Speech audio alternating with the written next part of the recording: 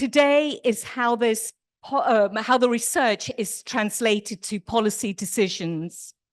But I'd like to start with the primer.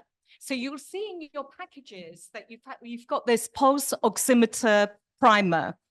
And first of all, before I start about the primer, I want to say a big thank you to Elena Panchishenko, who would have loved to have been with us today, but couldn't make it, unfortunately. But she was behind this primer, which is an excellent tool. So big thank you to Elena. So this primer was developed by PATH, and it's part of the Unitaid-funded TIMCI project. And the beauty is it's not branded by any organization. You'll see there's quite neutral branding so that anyone can make use of it. And it's intended for decision makers, for implementers and advocates. And you'll see the different sections throughout the primer. And it's available in English, in printed and online. And we're getting the French translation done. And there's 7 sections to the primer, which are designed to also be standalone. So you've got the issue brief, the global policy and funding environment, the technology section, a brief on scaling up pulse oximetry. There's 2 case studies from TIMCI and the AIR project, a messaging map for advocates, and the summary of the most recent pulse oximetry research evidence. Anyway, you can all see it here. Thank you. So I just wanted to highlight just a few resources in the primer that are relevant for today's conversation. There's a guidelines and financing brief, which includes, okay. Point it that way. Oh, sorry, which way? Point it towards them. There you go. Yeah, so that's the different sections of the primer, which I just spoke about.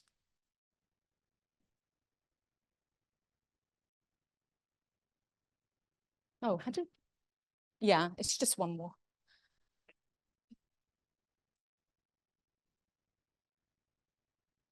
Okay, so these are the highlights of what's included in the primer. So the first part on the financing brief has 2 resources that could be useful for decision makers involved in the Global Fund and Pandemic Fund applications.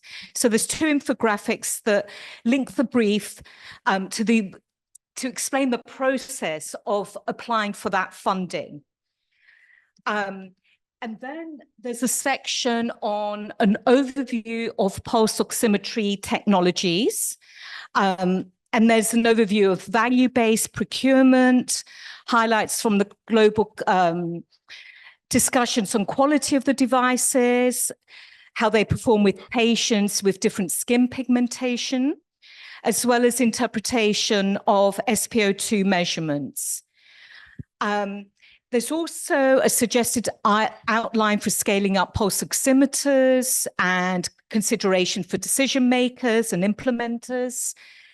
And there's also a compilation of recent research for pulse oximetry, including some of the most recent studies. So, as I said, the primer is available to everyone, and everyone should have a copy in their pack. Or you could scan the QR code, which is the slide previously.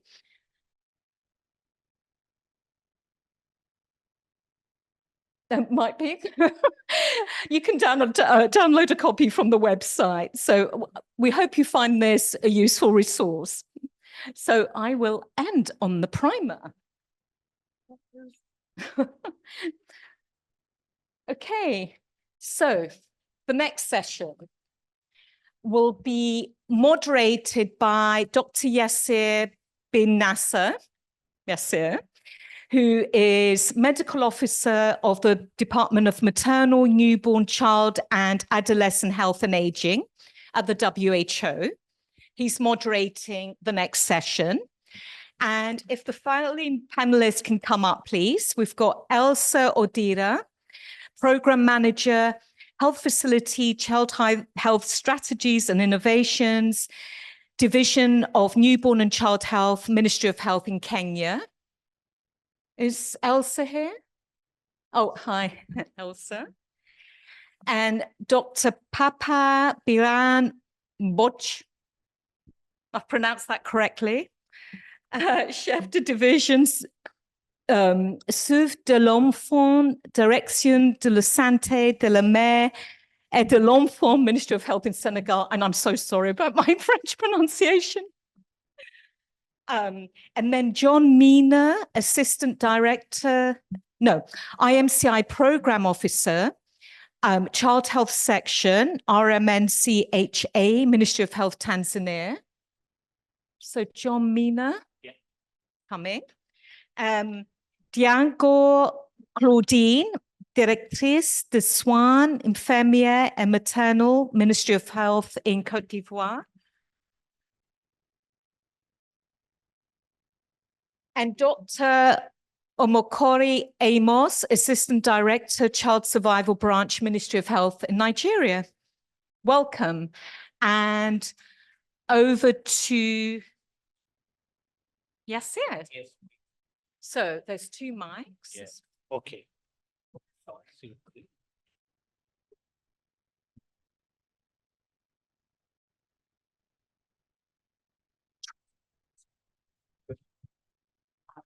So we've got 2 mics. Can circulate. Yeah. Yeah, and then you can do this section.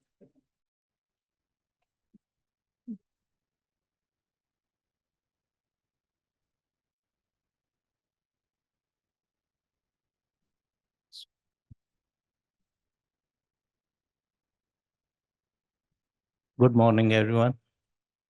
You can hear me well. Okay, great. Thank you very much for this session. And I know you must be tired, all of you tired, because yesterday we went over the time, half an hour. So we will try today to finish it well in time. 2 important things. One is that yesterday we started having a discussion about results of this study.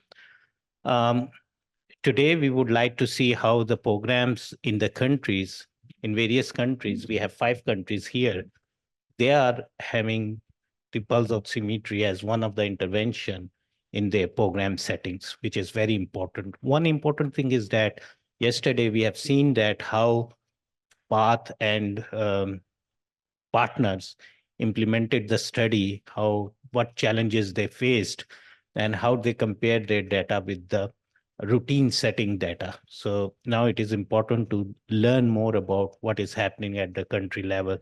So I'm honored to moderate this session with 5 very good speakers. And we have some questions for these speakers. And hopefully we will finish it well in time. We learn from them. And if you have any question, you will be given some time to ask the audience. So with that, I'm going to start this session. Thank you very much, all of you. I'm pleased to see you all here. I have a few questions for you so that we can better understand what is happening at the country level. So my first question to all the panelists, and I would like each of you to respond to this question. Are there any specific recommendations or guidelines for using pulse oximetry in children in your country? And if yes, how are these implemented at the primary healthcare facility level? I would start with you, please. Merci beaucoup. Je suis de la Côte d'Ivoire. Je voudrais vous remercier et dire bonjour à tous pour cette séance de travail très importante. Au niveau des recommandations qui existent, de l'OMS qui existent dans notre pays, ça existe depuis un certain temps pour la prise en charge de malades ayant une détresse respiratoire, à tel point que l'OMS même l'a inclus dans un outil d'évaluation de la qualité des soins. Mais cette recommandation est enseignée dans nos écoles de base aux agents de santé Et quand les agents de santé aussi finissent, on les enseigne dans leur prise de fonction. Mais néanmoins, ces recommandations ne sont pas mises en œuvre. Ne sont pas mises en œuvre dans nos établissements de santé de premier contact, c'est-à-dire au niveau 1, par manque de plateau technique. Hein, l'oxymètre de poule n'existe pas dans nos centres de santé niveau 1. C'est pour ça qu'elles ne sont pas mises en œuvre au niveau du niveau 1. Voilà un peu ce que nous voulons dire pour les recommandations sur l'oxymétrie de poule. Thank you so much. Over to you. Oh, thank you very much for a very nice question. In Tanzania, specifically, there is no specific guideline which indicate using of pulse oximeters, but we have a national treatment guideline and national treatment and the national neonatal care guideline, which recommend the use of pulse oximeter when available, and use of pulse oximeter for treatment of pulse oximeter for management of pneumonia and the other severe illness for under 5. Yes.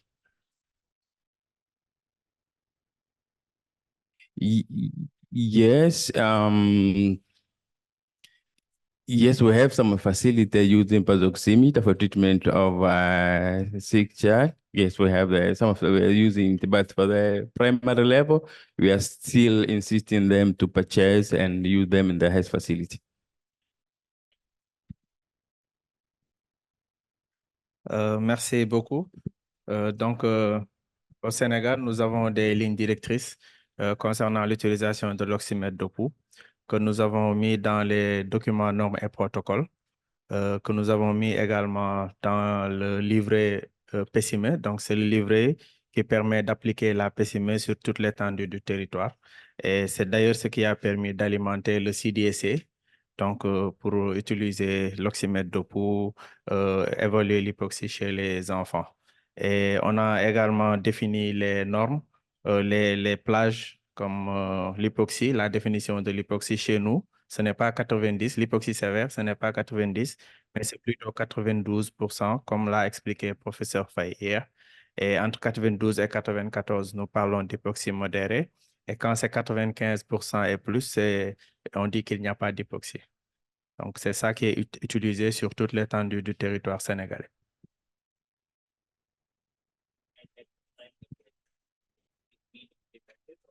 Oui, ça se fait dans les soins primaires, depuis le poste de santé jusqu'au niveau hôpital.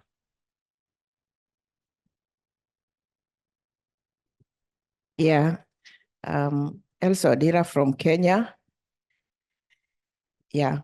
In Kenya, we have our 2018 IMNCI guidelines, which is this one, a job aid use and in the first level of care, the peripheral dispensary and health center. We reviewed the 2018 guidelines to include pulse oximetry in assessment of children presenting with cough or difficulty in breathing. So the challenge that we have is that not all facilities have, but we say where available, then children who have cough or difficulty breathing are assessed using this guideline. In the higher volume facilities, what you call the districts and sub-district and district, we have what we call the basic pediatric protocol, another job aid, which is used by health workers to assess and manage children. This one now is a little bit tougher because it recommends that all children at triage level pulse oximetry is taken, because those are where the peripheral health facilities refer to, and they should be able to come up with that diagnosis. So they are restricted to actually making sure that they have pulse oximeter during triage and management. It also lists pulse oximeter as an essential equipment when providing service to children. So pulse oximetry is a must-have in those high volume facilities. Yes, thank you. Thank you very much. Can I go? Okay. Thank you very much. I'm Dr. Mokore Oluseyi. I head the Child Health in the Federal Ministry of Health, Nigeria. For Nigeria, we've dated back to 2020. We've done some work with respect to pneumonia and the use of oxygen and pulse oximetry.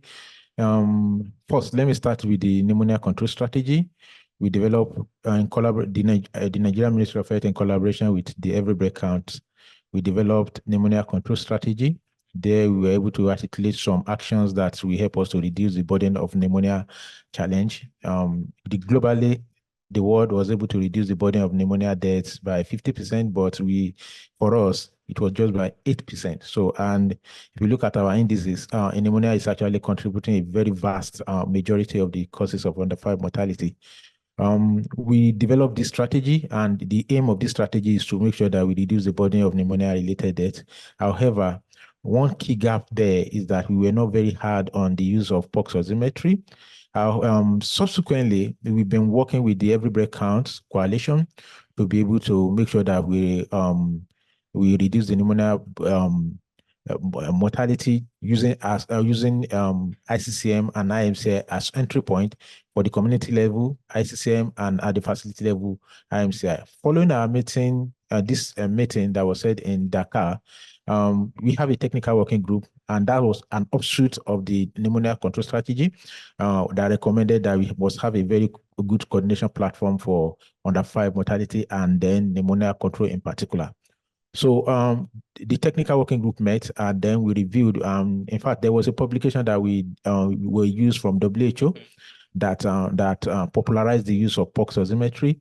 Based on that, we sat down and then we reviewed the IMCI strategy, and we included the use of pulse oximetry as one of the assessment steps for pneumonia, for a child presenting with pneumonia. This has been included in the IMCI strategy, and our plan now is to roll it out nationwide.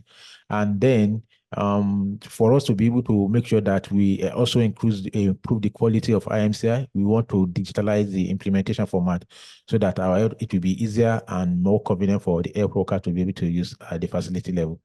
So by and large, this is what we've done. But I think the outcome of this meeting, we go back and review the pneumonia control strategy and be strong on the use of pulse oximetry. Thank you. Lovely. Thank you very much. Appreciate your answers and know that different countries are at different stages of implementation for the pulse oximetry. So my next question to the panelists is that we know that there is a need for a good training program to implement any of the program, such as pulse oximetry, because it's a new device for the health workers who are actually working at the primary healthcare facilities. So do you have any, when you say that we have this in our guidelines and guidance at some stage, or you are developing something like that, do you have any specific training programs on the pulse oximetry, how to implement at the lower facilities? Please. Merci. En Côte d'Ivoire, pour l'instant, il n'y a aucun programme de formation pour l'oxymétrie de poules, compte tenu du fait qu'ils ne sont pas encore intégrés dans notre politique de prise en charge des maladies de l'enfant. Mais néanmoins, au niveau 3, c'est-à-dire dans nos CHU, dans les structures sanitaires de niveau 3, à niveau universitaire, nos professeurs, les pédiatres, eux-mêmes renforcent leurs capacités à travers les sociétés ivoiriennes de pédiatrie. Et c'est ce qui fait qu'à leur niveau, eux-mêmes, ils se renforcent les capacités et l'oxymétrie est utilisée donc dans les structures sanitaires de niveau 3. Donc, c'est de manière isolée qu'il y a des formations qui se font à leur niveau. Mais sinon, de manière officielle, aucun programme de formation n'est encore établi pour les prestataires de soins. Merci. Thank you so much. In Tanzania, you mentioned that in some of the facilities it is in, so any program? Yes, in Tanzania, actually we have a patient emergency and clinical care training program which is actually supported by our implementing partner, but in collaboration with the Ministry of Health and PURI to support primary healthcare user so that they can use pulse oximeter correctly in their health facilities.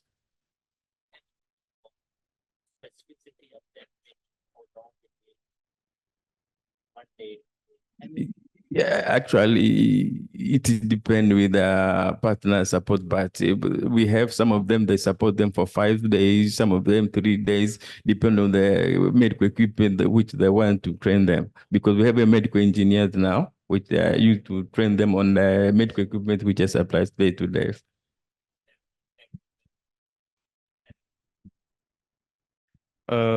Au Sénégal, nous avons déjà les formations classiques en PCME dans lesquelles on fait une formation sur l'oxygénothérapie. Nous avons également le coaching sur site. Sur site, on vient leur montrer comment on utilise les équipements d'oxygénothérapie, comment on utilise l'oxymètre de pouls. Mais récemment, nous avons commencé un programme de formation pour l'utilisation de l'oxygénothérapie et des équipements dans les structures de référence, donc dans tous les centres de référence et dans tous les hôpitaux de référence où on prend en charge les enfants de moins de 5 ans.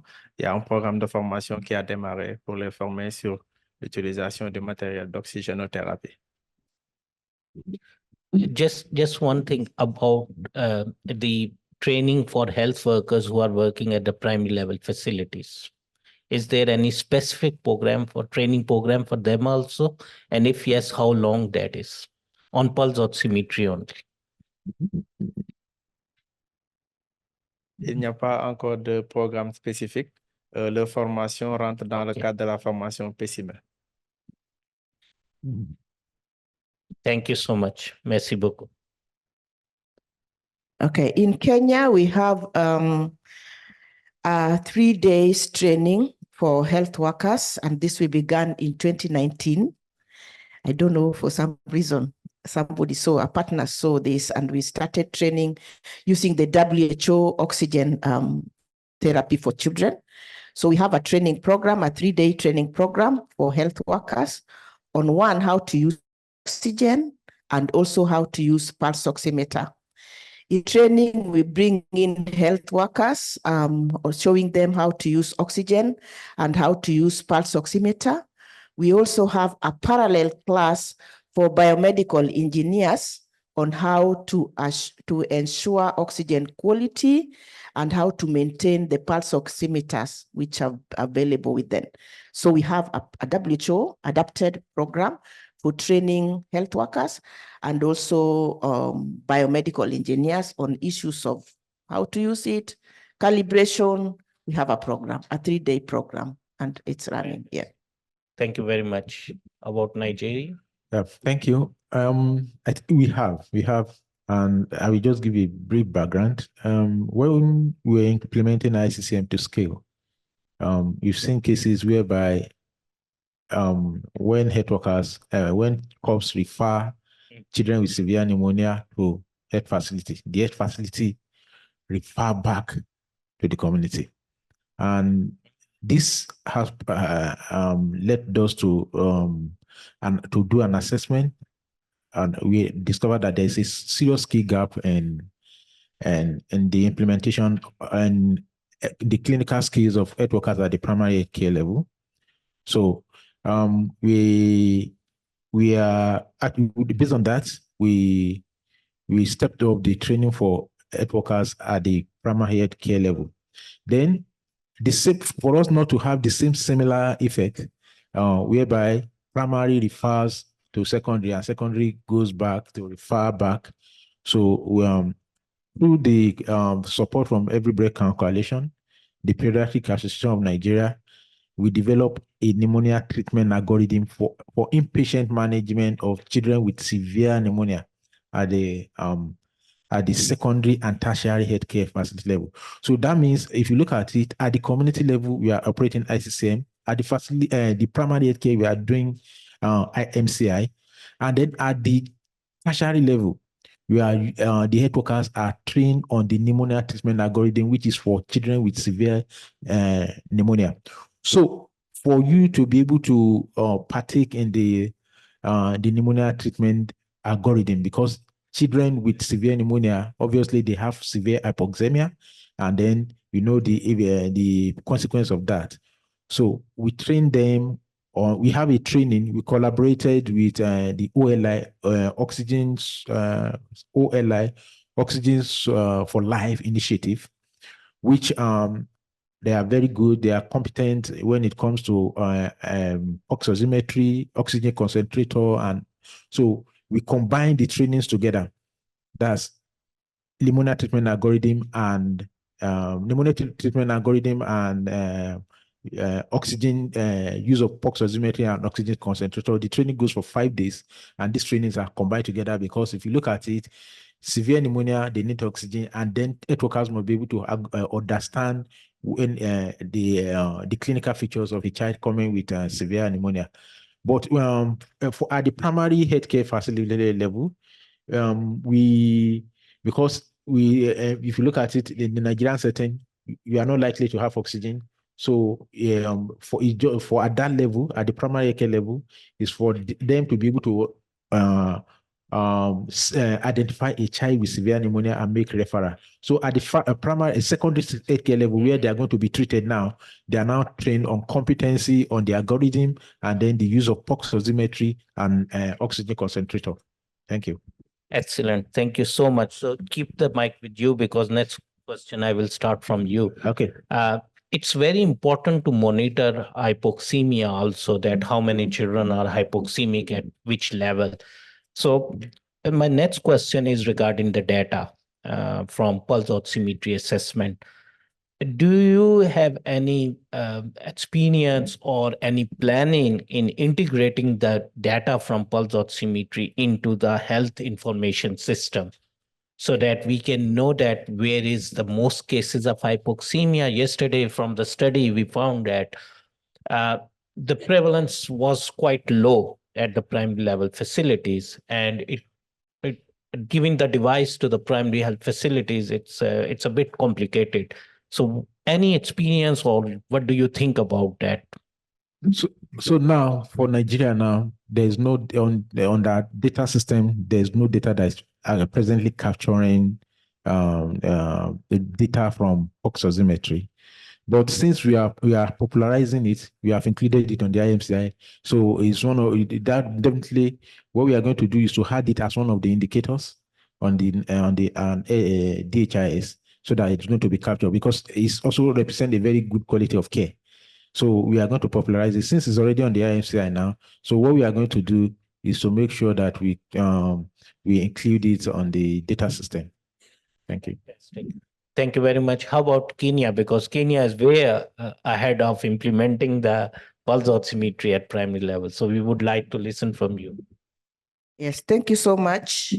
In Kenya, when we revised our tools in 2017, then the element of part of triage in our under 5 outpatient care data collection tool, we added pulse SPO2 using pulse oximeter as part of must be taken apart from the temperature, respiratory rate, all these things. So we have SPO2 taken among the triaging elements, and this is summarized and is reported up as number of children with hypoxemia is reported up in the Kenya KHIS, Kenya Health Information System. So we have that tool there collecting and reporting. We also are tracking number of children, intervention, detection and intervention. Intervention, we are also tracking number of children with severe pneumonia treated with oxygen. So those two are reported up. Yeah. And do you have a monthly report or a yearly report on that also? This is monthly report. It's a daily activity report, which is aggregated and reported monthly. Yeah. Thank you very much. And it's available in Ministry of Health. It's available. Our tool is called 204A. Okay. 204A, summarized in 705A Yep. reported upwards. Fantastic. Yes, so it's Thank you so much. How about Senegal? You are also implementing it as a primary level facilities, some of them, and also secondary level. So we would Oui, love. oui. Au Sénégal, nous avons ce que l'on appelle le registre enfants malades. Donc, c'est ce qui est utilisé au niveau primaire. Et dans ce registre-là, il y a une colonne réservée à la SPO2. En plus de cela, dans notre plateforme DHIS2, nous avons des indicateurs en rapport avec l'hypoxie sévère, l'hypoxie modérée, et ça génère les résultats. On a des rapports mensuels, des rapports comme on les veut, hebdomadaires ou annuels. Il y a également un formulaire PCME+, qu'on a élaboré lors du projet TIMCI et qu'on a accroché à la plateforme DHIS2 et qui concerne les 60 structures qui ont participé au projet TIMCI. Et là également, la saturation figure en bonne place et est traquée. Donc, nous avons les données qu'il faut pour la SPO2. So thank you very much. A quick question, like Kenya has also the data from intervention. One is detection, so SPO2 level, which is you define as moderate and severe, but the action point at what intervention these children, do we have that data also? Like they are referred or given oxygen, something around that. Do we have that data? Je n'ai pas compris la question. Okay. Yeah, it would be. Kenya described that they have two sort of data. One is that detection of hypoxemia, which is SPO2 based on pulse oximetry. You define it moderate and severe very well. I'm asking that, like Kenya, do you have data on intervention also? Once you detect hypoxemia, did we have data around, or do you collecting that data around what intervention these children are receiving? Yes.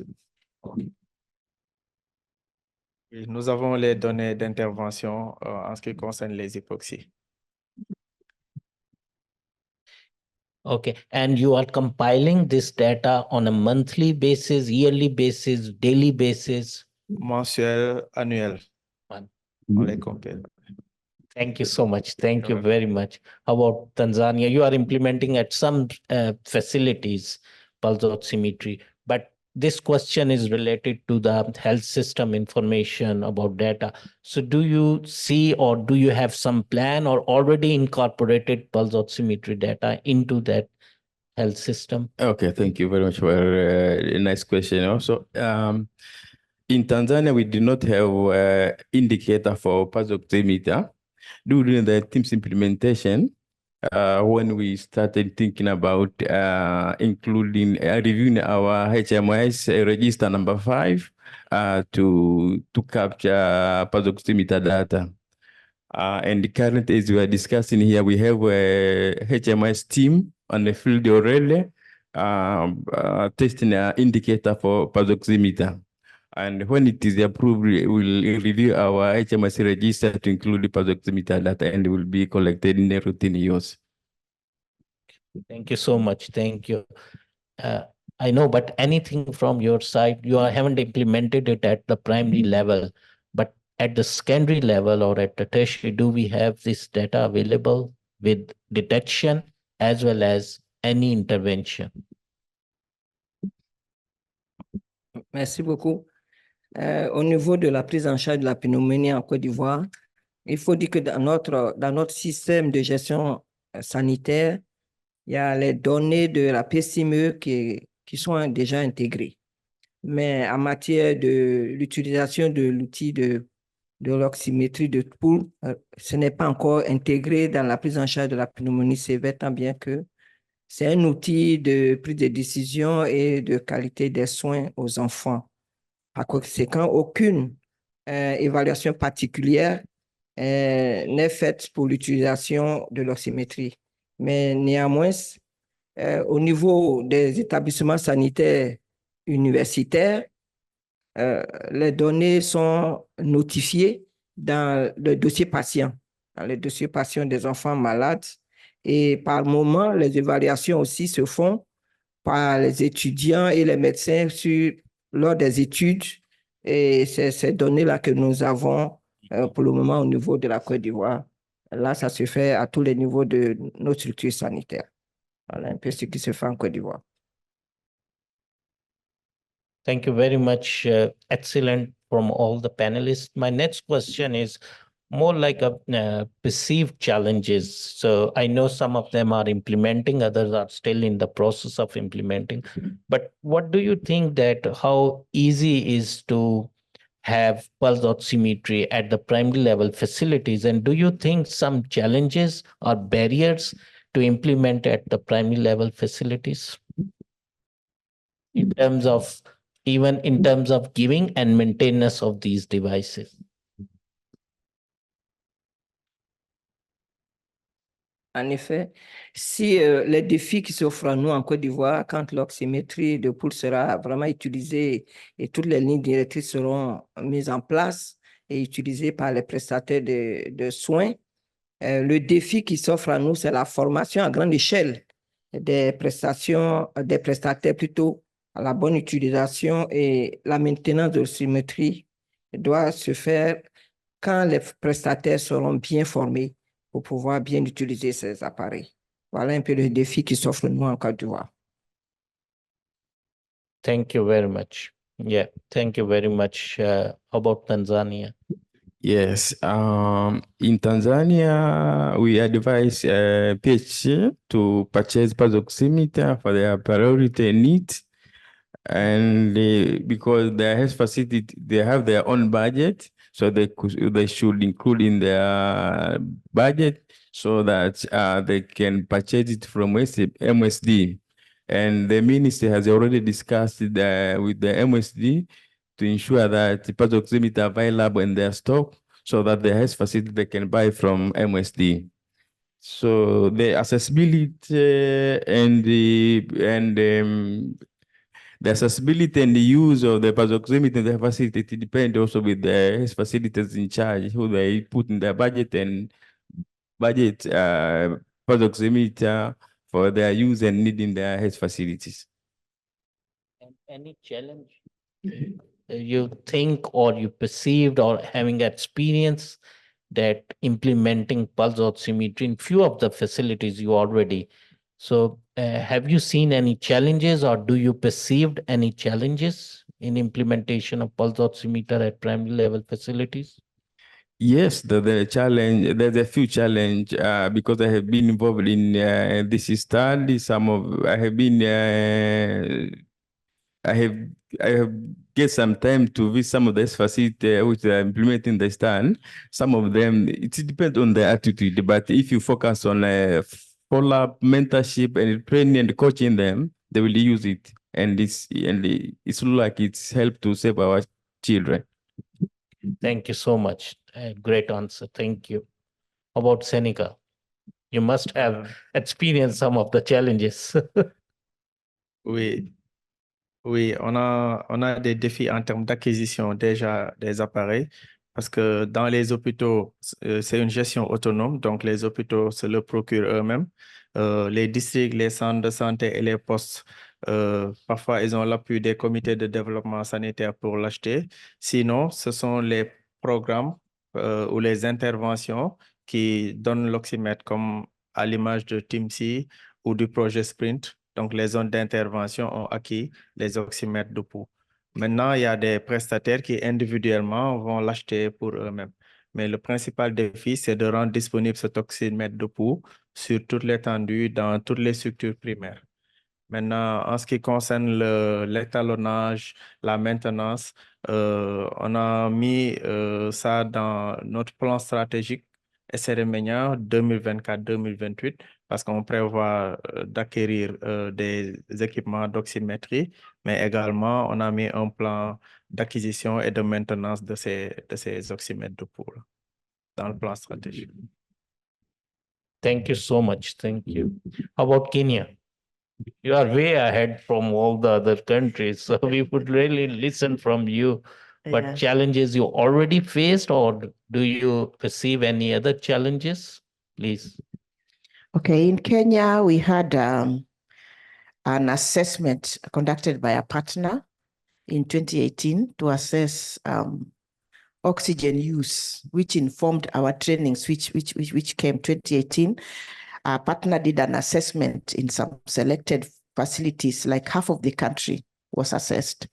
And pulse oximetry availability was placed at 30% of all the facilities which were assessed.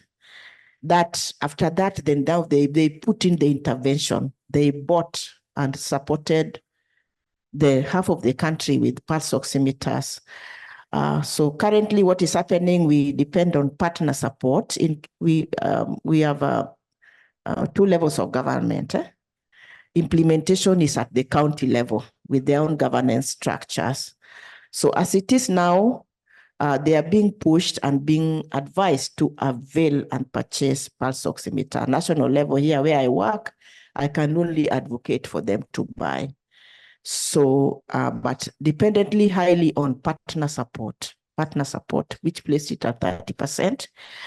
So where they're available, then the challenges when we go out for supervision are mainly maintenance and calibration, making sure that it's working all the time, working 24 hours. So that's a challenge which is there, maintenance, calibration, and just making sure that it is working. Even the ones that the partners supported. We are happy about some partners maintaining their own equipment. If it gets spoiled, they replace and they call it back and they maintain. Yeah, so that is where we are in Kenya. But yeah, thank you. Thank you so much, Nigeria. Okay. Our case cannot be different from others. The problems are procurement, maintenance, and then quality. You have so many of these material pulse oximeter that are in the system, but there are some that are not of high quality. I've actually interacted with doctors that are working in tertiary hospitals. So some, they buy it within 2 weeks, 1 month, they are gone. This probe is no longer good. So you have quality of this, and then if you're having quality pulse oximeters, the same thing we go for the result you are getting from that equipment. So quality of those ones that are available is something that is very important. Part of the people I interacted with, they got one. I think it was donated by a partner. Very good. I think it came from the US. But subsequently, when the probe got spoiled, they were not able to find it. So making all those parts available, I think it will be very, very, very important also. Also, on the part of the health workers, we must be able to train them for them to be able to know the importance of pulse oximetry, because if they don't know the importance of pulse oximetry, they will not take it serious, taking it for each patient. So they must know that pulse oximetry is one of the vital signs that you can actually use to know the severity of an illness in anybody, particularly in a child presenting with cough or any other severe illnesses. Thank you. Great. Morocco, keep the mic with you, because this is my last question to you. Thank you so much for your answer. It is much more detailed and understanding is fantastic. This is related to cost implication about integrating pulse oximetry into routine assessment.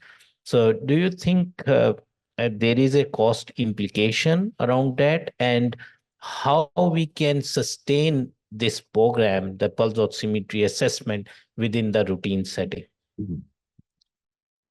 Concerning the cost implication, yes, it comes with cost, but the overall is that you are saving life. So even if it is one life that you are able to save with the use of pulse oximetry, I think it overrides the whatever cost you are incurring from the procurement and the maintenance. So yes, it comes with cost, but the overall outcome or benefit supersedes whatever cost you're having. The cost cannot be different from what we said: procurement, maintenance, and training the health workers that are actually going to be using the pulse oximetry. These are things that we almost keep into consideration. So presently, the way ICCM is now, ICCM is capital intensive, but with the inclusion of box oximetry, it's going to add to the cost. But at the end of the day, it's still going to improve the quality of whatever you are getting. So by and large, the costs, when you look at the pros and the cons, I think including box oximetry into ICCM, into the daily clinical practices, I think supersede the cost, whatever costs we are going to incur from it. Thank you. Thank you so much, Kenya. Yeah. So looking at if we say we want 100% pulse oximetry coverage on the utility, then these are some of the things that we need to think of and do and work around. Costs related to advocacy to the people who have the money or make decision on purchasing of essential equipment and supplies for children. Advocacy, there's a cost. Calling them for a meeting, of course, is a cost. Issues around, then when they have been talked to, then they purchase, that's a cost. They procure, purchase. And issues of maintenance of the same and training, those are costs, which going forward, then we need to think of as maybe as a world, as a country and as a world going forward, costs around making sure that we have 100% pulse oximetry use in all children who present to the health facilities. Thank you. Currently, it is donor driven, like most of the cost is beared by the donors. Yeah, most of the cost currently is by donors. Yeah. Okay, thank you. Donor driven. Yeah, counties have not picked it up yet. Yeah. Thank you. Thank Prioritization. you. Yeah, thank you so much. How about Senegal? Pour le Sénégal, je pense qu'il y a également beaucoup d'implications financières et nous pensons que pour l'acquisition des équipements, nous aurons besoin de l'aide des partenaires. Mais concernant la maintenance, la durabilité, il va falloir qu'on mobilise des ressources domestiques de l'État, des collectivités territoriales pour assurer une pérennité de l'intervention. But just a quick question to you. Currently, it is all dependent on donors. Am I right? Actuellement, tous les fonds, c'est les bailleurs de fonds. Il n'y a pas encore de financement domestique. Mais je pense qu'on va y aller. Thank you so much.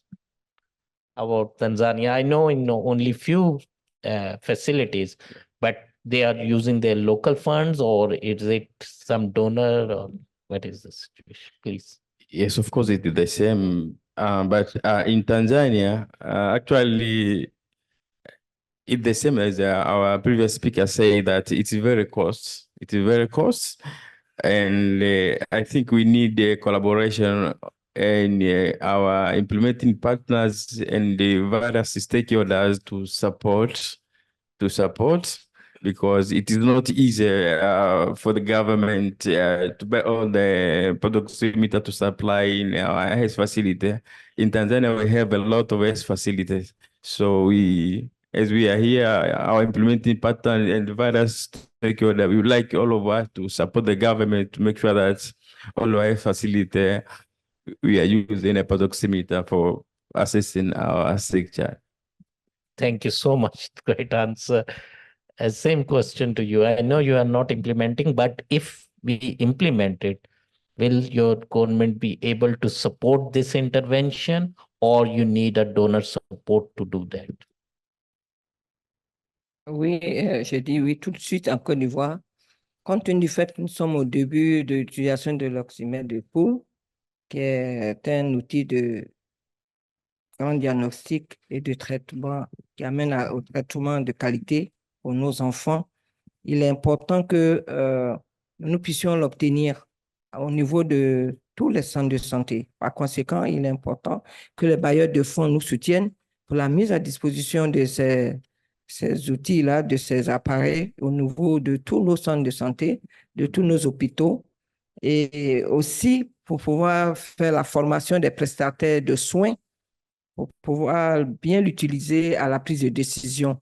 Et aussi faire une sensibilisation, une implication, une sensibilisation, une information de tous les prestataires de soins à l'adhésion même de l'utilisation de l'oxymètre de pouls et mettre à disposition aussi les moyens pour que ces appareils soient de qualité, de bonne qualité, pour que ça soit durable. Si nous voulons l'utiliser de manière durable, il faut aussi des ressources énergétiques adéquates pour pouvoir utiliser ces oxymètres tels que les piles et autres. Donc, ça a une implication de coût important et nous comptons sur les partenaires parce que dans quelques centres quelques hôpitaux où c'est utilisé, nous voyons que ce sont les prestataires eux-mêmes qui achètent ces oxymètres de pouls ou quelques directions des hôpitaux. Donc, nous avons vraiment besoin de soutien, d'appui des partenaires et pour que nous puissions vraiment que ça soit une réalité et une vulgarisation de l'oxymètre de pouls en Côte d'Ivoire. Merci. Thank you so much, all my panelists. Before I summarize it, I would like open the forum for any question, either online or the audience here. You can ask participants.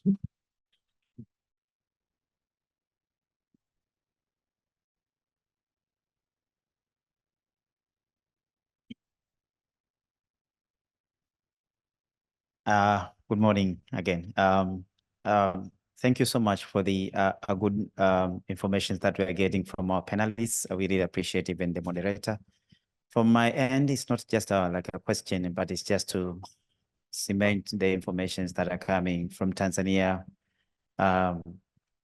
So just to inform you, CHAI also trying to support the government on this area with the Unitaid funding, which supported the catalyzing the liquid oxygen access, but also alleviating the medical oxygen supply and demand. We were able to support Ministry of Health to buy or to procure about 860 pulse oximeters, but of handheld type. It's not like a fingertips, those handheld, because that we identify the gap in Tanzania having the less pulse oximetry, and we understand better management needs this the pulse oximetry integration. Unfortunately, we were started to support on those facilities, which we call the referral facilities, not primary one. I mean, health centers, dispensary. We provided the support to from the district level up to the national level, because we have identified the gaps, the facilities that we are referring as referral facilities. Among the 212 facilities that we visited in 2022 December, we identified only 68 have at least one pulse oximeter. So there is a gap. Imagine on the referral settings. That's where we expected to get better management. So as my colleague from Ministry of Health mentioned, we are keeping hand on hand on supporting the availability and getting out of those fingertips type, getting to the handheld at least, or the tabletop, to make sure that we have integrated parameters that can help doctors to make a right decision. So I agree with him and the other panelists about the lack of guidelines. That's maybe not more effort has been devoted to the primary healthcare facility. But I think if we can stabilize there, I think we can be able to ensure even to minimize the less referrals that can come to the upper facilities. So I just want to share with that the assessment that we did about also what kind of support that as an implementing partner from CHAI, we have done to support Tanzania on availability of pulse oximetry. Thank you. Thank you very much.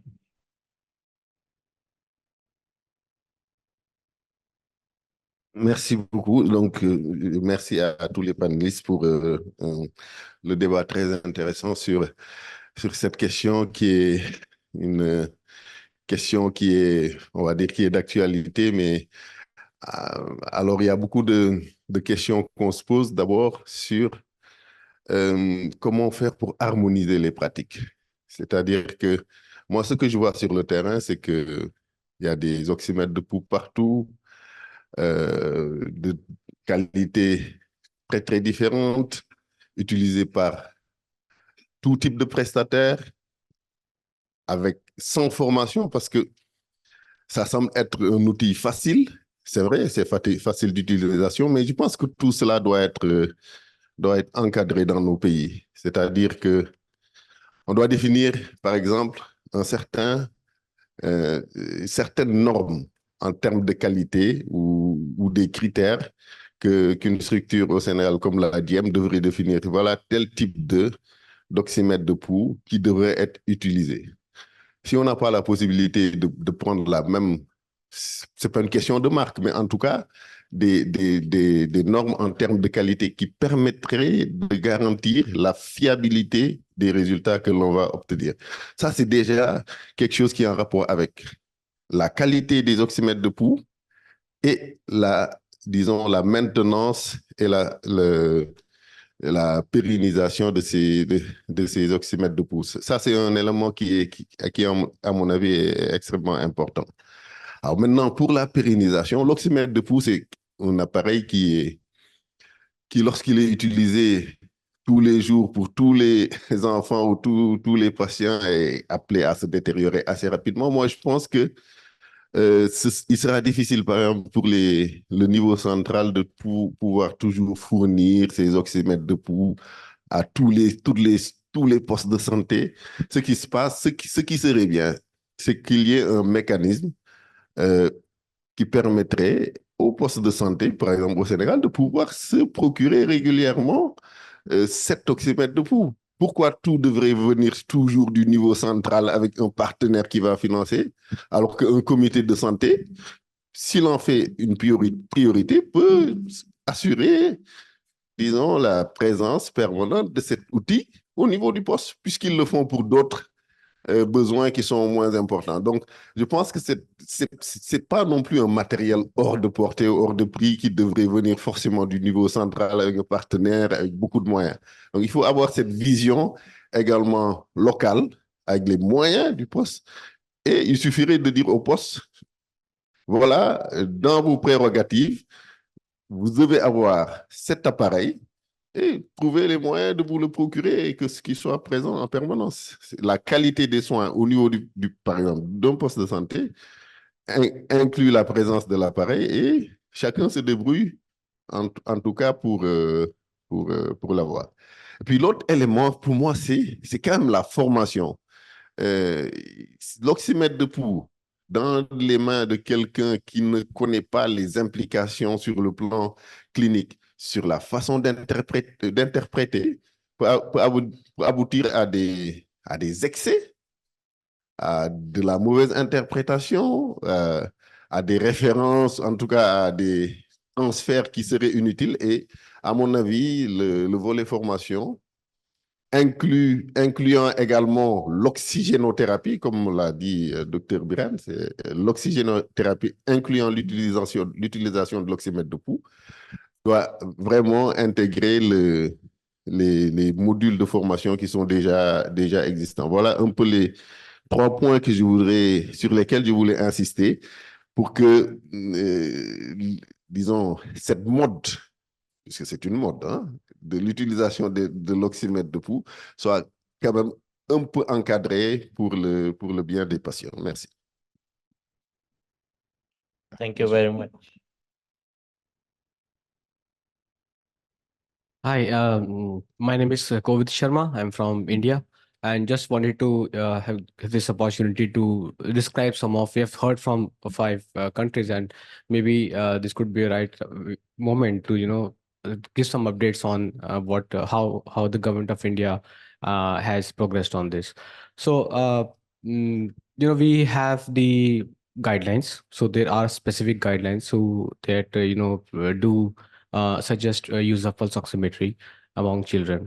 We do have the government of India also recently revised the IMNCI guidelines, where they have suggested use of pulse oximeter on the diagnostic side. Primarily, pulse oximeter has been described and to be used for oxygen monitoring in patients who are already under treatment of hypoxemia. But from the diagnostic side, there are two aspects to it. One is the IMNCI, where for children 2 to 59 months of age, specifically with cough and difficulty breathing, there are provisions that SpO2 can be used. The second program is a SaaS program. SaaS basically it's a Hindi word that means breathing, and it is a childhood pneumonia control program of the government of India. And under the program as well, there is recommendations of use of pulse oximeter in for detection of pneumonia, for management of pneumonia for SpO2 monitoring, etc. And there are specific indicators as well, that how many pneumonia suspects are identified, how many are put on oxygen therapy, how many are put on treatment, how many get cured. But there still are certain gaps. So and I will talk about some gaps and some challenges, and we can discuss this more towards the second half of the day when we come to the sessions. So one of the gaps that we could identify, and TIMCI has been supporting the use of pulse oximeters, specifically from the primary care settings, and we were using a handheld device, which is more accurate and more appropriate for use in the pediatric age group. What has happened in India, largely the entire country, after the COVID pandemic, fingertip devices were largely procured. And this has been, used in all facilities. So if we talk about is a pulse oximeter available? Yes, it is available. It is available everywhere. The higher facilities, the sub-district hospitals and higher centers, they have the monitors, the multi-para monitors and patient monitors, which take care of the accuracy of the pulse oximeter across the age groups. But largely at the lower levels, there are pulse oximeters, yes, but are they really, useful for children, for pediatric age group? This is something we tried to navigate during our project, and we demonstrated that the pulse oximeter that we have used, or the handheld devices more appropriate for using children, they were able to detect hypoxemia, while the other facilities, control facility, I would say, they all have pulse oximeters, but the hypoxemia detection was not there. So this is an important thing. However, this also has a challenge. So when we introduce a better device, you say a better technology which has multiple probes and rechargeable batteries and things like that, there are issues of maintenance. There are issues of maintenance which the government as of now doesn't have. They haven't provisioned. So what our role was to encourage them to first of all have provisions to use of these kind of devices. So because of the larger availability of fingertip devices in the market, which was flooded during COVID times, so these handheld devices were put to a kind of towards a back burner. That okay, fine, the suppliers are limited, they are limited devices, there would be more issues, and they are costly as well. So they are much expensive than the fingertip ones. So they were kind of deprioritized. With TIMCI, we have generated some evidence that yes, if they are used at appropriate levels. Now these levels, we can always have a huge discussion and argument which are the right levels or which are not the right levels of introduction of these devices. But if it is introduced at appropriate levels, they will do their job. And this we have seen under the TIMCI project, the hypoxemia has been identified. What happens next is a more of a holistic health system level issue, and it has multiple layers to it. So, from perspective of the government and for India, I mean, I would be very clear that it has all been supported by all the pulse oximeters have been supported by the government funds. These are specific programs, as I discussed, the SaaS program, which is there. It was also delayed because of the COVID pandemic. It delayed in implementation, but yes, there are clear directions and guidelines and provisions of integration of pulse oximetry in the country, and it is just the pace that the country has been. It launched a program, but then because of COVID, it was delayed, and now it is picking up. Thank you. Thank you so much. Thank you, COVID. Bonjour à tous.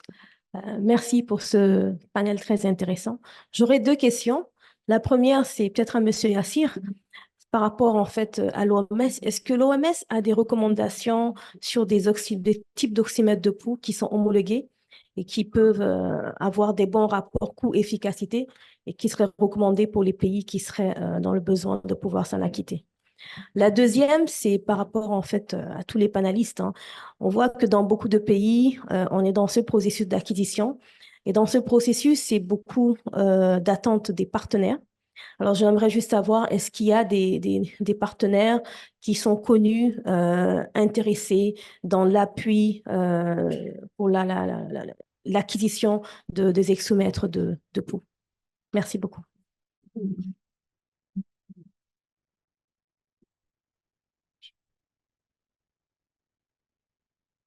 Thank you.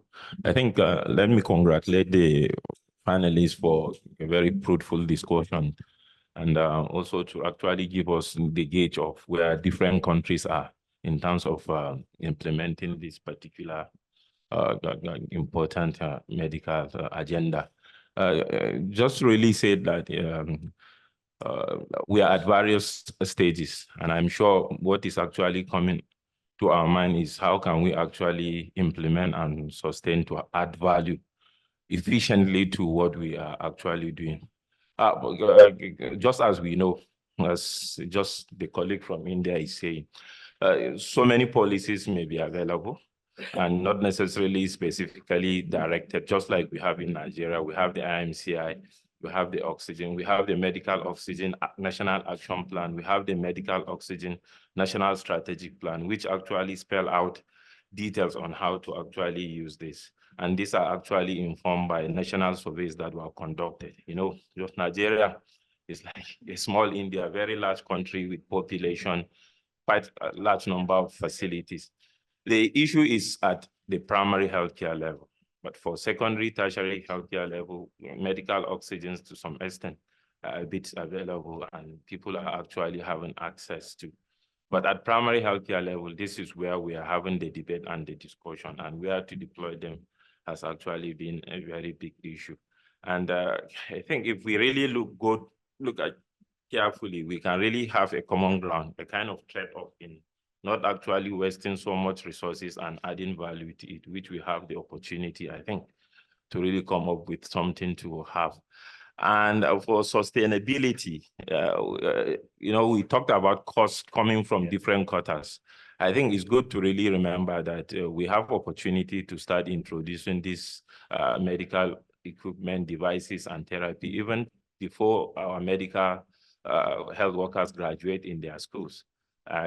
Medical doctors, nurses, and other kind of health workers can actually be exposed to this while they are training. That would substantially reduce the cost in terms of what we are saying about training. And I'm sure the investment may look large, I mean, very big in the beginning, but with so much flooding into the market, the cost certainly is going to actually come down. We have done something, especially with regards to incorporating oxygen pneumonia into the national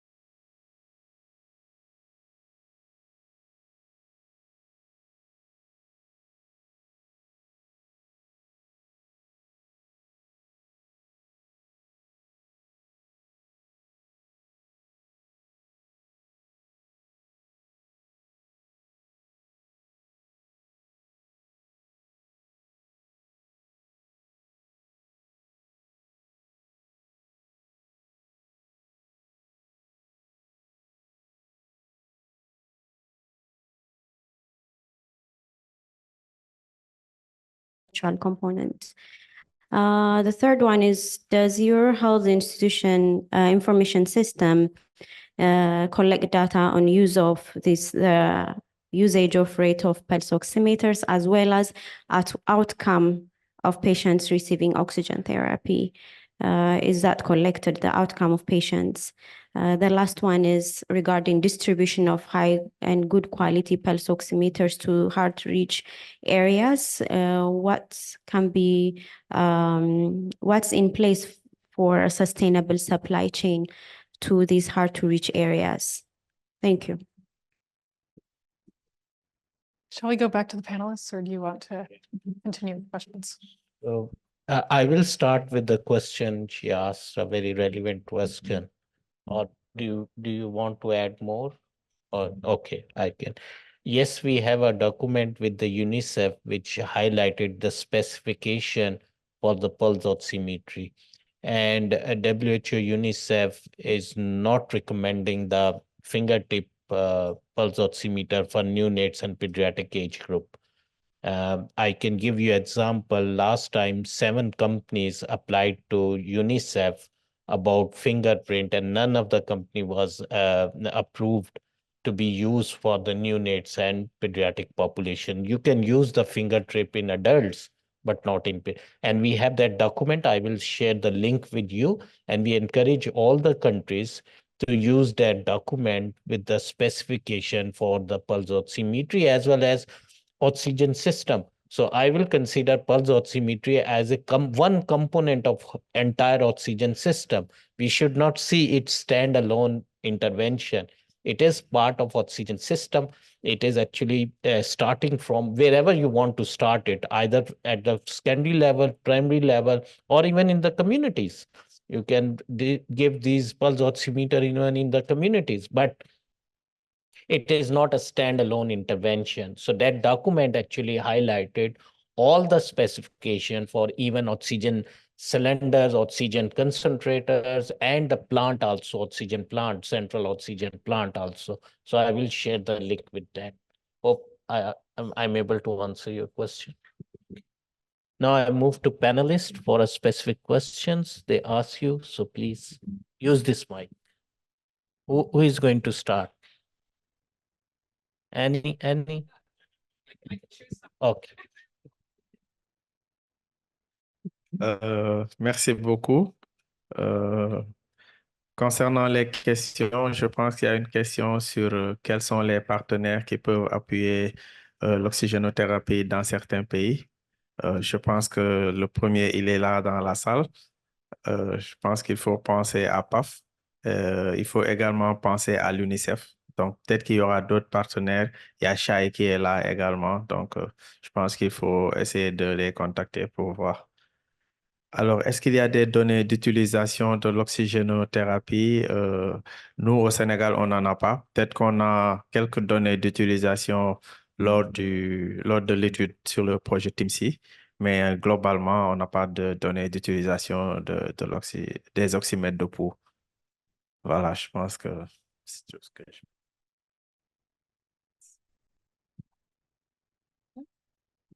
I think the last question I was able to hear is number one, if I can recall very well, issue of behavioral change or training on behavioral change for health workers to be able to adopt oximetry. And then the other one is data capturing if a health facility is actually using is doing oximetry or not. Let me start with the last one. I don't think, to me, if you look at I will use Nigeria as an example. If you look at the process for the conduction of ISS, integrated supportive supervision or monitoring, in what case may be, you see that as people that are actually doing the monitoring, they are not even as competent. If you want to monitor and supervise me, you should be more competent than me. So in that setting, they just come and tick and go. So if you have the indicator metrics that is actually capturing pulse oximetry. You don't need to go to the facility and ask them whether they are doing pulse oximetry, do they do pulse oximetry, yes or no. So by the time you're able to look at the data and you see pulse oximetry, definitely you know that this health facility is actually doing pulse oximetry. And if you check and it's not there, that means they are not doing it. If they are doing it, they capture it. So but by the time we ask, do you do pulse oximetry? They will say yes. In fact, the person that may even be asking, do you do pulse oximetry, doesn't even know what is pulse oximetry. So if you have it on the indicator metrics, I think it will give you that they are actually doing it. Then secondly, in terms of behavioral change, I think whether you need a kind of training on behavioral change for health workers or not, it also boils down to quality of care. By the time health worker is trained and competent on all these tidal killer diseases and knows that the gateway to mortality is hypoxemia. He's competent and he knows, he will be able to know that if I do pulse oximetry, the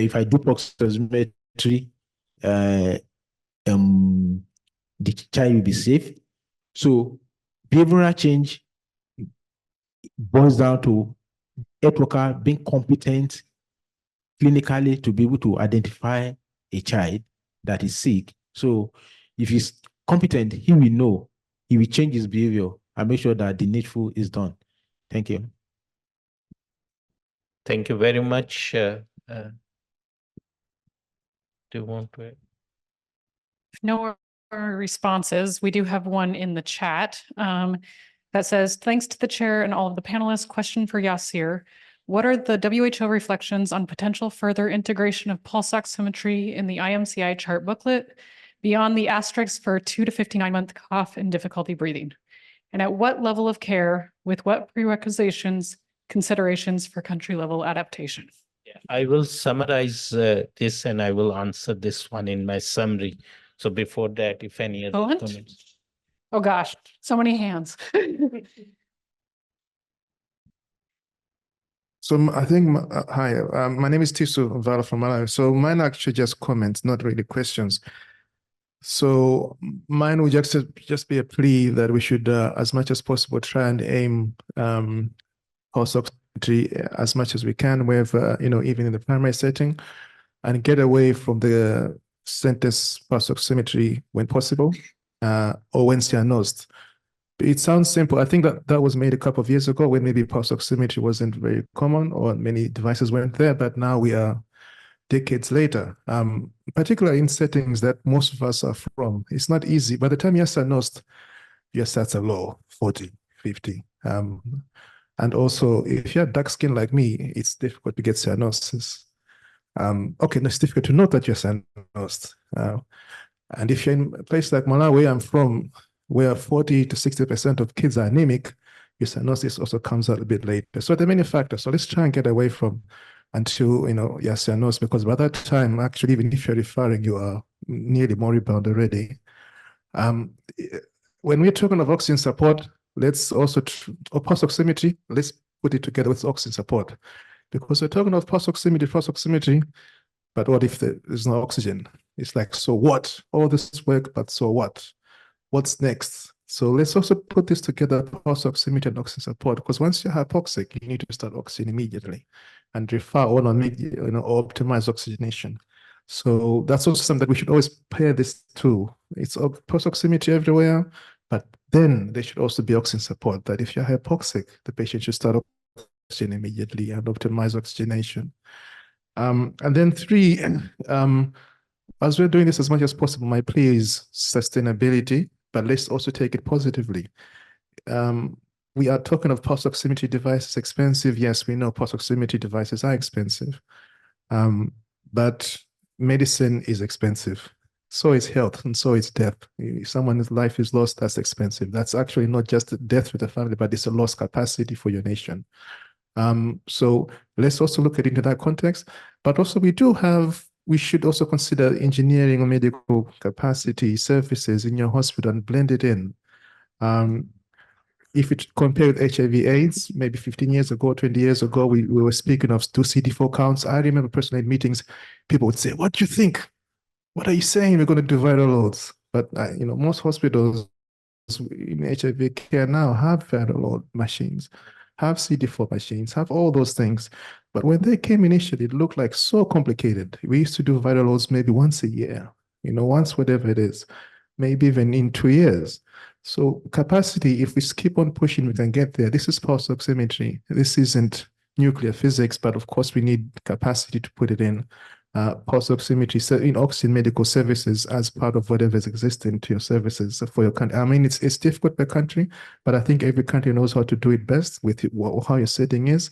How do you blend in that hospital engineering capacity and put in pulse oximetry, put in oxygen support to whoever is already there? Thank you. Yeah, I think I have a similar view, and I just wanted to share a key point he's mentioned and what else I mentioned about whether there is intervention.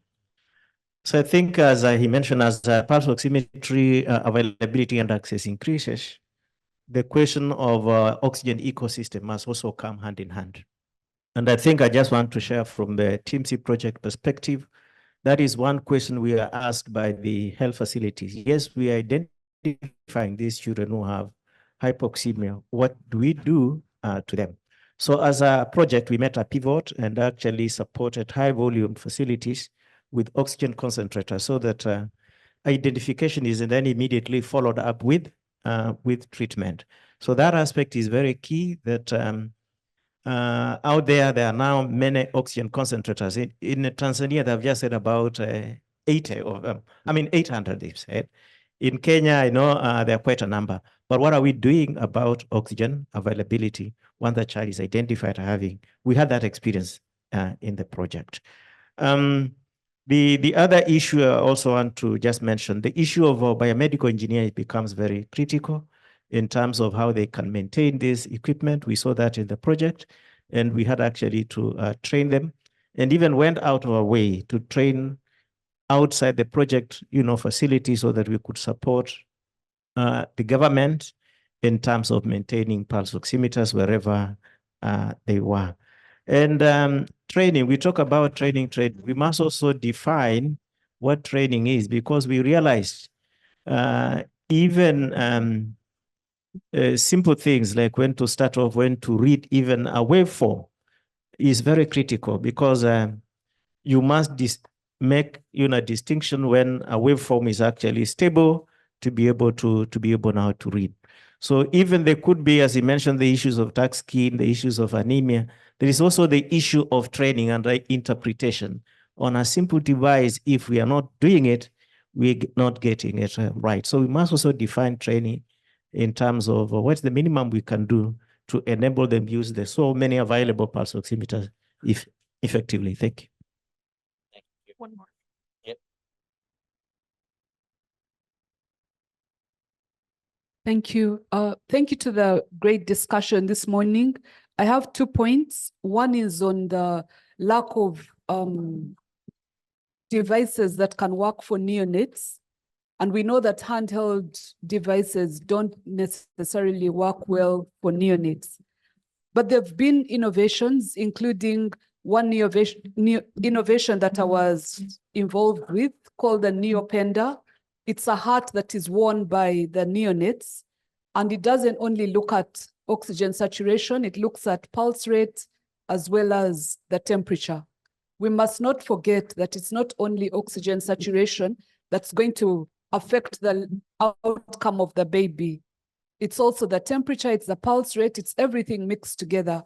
But people need to understand that at the end of the day, interpretation of these results is important. And also, just to respond to the question that Reddit asked, how can we reduce the cost of these devices? There's something called advanced market strategy, that if we buy in bulk, the cost will go down. But to what extent is WHO and UNICEF and CHAI interested in advanced market strategy for Africa, where we need these devices reduced in cost? I heard in India, the cost can be like $3, but I know in most of our areas in Africa, it's like $10 to $15, which is not affordable.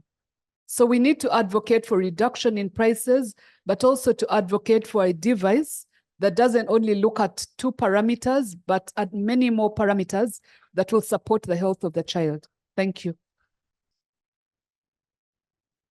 Back to you, Yasir. Yeah, thank you very much. Great discussion and excellent points. I would like to summarize this in just 2-3 minutes, not taking more time. I know it. We are already over the time, so I will try my level best. So in terms of implementation, we have seen that different countries are at different stage, especially those who are sitting here.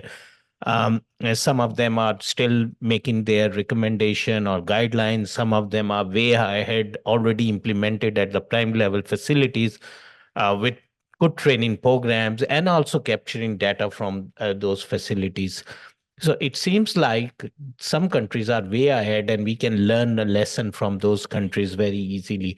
Other countries can follow them. Second important thing is cost implication. That's why I asked this question not only to the panelists, but to a wider audience also.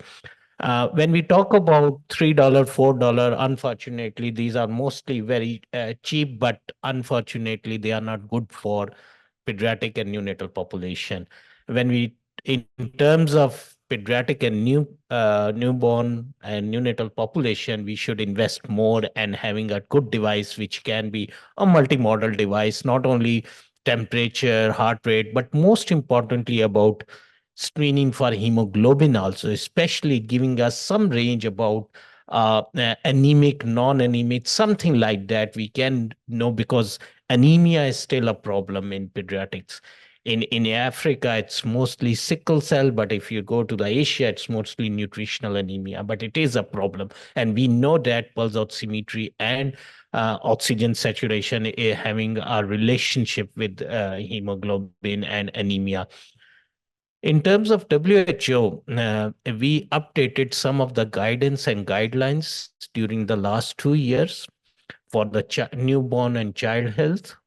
In terms of newborn, we updated the guidelines for maintenance or management of newborn infections, which we call it as a possible serious bacterial infection, PSBI, and we are going to launch that guidelines very soon. In terms of childhood, we develop and going to launch the guidelines on pneumonia and diarrhea, and some of the expert is sitting here also who participated in that guideline process, that also going to be launched very soon. In addition, we also did revise and updated guidelines on bronchiolitis, asthma, and in last year or so, we actually have updated guidelines for the TB in children in childhood, which is a very important component.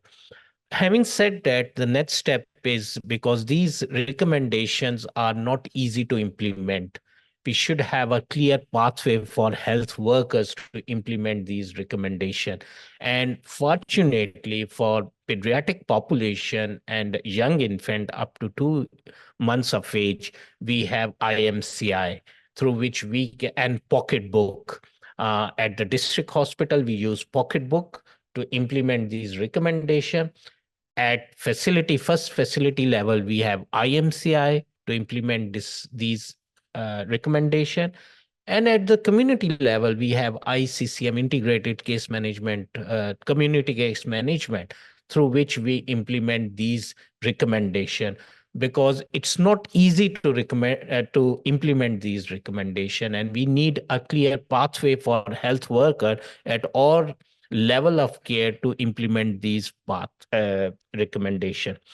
So we are going to update IMCI, we are going to update ICCM, both for the, when I say IMCI for the facility level staff, ICCM for the community health workers, and this will be happen in the next 12 to 18 months time period, because we are having a new guidance and guidelines, so we are going to update these two.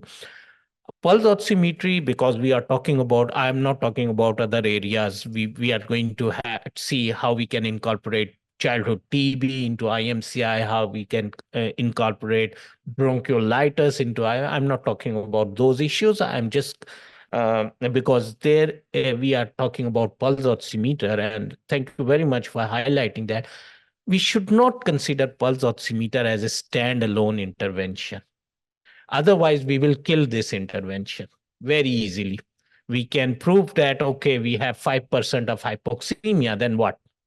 If we don't have a clear pathway for these children, even 1%, if we don't have a clear pathway, identification is always a first step. And we have seen that in IMCI, if we go as a flow, assessment is the first step, not the last step in IMCI. There are many other steps after the assessment. So pulse oximeter should be treated as it is, that it is the first step to identify hypoxemic children. But what are the next steps? Next steps are the availability of oxygen. If oxygen is not available, then I'm sorry to say that then this device is creating more problems than giving us a solution, because you are identifying hypoxemic children and then saying, I cannot do anything for you. And this message, once spread in the community, nobody is going to attend that facility. So it is actually harming, because they will not even come in for the other problems which can easily be treated at those facilities. So that's why we have started the process of seeing that how we can incorporate pulse oximeter into IMCI consultation as one of the key component. And this study and many other studies like that, not only clinical trials, but implementation studies, observational studies will help us how we can incorporate, and at which level. The question was at which level we have to incorporate the pulse oximetry, whether when a child arrives in the facilities, we first do the pulse oximeter, or we have some clinical algorithm and then identify that, okay, this child actually needs assessment with the pulse oximetry, and we have to do the pulse oximeter. So it's a entire process how we will go it. But the published literature, the Ministry of Health information from each of the countries, even unpublished, the gray literature, it will help us how we can incorporate this very, very important intervention within the oxygen system. I say oxygen system because this is the first step towards implementing oxygen. And believe me, oxygen is a very costly intervention. It's not a simple intervention like giving antibiotic or just referring a child to a higher facilities without realizing that. Third important thing is even the delay between referring and reaching the hospital is very damaging for the children with hypoxemia.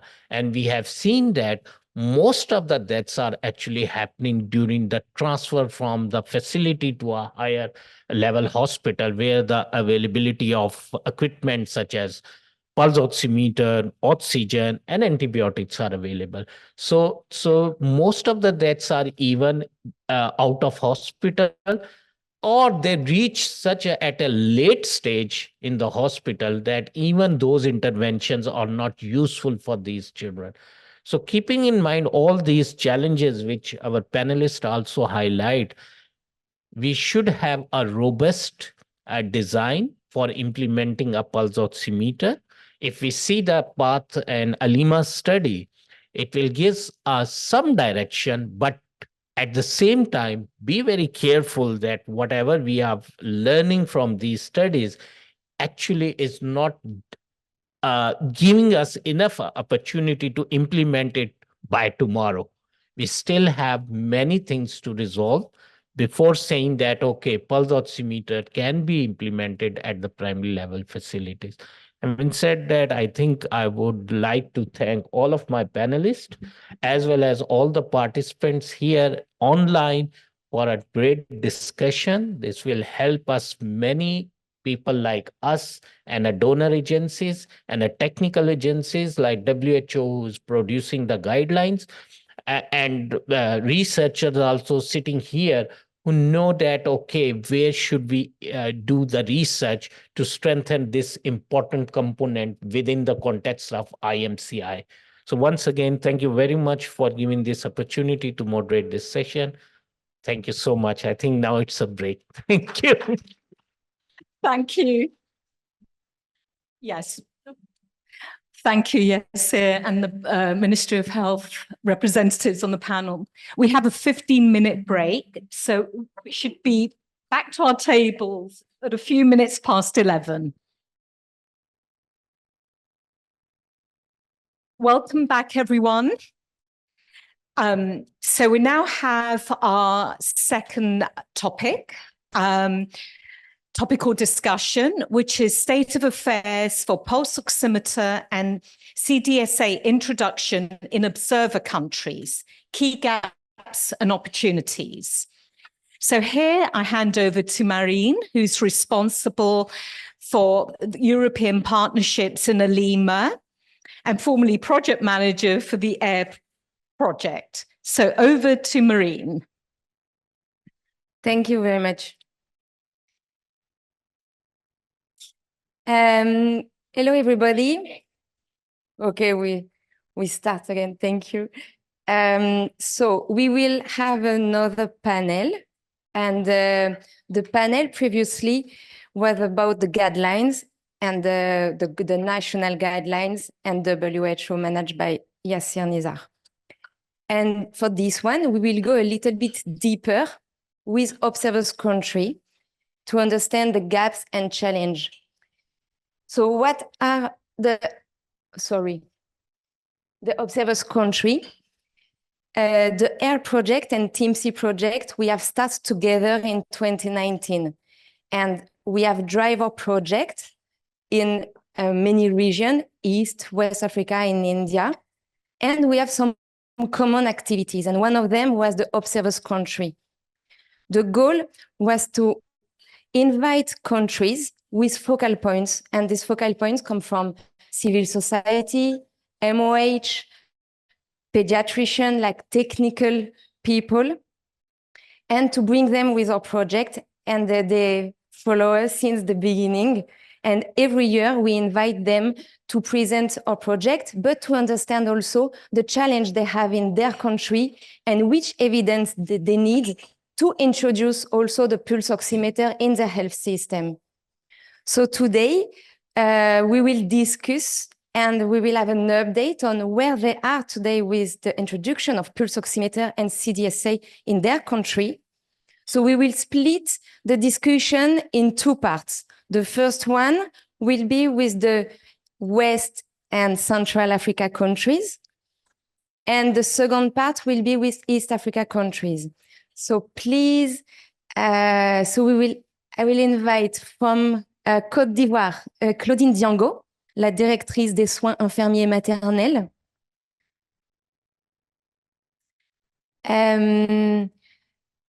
Bogi Ndien-Élisée Bégard, le chargé de programme et des projets du ministère de la Santé de Côte d'Ivoire.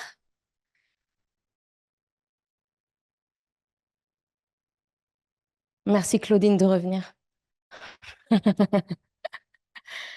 Et le professeur Garba Mohamed Ashir, the responsible of pediatric unit in Nigeria, Maiduguri Hospital. The Dr. Omokore Uleisi Amos, the deputy director, child survival branch from the MOH in Nigeria. And then Dr. Jitita Adre, the head of pediatric units pour le CHU de la mère et de l'enfant, and N'Djamena au Tchad.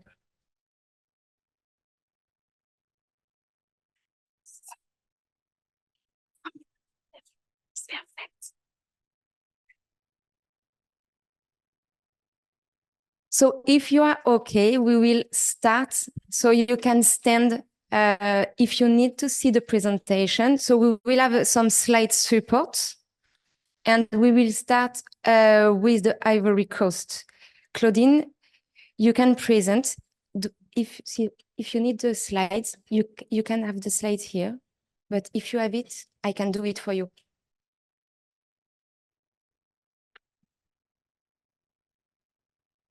the slide. Là, come.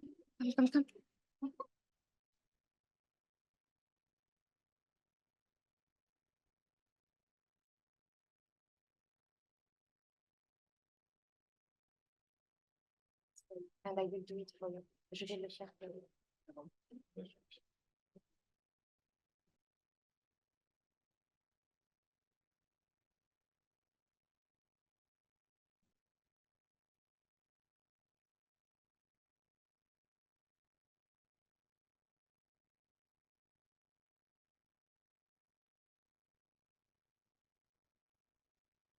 So, Mr. Bogi Ndiaye will present the update for the Ivory Coast.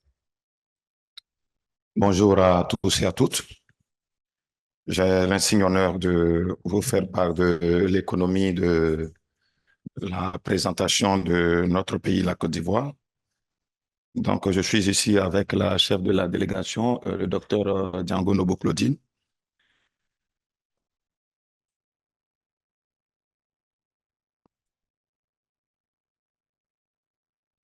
Il faut dire qu'en ce qui concerne le contexte dans notre pays, depuis les 15, je dirais les 10 dernières années, il faut dire qu'il y a eu d'importants progrès en ce qui concerne le domaine de la santé maternelle, néonatale et infantile.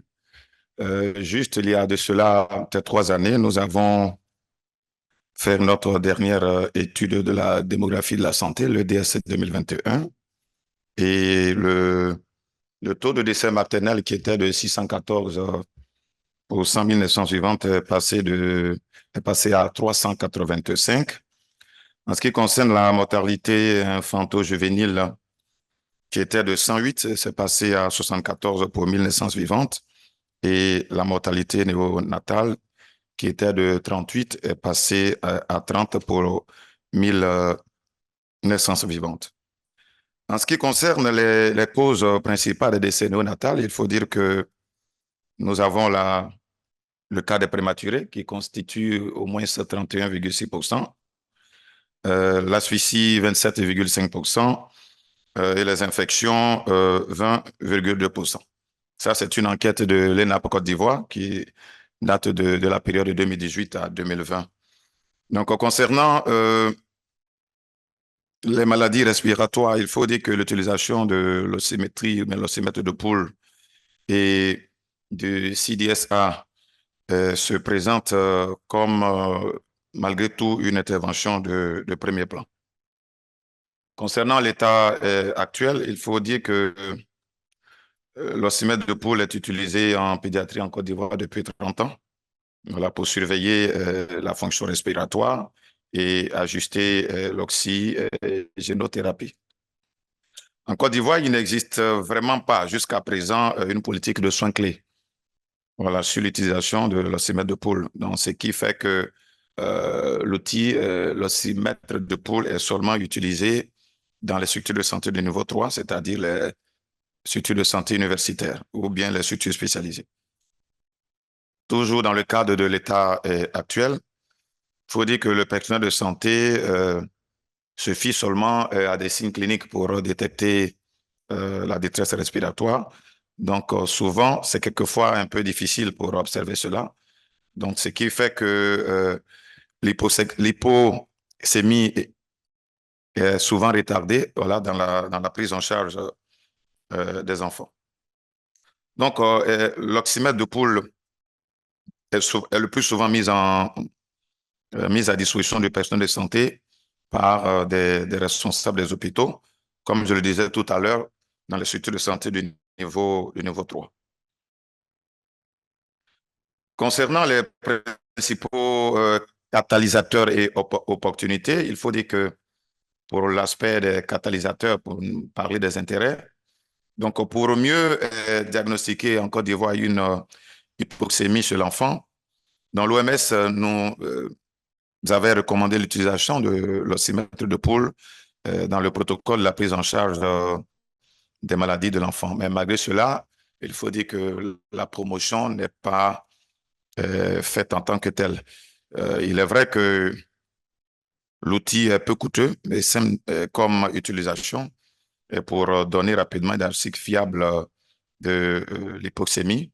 Mais en Côte d'Ivoire, comme il n'y a vraiment pas une politique pour nous inciter à l'utiliser à tous les niveaux de la pyramide sanitaire, donc nous ne constatons pas une utilisation en tant que telle. En ce qui concerne les recommandations, il faut dire que pour intégrer l'utilisation de l'oxymètre de peau dans les protocoles nationaux et faire en sorte qu'il soit déployé à grande échelle, voilà notre souhait comme recommandation. Et aussi, nous souhaiterions la formation, bien sûr, des prestataires infirmiers et sages-femmes en ce qui concerne les soins de santé primaire. Donc, ce sont ces agents de santé que nous trouvons beaucoup plus dans nos structures de santé de premier contact, du niveau 1. Et aussi, comme recommandation, nous souhaiterions que les enfants qui sont atteints sévèrement de maladies de la détresse respiratoire pourraient être plus rapidement référés auprès des grandes structures de santé telles que les hôpitaux de référence pour être pris en charge à temps. Comme barrière et question clé, nous souhaiterions qu'il y ait vraiment de plus en plus une disponibilité de l'oxymètre de peau dans nos structures de santé.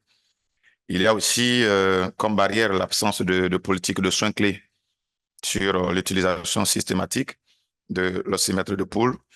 Et bien sûr, comme je le disais tout à l'heure, la barrière aussi, il s'agit de la formation du personnel de santé du niveau 1, du niveau 2. C'est seulement au niveau universitaire, au niveau 3, que nous avons pu constater l'utilisation de l'oxymètre de poule. Notre question clé, bien sûr, la Côte d'Ivoire est un pays observateur dans la mise en œuvre du projet. Donc, comme question clé, nous nous posons la question, quelles sont les conditions à remplir pour passer de pays observateur à pays bénéficiaire? Je vous remercie.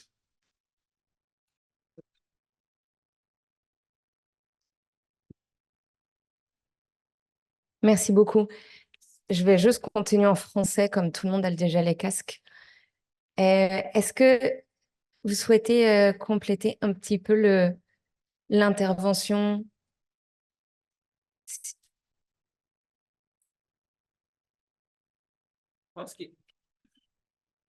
Je pense qu'il a été fidèle. Hein. Il a été fidèle à ce qu'on a dit, mais seulement qu'au niveau de la prise en charge des maladies respiratoires faisant partie des causes des mortalités néonatales et infantiles, qui est l'artificie, qui représente 27%. Jusque-là, c'est la PCME clinique et communautaire qui est utilisée. Donc, on souhaiterait quand même que l'oxymètre de peau soit vraiment une réalité dans le pays au niveau de toutes les structures sanitaires, surtout pour les soins, pour pouvoir mettre en œuvre davantage les soins de santé primaire. Parce qu'il est important qu'on sache que les infirmiers sont un maillon important de notre système de santé pour que ça soit à leur disposition. Voilà ce que je voulais compléter. Merci beaucoup. Merci beaucoup. On retient pour la Côte d'Ivoire merci pour cette présentation très claire, un besoin d'adapter les politiques nationales et l'accent mis sur la disponibilité de l'outil, les formations et un système de référence vers les structures de santé pour avoir de l'oxygène. Je vous remercie beaucoup et je passe la main à l'équipe du Nigeria. And if you want to present, I can do the slide for you. Yes? Who will? Yes, me. And you can go to the computer so you can have the slide with you. Thank you, Professor Omokoke.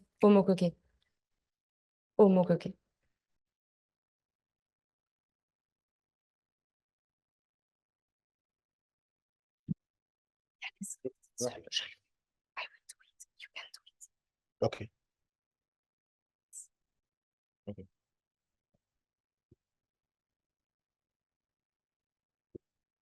Good afternoon once again. I'm Dr. Mokore Olushiyemos. I head the child health and the Federal Ministry of Health, Nigeria.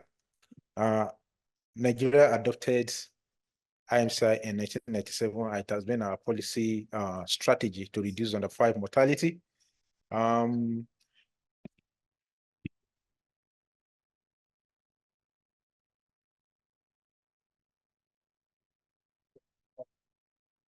appointed IMCI as the main policy trust to reduce the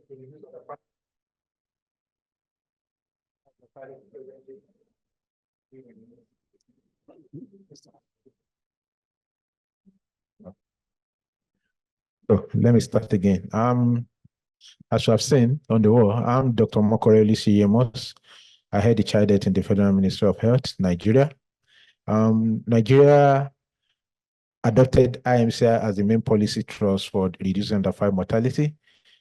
Dated back to 2000, we were having an under 5 mortality rate of 201 per 1,000 live birth. That was at the inception of MDG. The inception of MDG brought out adoption, popularized these policy strategies.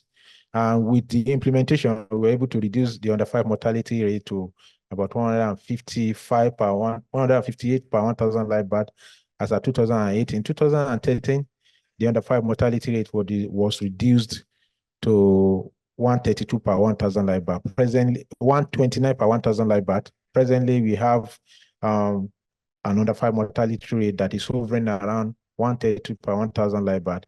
So all these changes were brought about by the implementation of IMCI. We were not able to meet the MDG target with the present indices. But by and large, the implementation of IMCI has actually brought out significant change in terms of our under 5 mortality. As I've said, there's an improvement, but we can do better. So that is why we want, as much as possible, to improve and increase our level of implementation of IMCI. And if you can see, IMCI, globally, there has been several reviews, several changes, and for us as a country, we are in line with that. Several changes have been done on the generic IMCI document to reduce the size and make the training compatible for 6 days.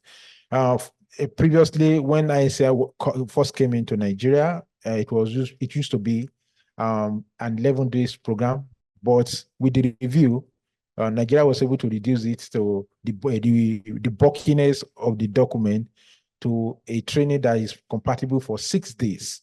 And when we were able to, after that reduction, we were able to see that the effectiveness is just similar to that of one that is done for 11 days. So that is not a problem at all. The content still remains the same. So following our last meeting in Dakar, Nigeria also we went back and then we further reviewed the IMCI strategy, and partners that were involved include UNICEF, WHO, USAID, and we included on the metrics for assessment of cough, we included pox oximetry as one of the steps for all children that are presenting with cough. Since IMCI is for primary health care workers, Nigeria has also developed an inpatient management algorithm for a child with pneumonia. So any child that has gotten severe classification for cough, they are going to be referred to secondary health facility using this algorithm.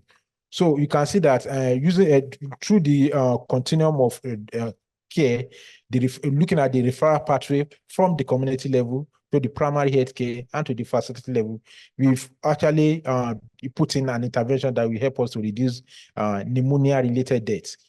At the community level, ICCM is there. At the facility level, IMCI is there. And now, to make sure that all pneumonia-related deaths for children under the age of 5, we are also included pox oximetry to improve the quality of care. And at the referral centers, where specialized cares are given. So what we did is to develop an algorithm. We are only asked to do present 3 slides, so there was no way for me to add the algorithm. So I complied with the standard that was given. So we have developed an algorithm for you as a networker that is seeing a child coming in with severe pneumonia. So you'll be able to see if the child has severe pneumonia, And if the child has presented with features that are suggestive of pulmonary tuberculosis, everything is there for you to be able to look at it through, and then it will give you guidance on the kind of illness, or the kind of diagnosis we are going to make. So UNICEF has also provided pox oximeters for primary health workers. This provision of pox oximetry are subsequent to the development of pneumonia control strategy. Nigeria developed pneumonia control strategy in 2020. As I've said during the previous panel discussion, we are not able to be strong on the use of pox oximetry. But while we go back now, luckily for us, the timeline, the half-life of that strategy is coming to an end. So we now use the opportunity as one of the advantage of this meeting to go back and review it and include it on the and includes the standard for the use of pox oximetry in the pneumonia control strategy and implementation plan. So what we are going to do now, we have just reviewed the IMCI document. So we are going to popularize it. We are going to promote and scale up the implementation of IMCI in Nigeria. So presently also, we are practicing the paper-based, but with the paper-based, it's not that conducive for health workers to be able to do. So we are in talk with UNICEF, USAID, so that the implementation format for IMCI is digitalized. It will improve the quality, it improve the data flow system. So by and large, that is what we have for Nigeria. Thank you. Thank you very much. And this is a really good news for Nigeria. And so thank you for this great update. We will just have like a last presentation with the Chad, and after we will have a Q&A session, if you are okay. Very okay. It's okay? Good. Thank you very much. And thank you, Dr. Gietita, for the update for the Chad. Bonjour à tout le monde. Je voudrais commencer par réitérer le plaisir d'être là avec vous et surtout remercier toutes les personnes qui nous ont donné l'opportunité d'assister à ces importantes assises. Alors, très vite, je vais commencer par donner un très bref aperçu de la situation au Tchad. Le Tchad est un des pays où la mortalité pédiatrique reste quand même assez élevée. Actuellement, elle est de 107 pour 1000. C'est vrai qu'on a fait des efforts depuis 2010, on est passé de 129, mais elle reste quand même élevée. Et dans cette mortalité, la part de la pneumonie, elle représente pratiquement la deuxième cause de décès des enfants de moins de 5 ans. Elle représente 16% dans cette mortalité-là. Les efforts pour la réduction des décès liés à la pneumonie, malgré les stratégies, restent très peu porteurs de fruits. De 2010 jusqu'à nos jours, on arrive à avoir un taux de réduction de 1%, qui reste quand même assez loin des 3% souhaitables. Alors, en ce qui concerne, parmi ces efforts, donc il y a l'accès en fait à l'oxymétrie des pouls, les outils de diagnostic.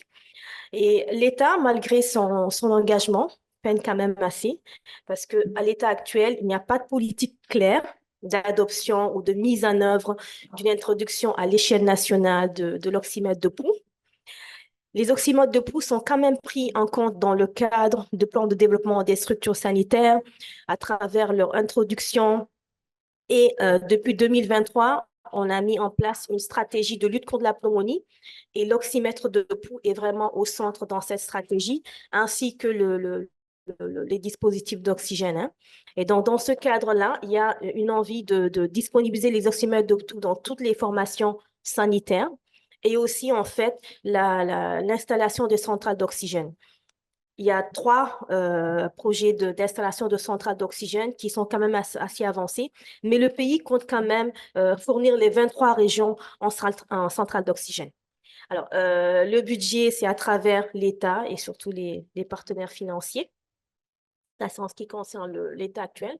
Alors, quels sont les principaux catalyseurs, les opportunités?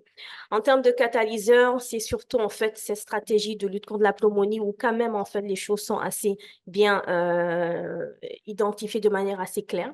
Mais il y a aussi en fait la mise en œuvre de la PCME clinique aussi, dans laquelle des partenaires se positionnent pour pouvoir faire doter toutes les formations primaires en oxymètre de pouls.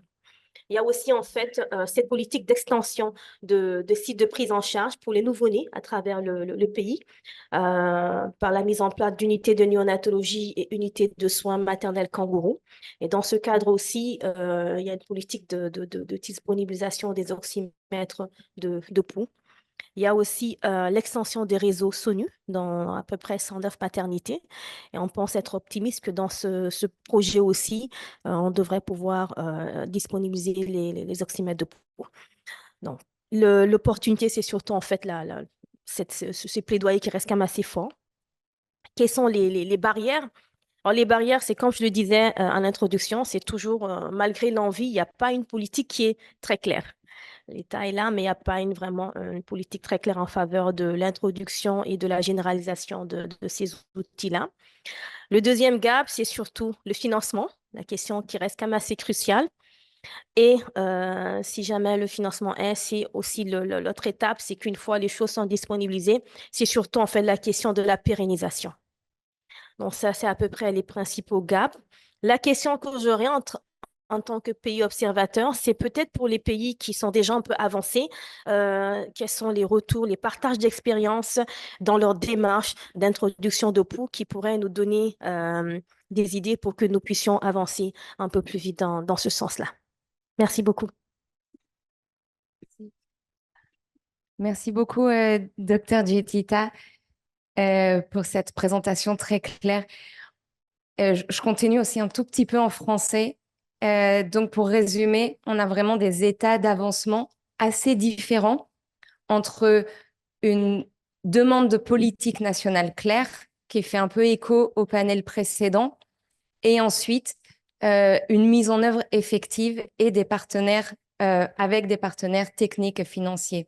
Et je voudrais juste, avant d'ouvrir la session de questions-réponses, ajouter que tout à l'heure, nous avons parlé de Chai, PAS, Alima comme partenaires, mais n'oublions pas le Fonds mondial qui est dans ce partenariat, les pays décident, les ministères de la Santé décident des priorités pour leur pays.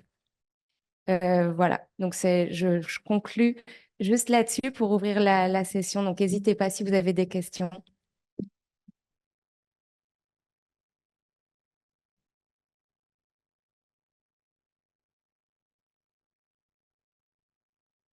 I have a question. For Nigeria, it's great that you've recently adopted pulse oximetry into your IMCI guidelines. I think that's a major step forward. Can you just describe the process or the factors that were part of that decision as you were thinking about including pulse ox in IMCI?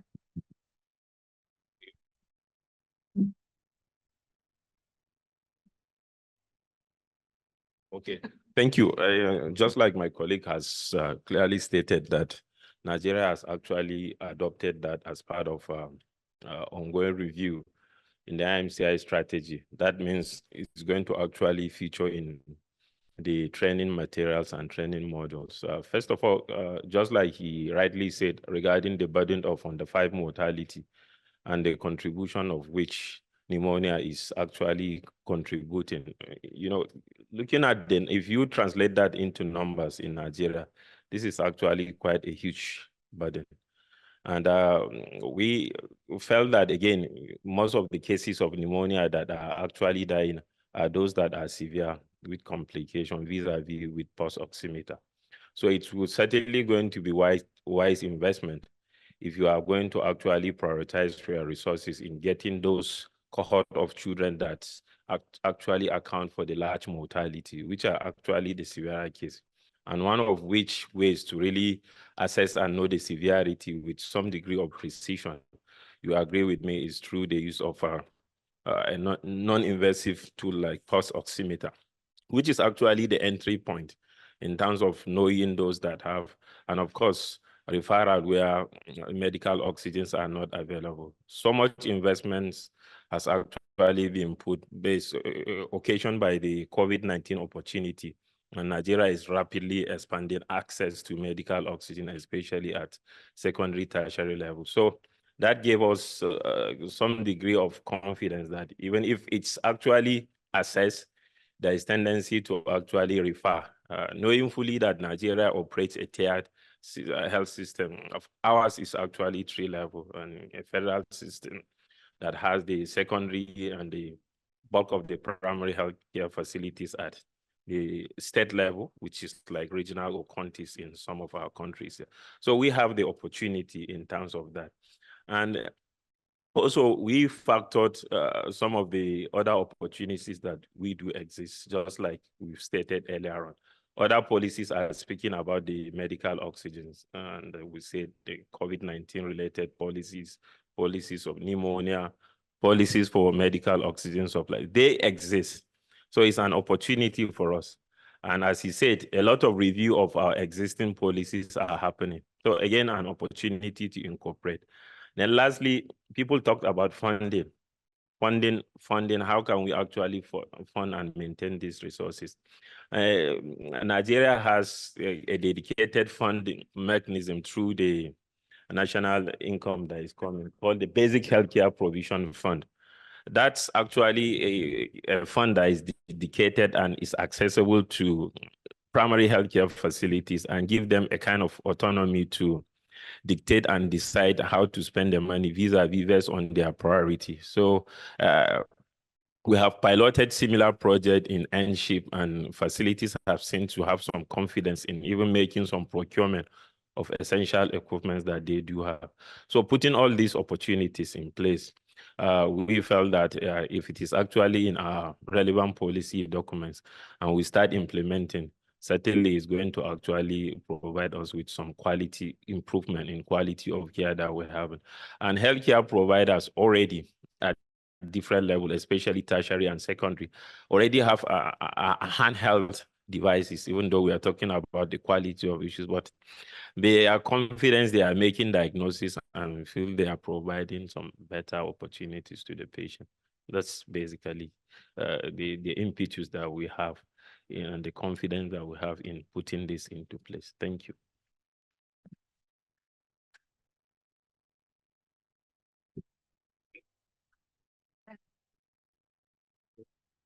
Thank you very much, Prof. I think in addition to what he has said, we presently, if you look at our profile, we are not on track towards meeting the SDG targets on under 5 mortality, on even pneumonia-related deaths. There's a gap recommendation that pneumonia-related deaths should be reduced to about 3 per 1,000 live births. 3 per 1,000 live births, if I'm right, but we are not on track. So based on this, while we're developing the pneumonia control strategy with the every breath count, we are very conscious that pneumonia contributes a very vast majority of the deaths. So we are if any opportunity, we maximize those opportunities to make sure that everything that is related to pneumonia is well captured. So that is the reason why that justified our reason for the inclusion of pulse oximetry. And then the quality, we know quite well that most health workers, when you ask them to count the respiratory rates, they will not count it right. They may count it for 15 seconds and then multiply by 4. So that so by the time, even if the health worker is not able to get the accurate respiratory rate, the pulse oximetry is there for you to checkmate you that you are doing the right thing. So those are to improve quality. Then the overall, the SDG is just here, and how many years time?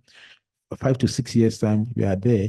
We didn't meet the MDG, and here we are. We are not likely to miss the SDG. So we want to accelerate every plan, everything, and make sure that all these preventable and treatable deaths are all avoided. Thank you. Oui, merci. Merci à tous les panélistes. Merci pour les présentations. Je vois que dans tous les pays, des efforts sont en train d'être faits, notamment pour introduire l'oxymètre de pouls dans les guidelines, notamment dans IMCI. Certains efforts également sont faits pour rendre disponible l'oxygène. Mais la question, en tout cas la problématique que je voudrais poser, c'est au-delà, je pense que le Dr Yassir l'a évoqué tout à l'heure, lorsque au niveau des soins de santé primaire, on mettra tous les efforts nécessaires pour dépister les enfants qui ont une pneumonie, qui ont de l'hypoxémie, qu'est-ce qui est fait dans les systèmes de santé au niveau hospitalier pour réduire la mortalité, puisque en définitive, ces enfants vont décéder dans les services de pédiatrie. Quelle est la situation dans ces services de pédiatrie en termes de dispositifs d'oxygénation? Parce que, bon, là, je prends un peu mon costume de praticien. Quand j'ai un enfant qui vient, qui fait une pneumonie, qui a besoin de recevoir des soins, ce pas des soins qui sont très simples. Il faudrait déjà que l'oxygène soit disponible. Et il faut qu'il soit disponible en bonne quantité, en bonne qualité. Il ne s'agit pas d'avoir des extracteurs dans des services de référence et vouloir espérer sauver des enfants qui souffrent de pneumonie avec détresse respiratoire. Ça ne marche pas. Donc, il y a la disponibilité de l'oxygène. Et puis, il y a quand même, et ça, il faut qu'on le dise, il y a un certain nombre de dispositifs qui sont utilisés un peu partout. Au-delà des lunettes simples, il y a des dispositifs qui permettent quand même de sauver le maximum d'enfants.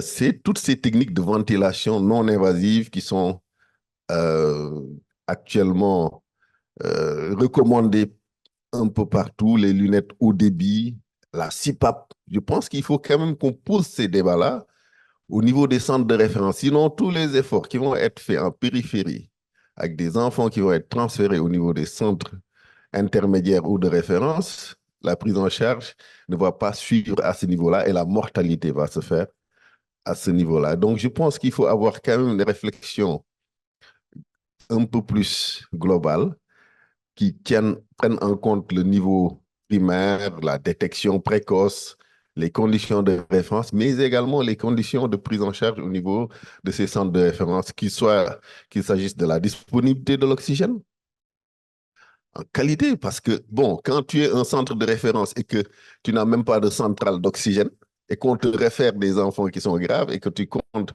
sur des bouteilles mobiles, voire sur des extracteurs, ça ne marche pas. Il faut qu'on relève également le niveau de ces structures-là. Et puis, c'est un contexte global. Même si on a de l'oxygène, même si on a des dispositifs, il faut qu'on ait des personnels qui soient formés. Il faut que le contexte de la prise en charge des urgences pédiatriques également intervienne. Bon, je complexifie un peu les choses, mais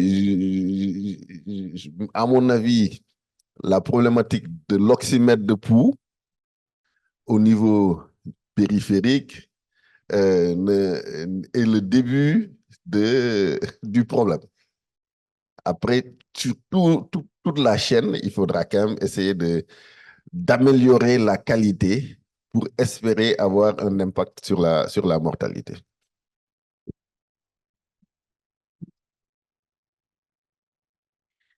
Merci, professeur Faye, pour cette analyse quasi chirurgicale et qui lève vraiment le voile sur un problème qui est quand même assez important dont on doit débattre. C'est bien beau, comme l'a dit le docteur Yassir, de faire les diagnostics, mais toute la prise en charge, c'est ça en fait l'objectif. Et je pense que ce que vous dites, il est vraiment très pertinent. Je répondrai pour le Tchad, je vais répondre peut-être en deux volets. La situation actuelle est celle à laquelle on aspire.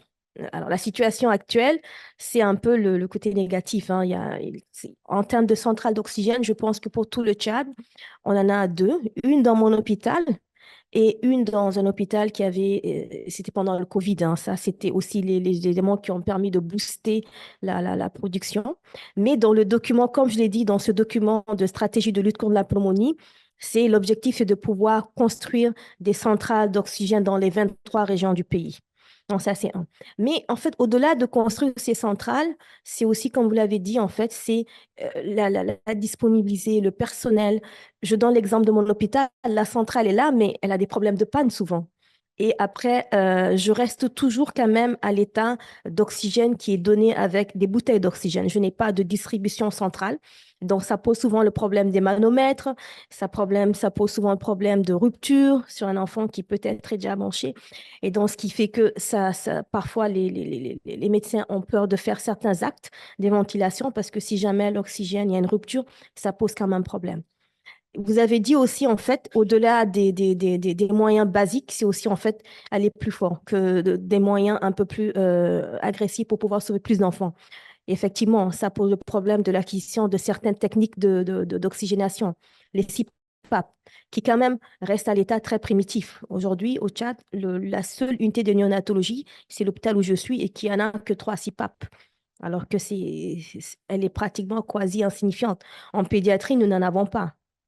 Nous avons pas de possibilité d'intuber, pas de possibilité de ventiler, pas de VNI, pas de machine de VNI non plus. Donc, c'est vraiment des questions auxquelles, quand vous le dites, il faudra réfléchir. Maintenant, dans le document de stratégie, il est prévu, comme je l'avais dit, la construction des centrales, la mise en disponibilité de l'amoxicilline dispersible pour les centres de premier niveau pour pouvoir juguler les chats et aussi l'acquisition en fait de ces moyens d'oxygénation. Mais en amont aussi, il y a un volet de la prévention qui est appuyé aussi par l'introduction en fait du vaccin contre la pneumonie, aussi les vaccins contre le rotavirus, parce que quand même le Tchad est un peu en retard. On n'a pas tous ces protections-là. Mais je pense que c'est, comme vous l'avez dit, c'est des pistes sur lesquelles nous devons vraiment réfléchir avec nos différents dirigeants et faire vraiment des plans vraiment très clairs sur ces questions qui sont quand même assez cruciales si on veut vraiment réduire les mortalités. Merci. Merci. Je vous je vous laisse conclure. Yes, complétez. Côte d'Ivoire, par rapport à la préoccupation du professeur, en Côte d'Ivoire, je pense que pour pouvoir prévenir la mortalité néonatale infantile, on a fait la promotion avec l'UNICEF et les autres partenaires, l'OMS, les coins nouveau-nés, la mise en disposition des coins nouveau-nés dans tous nos salles d'accouchement au niveau des hôpitaux de référence, même au niveau 1, pour qu'on puisse prodiguer des soins essentiels au nouveau-né et sauver le bébé avec la minute d'or.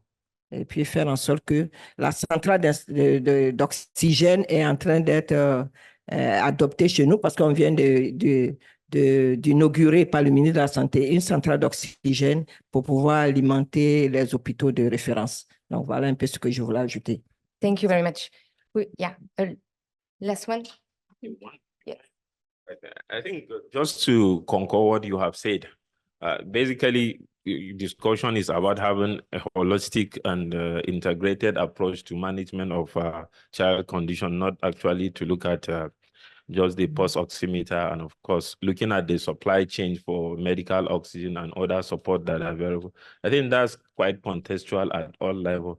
The landscape has changed so much in Nigeria. Liquid medical oxygens are being produced at so many levels. You have issues related to how you actually transport those ones away from the center where they are being produced. If you take, for example, my state where I worked, within the town, we have 2 medical oxygen plants that have a very large capacity within Maiduguri, which is Borno state capital. But of course, how do you really push this to other secondary facility becomes an issue that we really need to. And of course, other supplementary oxygen supply systems like oxygen concentrators are now much available. Again, issues of maintenance because they require planned progressive maintenance and have issues related to the biomedical engineers that should be available to even provide this become an instant. So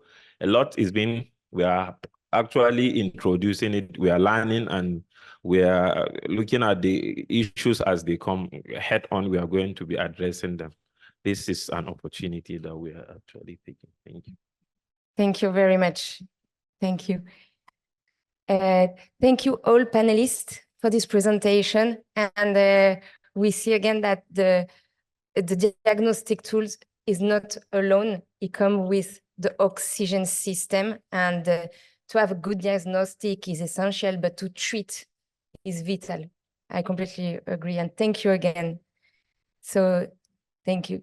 You can sit there. Yes, we will have another panel. You can stay. We are very grateful to learn from most of the products of the start. It's actually shaping some of the discussions and decisions. Thank you. Thank you. Thank you very much, Dr. Garba.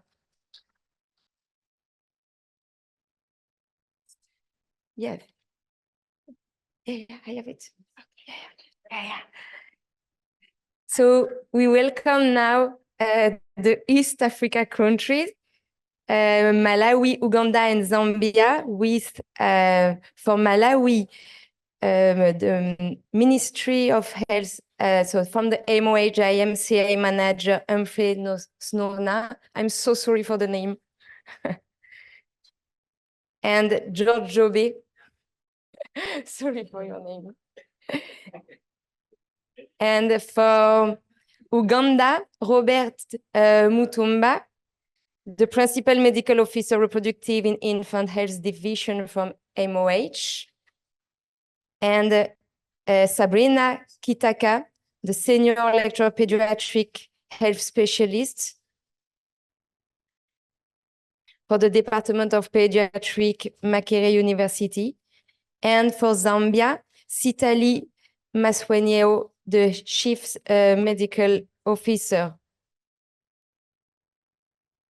Okay, and welcome. I'm so sorry for your name. So if you agree, we proceed at the previous panel, so you can just present the few minutes, the situation in each observer's country, each country. And after we will go with a Q&A session, and we will start with the Malawi presentation.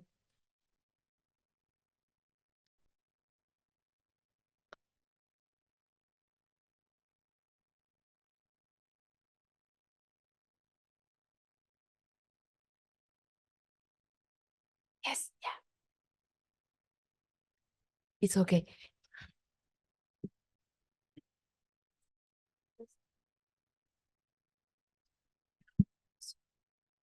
Thank you, moderator. Just to highlight the Malawi progress, but also the learnings from what we have had so far, it's important that we revised our guidelines in 2018 because IMCI in Malawi was adopted and adapted in 1997, similar to Nigeria, who did, but the revision that included issues surrounding pneumonia, but also possible serious bacterial infection management happened in 2018, as well as the use of pulse oximetry. So this is Ministry of Health in the driving seat, facilitating the process, but within the guideline itself, there are specifics that looks at when pulse oximetry is required during the training, service providers are. So this is one of the tools that should facilitate management, but it's not the only component that leads to such management, because we are guided by the referral booklets by WHO. However, availability exists in all our 654 health facilities because health workers are trained to use these. And further, as other speakers have highlighted, COVID gave us a lot of learnings because we saw an increase and the demand in terms of what needed to be used in that context. So we've been able to standardize implementation, but also roll out implementation. We've made sure that pre-service training, whereby health service students, once they graduate, are taught and learn on possible serious bacterial infection, but also the use of pulse oximetry as part and parcel of the same. The key opportunity that we have so far is the current implementation research we are conducting, where we are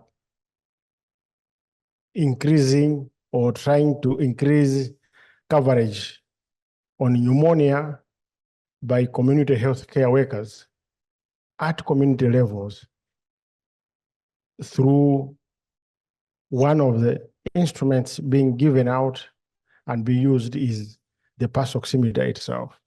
So Malawi could probably in the next year or two be sharing with the global audience on how community health care workers use of pulse oximetry in the management of pneumonia, has an influence towards implementation, but also strengthening support. As others may have highlighted, but also looking at the previous speakers yesterday, there are issues surrounding health system supports that probably may not have come out very, very clear here, but we are all falling short on what are the other health system needs that are supposed always to be there. Yes, we are talking about making sure that, yes, it is not a standalone device to support, but what are the other health system requirements that are needed? So that element is one key factor that we have always been affected with. Issues of compliance amid a shortage of healthcare workers has been our key challenges. And we've tried to be looking at how do we do task shifting to facilitate resolving this issue. We don't have a clear-cut answer, but that's one of the ways of how to resolve, but also address issues of compliance, but also adherence. How do you task shift some of those areas of work? Issues of resources and availability to increase access has been key, and it's one of the essential needs required to make sure that our service provision is up and running, but also we should be. So in terms of path and the lessons learned and being an observer country, we are talking about IMCI being developed in 1995 to ensure that there is an increase in access to treatment and also quality of care for sick children. For us, access to care is very, very easy and doable because we have these mechanisms to promote, but also ensure that there is task shifting, but also make sure that we are using the lower level service providers. The pulse oximeter under discussion here would be a very critical component to add value to the quality within the definition of IMCI. We are looking up to WHO guidance to make sure that this complements that effort so that the IMCI definition, is far much being better qualified as we are moving forward, because that's what we expect to improve care for our children. Thank you so much. Thank you very much.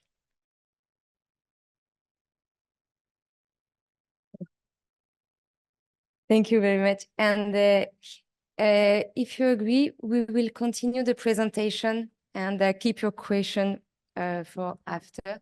I don't know who will present. Robert Mutumba will present for the Uganda country. Zambia? Yes, that's Zambia. Is Zambia? Where are the slides? Ah. Where? Huh? I press next. This is Uganda. Again? Okay. This one? No, you're going to Zambia now. Okay, for this presentation, we were guided to produce 3 slides. And basically, they were very easy questions to answer, but I'll go through them. The issue was, what is the current state of the adoption and uptake for pulse oximeter and CDSA in your country? For Zambia, the answer was not yet adopted. But the preamble to this is that, as you have heard from everybody, these 2 interventions are buying into IMCI. For the country situation for Zambia is that IMCI was adopted in 1996. It has moved on with the latest adaptation or revision in 2018, which is now almost computer-based training. And the produce from IMCI, it has done very well. If we look at from inception, where we had mortality rates of 119 per thousand, as of DHS done in 2022, we are now at 61 per thousand under 5 deaths. So you can see that actually we have moved, and IMCI has helped. We are definitely implementing all the 3 prongs. I'm insisting here to stress 3 prongs. We must make sure that we do the healthcare training, we strengthen the facility, and we do the community, which is ICCM. So if we are talking about these 2 parameters, the pulse oximeter and CDSA, we are zeroing so much in healthcare provider training. But you have heard already from my predecessor in Malawi, they are trying now to put it into community. And you heard yesterday the issue of quality. Some of them are cheap. They will not read correct oxygen concentration in the blood. So what are we doing? So we have to be very careful. And as for Zambia, that's why we haven't adopted it. We wanted to hear from the study that was being done by PATH and partners in the implementing countries, so that as I go back now, I'm part of the technical working group. We now sit down and answer the questions that need to be answered. At what facility level is IMCI being implemented? We are doing that at all levels. In which key policies, how or whether is pulse oximeter incorporated in your national oxygen roadmap? We have an oxygen strategic plan, which is now being rolled out. We have oxygen plants being constructed in almost the 4 major cities. We have in Osaka, Kitwe, Ndola, and Livingstone. So that was mainly being pushed. What we should say, COVID came, it was a bad disease, but it helped us to start thinking about oxygen. All that we are talking about oxygen is because of COVID. COVID is the one which came and did wonders. How is it budgeted for? It's not yet budgeted for, since I've said we know it's not yet incorporated, but once it is incorporated in the budget of IMCI, then part of the procurement of the health system strengthening will go towards procurement of pulse oximeters.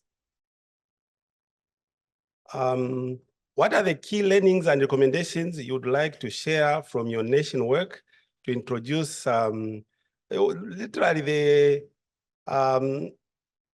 IMCI is the cornerstone of health. That's what we know. And that's what we are doing in the country. Actually, initially, the child health unit used to be a star in as far as implementing programs.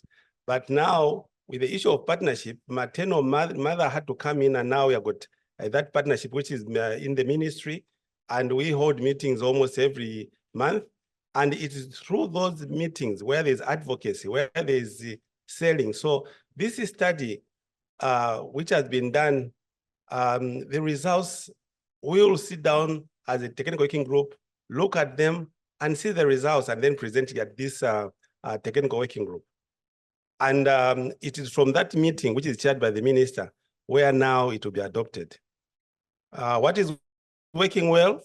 The availability of maternal newborn partnership based in MOH, which has most of the partners that run programs on child health and maternal health.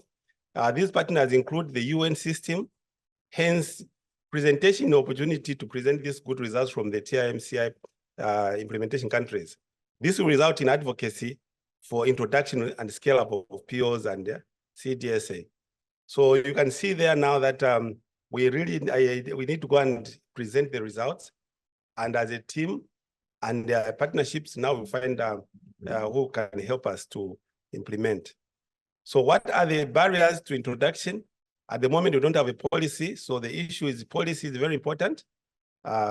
So with these results from these implementing countries, we'll sit down as a technical group and then come up with the draft policy. The use of POs during COVID treatment showed clearly how efficient and effective they can be in management of pneumonia. So what questions? Looking at results from the countries that have been implementing TIMCI, there is need to produce advocacy to policymakers at MOH on TIMCI implementation. And here the leaders, as you know from the beginning, IMCI is a strategy that was developed by WHO and UNICEF. And so we need to really see how WHO can help us to come up with the concrete way of implementing these two, pulse oximetry and CDSA. I close my case. Thank you very much. And thank you to link the IMCI revision, introduction of pulse ox and the oxygen roadmap, but also to highlight the importance and the critical procurement issue for the pulse oximeter. Thank you very much. So we will continue with the last presentation before the Q&A session for Uganda with Sabrina Kitaka.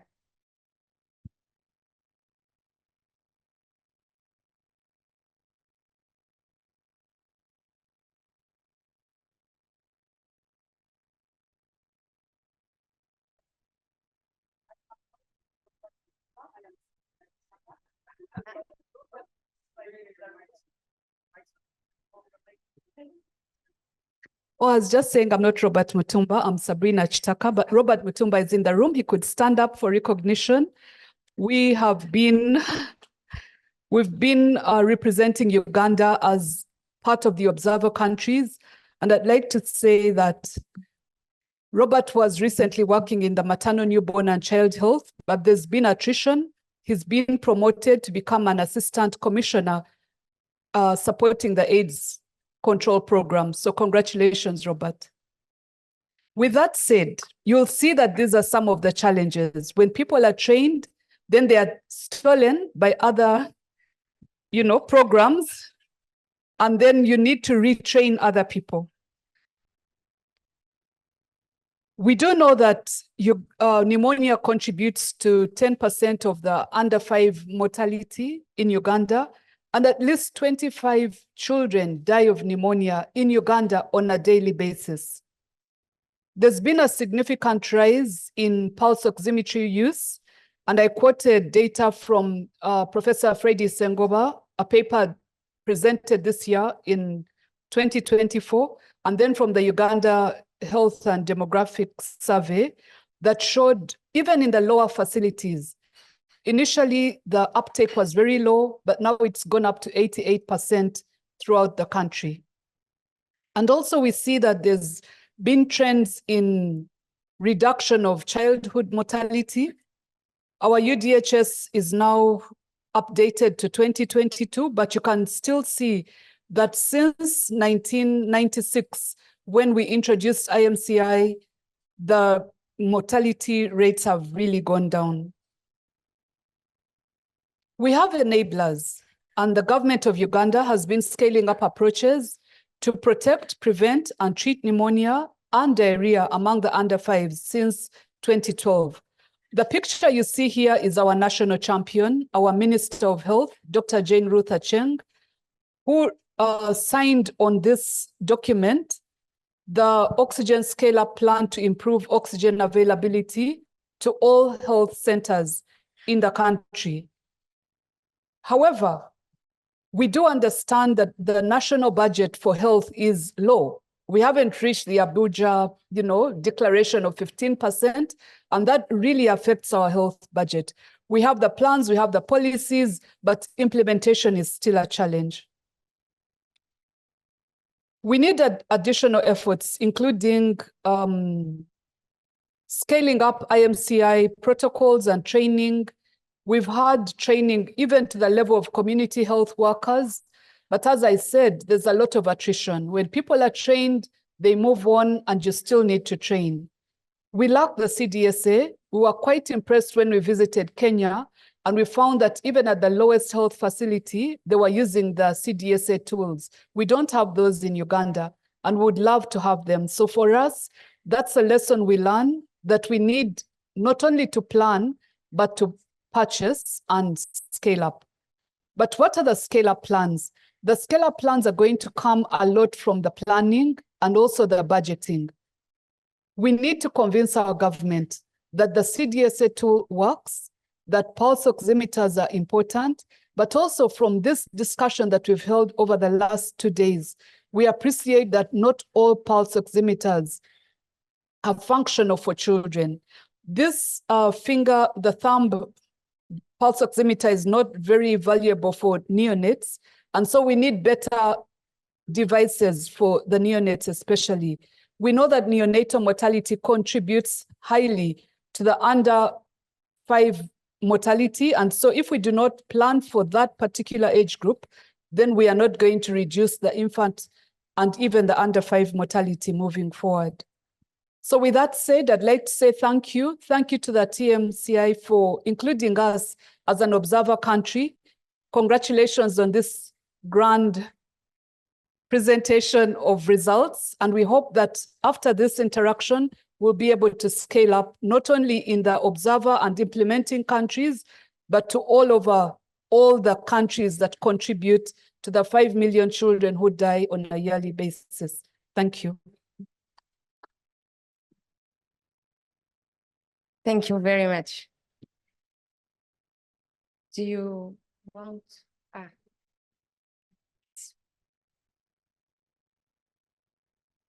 Yeah. Yes.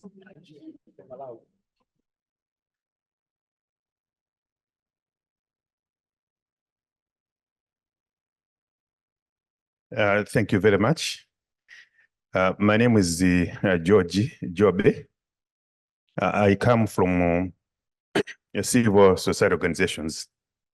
So you can see that as I'm here, I'm getting more jargon from the medical profession because I'm a linguist.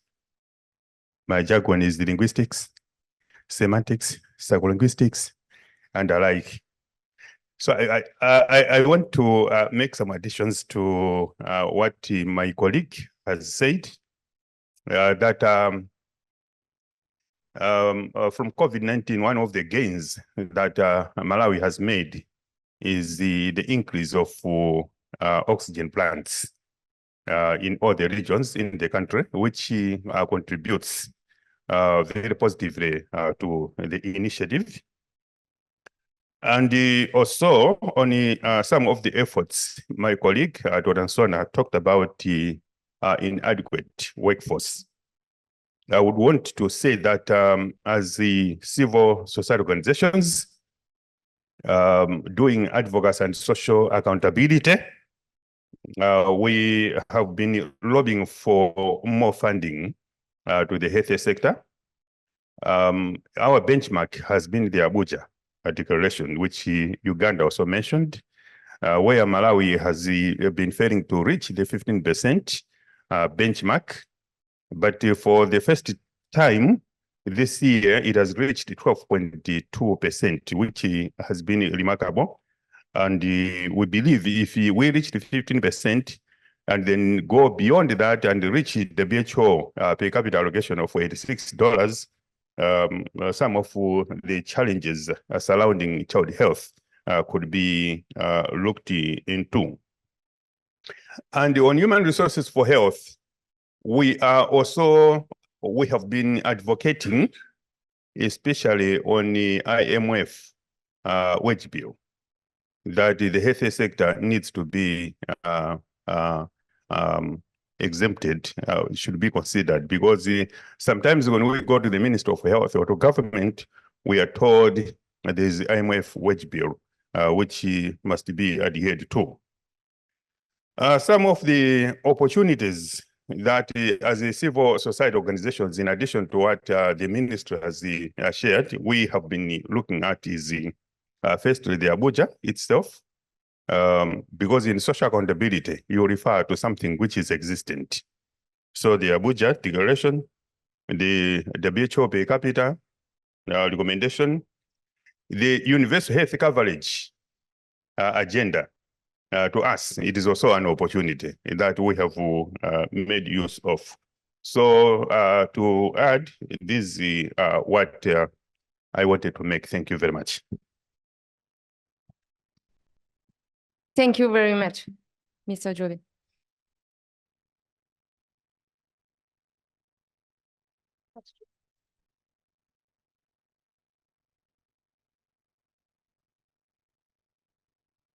Yes.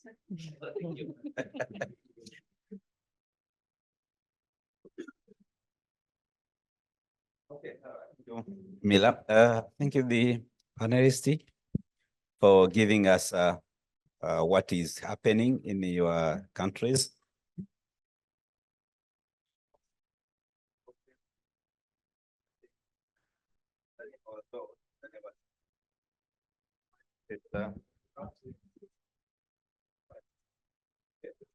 Yes. I said I should add a little bit of what is happening in my country, Tanzania. Although Tanzania was an implementing country, and I don't know whether that added spices or in advocating more for the policy changes within the country, but it is something also which you can learn. So as the discussion has been going on since yesterday and today, since morning, with leaning towards concluding that standalone proximity intervention may ruin all the intervention, but rather the issue of strengthening other systems together, particularly medical ecosystem, medical oxygen therapy ecosystem, may be of added advantage.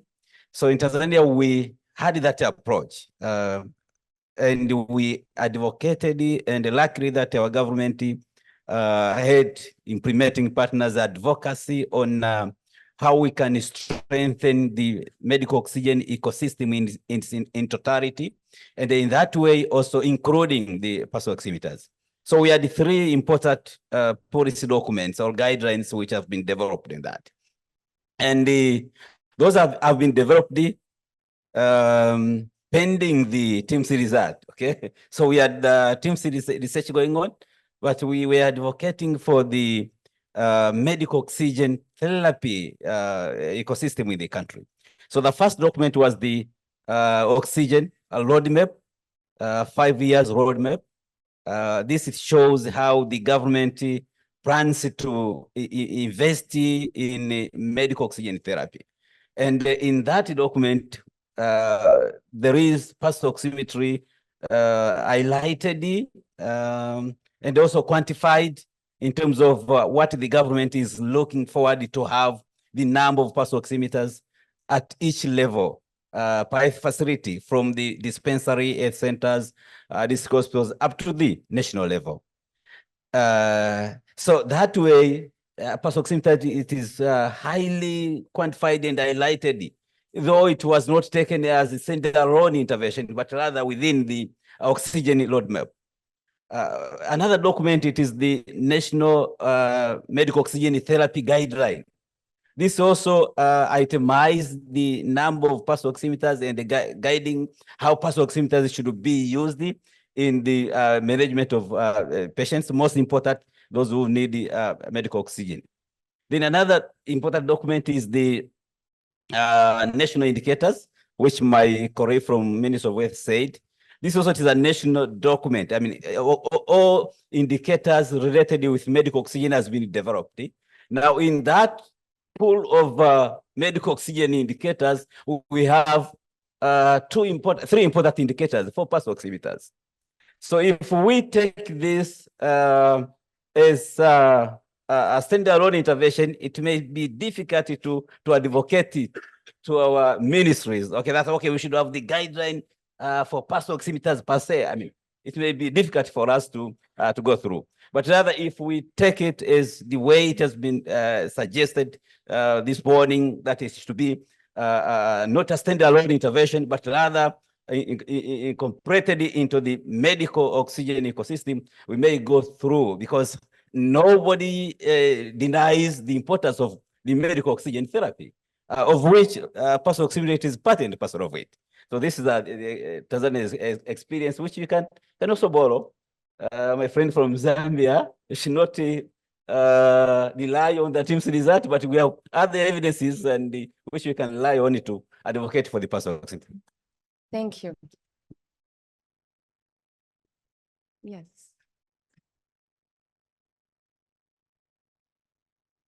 First of all, I would like to thank my colleague, Dr. Sabrina, for presenting the Ugandan picture. I've been trying to consult and inquire how much a pulse oximeter costs. And the figure I have is about $250. No, the high quality one. About $250? $250. What's the fingertips? The fingertips? Yep. Or the Not handle? the one which gives a little more accurate result. The acre is like more $250. Yes, $250. And why I'm interested in that is that because, for example, at the Uganda Ministry of Health, if we are introducing anything new, the decision makers, because they know this proven technology that works, are more interested in the cost.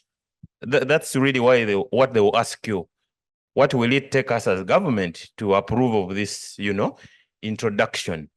So for something that costs, even if we take $250, I'm thinking that when you put that together and you want to procure pulse oximeters for all health facilities in Uganda, it's going to become a complex budget. And people who approve budgets are going to take longer. But if you rather use another approach, for example, we have regional partners in Uganda that if you bring up, lots of these issues and you raise the concern, they are able to quantify a particular region and also use the issue of, they look at the burden in terms of the need. And they are actually able to buy a few of these equipment for some facilities. And once these, get used, and then people are able to share on the progress and how well these equipment are actually addressing issues in many of our technical working groups, you'll actually now find other partners, for example, being able to commit, other than waiting for government to pass a policy and then look at this humongous budget amidst all the other competing priorities. So I'm really thinking even a health facility in Uganda can actually incorporate this in their own budget. We previously had the results-based financing initiative through the World Bank. And health facilities have been able to procure a wide range of equipment, including ultrasound scan machines that cost over 55 million Uganda shillings. So I am really thinking that if we want to think for an entire country, it's going to take us much longer. In fact, there are health facility in charges that if they appreciate, the rationale of using this, they can actually buy this within their budget. They have budgets, and it depends on what they prioritize. So for me, I think $50 for a pulse oximeter, we may need to take an approach where we engage even in government. Sometimes people tend to target the Ministry of Health at that level, but even health facility in charge. Actually, these are the guys who sit and develop budgets. If they appreciate the rationale for using these pulse oximeters, they are going to include this. This is really quite low cost. They'll procure these, they put this within their budgets, and we can have some of these few facilities procure them. Those that may have failed, then along the way in our continuous conversations through the TWGs, we can actually have some partners come through. And my last point is around, yes, integration. If you move and you're now pushing for just one equipment like this, it might be tricky. But maybe in the different countries, we could also look into. For Uganda, currently we are lucky that through the Global Fund, the current grant cycle, of course, I'm new in the program, but what is clear then is that at the time of grant making, people saw that there is a huge need for oxygen.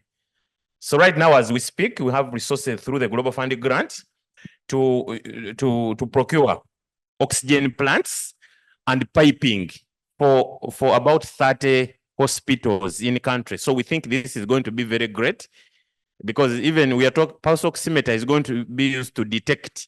But now after detecting, there's also a bigger question of what is it? Are you able now to provide the oxygen?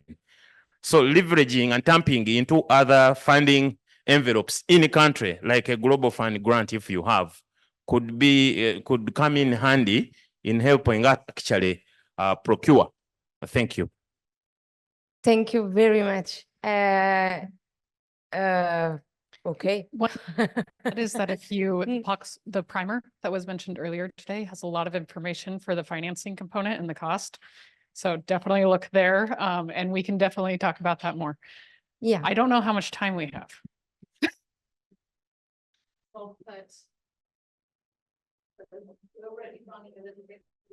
How about one more question? Okay.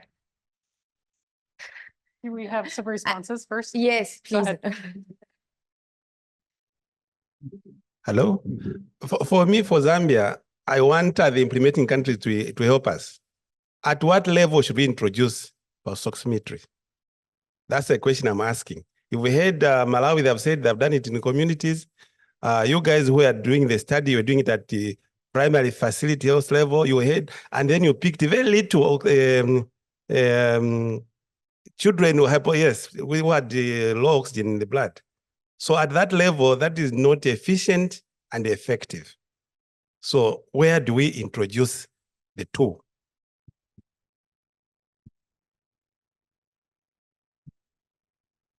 Thank you very much. Thank you for this great panel discussion. I enjoyed it very much. My question is not regarding to enablers and barriers, but since this is the only opportunity I have all of you as observer countries, here goes. So what's the scope of and the degree or role of observer countries in the TIMCI implementation process starting from the inception? And what extent were the observer countries able to affect the process? And can you share your experiences? Thank you. Thank you very much for that question. So for us as observer countries, we were there from the development of the proposal. We were told that we were going to be observer countries. And since this was a human-centered approach study, we were able to see how the development of the protocol was, and also to observe the results as they came in and to make contributions. We were also able to visit, at least for us from Uganda, we were able to visit Kenya and see the study ongoing and interact with the primary health care facilities and actually look at the tools that were being used, question the healthcare providers and see their level of understanding and appreciate that scalability was possible. So it was a continuous effort. And for us, even being here present and seeing the results makes us feel that whereas we were not part of the implementing countries, we were observing all along. Thank you. Thank you very much for that question. That question reminds me of the first time we had Zoom meetings, because actually when the protocol was being developed and explained to us, there was COVID. So most of the meetings initially were Zoom. And after Zoom, we closely observed what was happening and were being informed all the time.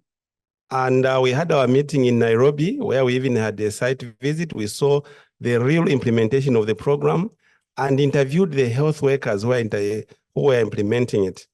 And now we've seen the results, and it is good to see where we came from and where we are now. And that's why we are part and parcel of the final result, and we want to make a difference in that child and make sure that we cover the last mile. That's what we are here for. Just to complement my colleagues, one overarching component was how does this project consider the embracement, but also the MOH leadership to move forward, so that despite the 5 years, how should ministries of health consider adapting, but also adopting the strategy moving forward? Beyond issues of data management, interoperability, because we're talking about digital nowadays, how should those systems be built in to ensure that whatever discussions surrounding adaptation from the lessons learned from yesterday could be considered as part and parcel of the implementation platforms moving forward. So those are critical things that we played to ensure that what is it that ministries of health should do in terms of ownership and leadership. Thank you very much for all panelists and the 6 countries, 6 observers country. The last one is the Mauritania, but they were not able to make it. So we had 7 countries with the AIR project and TIMCI project. So if just like few words to try to summarize the key things and challenges you highlight. The cost is really important. The cost analysis to know exactly if we want to implement and scale up the pulse oximeter in a country, what will be the cost? Not just the tool, but the training, the procurement, everything. The place of the PO also. Where is the place, the best place? At a community level, primary healthcare level, secondary hospital, and where in the IMCI consultation. And to have a clear national guidelines also. This is, I think, like the biggest challenge for observers country, because the projects TIMCI and AIR were not implemented. It's another advocacy to do, and it's not easy to drive this one. And the question today is not if the pulse oximeter is scalable, acceptable.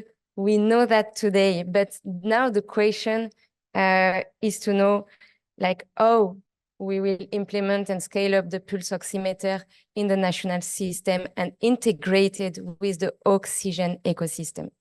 Thank you very much.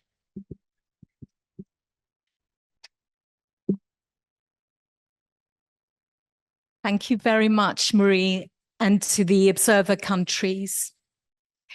Okay, so before we finish for lunch, 3 announcements. Firstly, you have the lunch coupon again on your table for lunch in a few minutes. Secondly, a reminder that we've got a reception at 5 o'clock today, and that will be on the roof. And thirdly, we're going to take our group photo now. Well, we have most of you in the room. So it will be up on the stage here. And I'll call, well, Olga's preparing it. Do you want to say anything, Olga, or just for everyone to gather here? Okay, so if everyone can come up to the stage for the group photo, we'll take that quickly and then we're free to go to lunch. And we've got, oh, I'll let you know how long lunch is once we take the photo. Thank you. Welcome back, everyone. So the next session, the third topical discussion on advancing next generation pulse oximeters, enablers and barriers. And someone did mention multimodal devices earlier.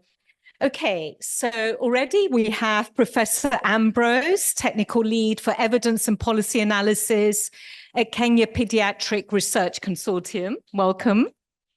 And he will be joined by Mira Emmanuel Fabola, who's the Deputy Director on the TIMCI project with PATH. So over to you, Ambrose.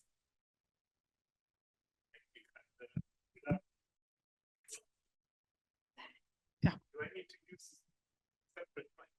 I think this one. There you go. Okay. Great.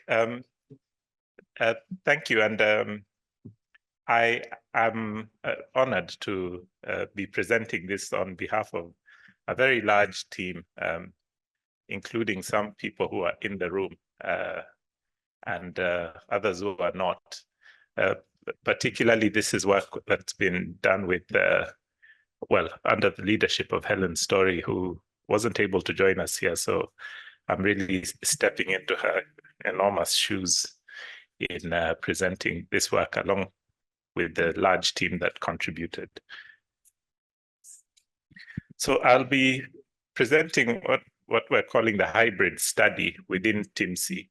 This is a sub-study that builds on or is linked to the TIMCI project that's been presented over the past 1.5 days. And so I hope the connection will be clear between what the larger TIMCI study was attempting to achieve and what the hybrid study, the gap that the hybrid study was designed to fill.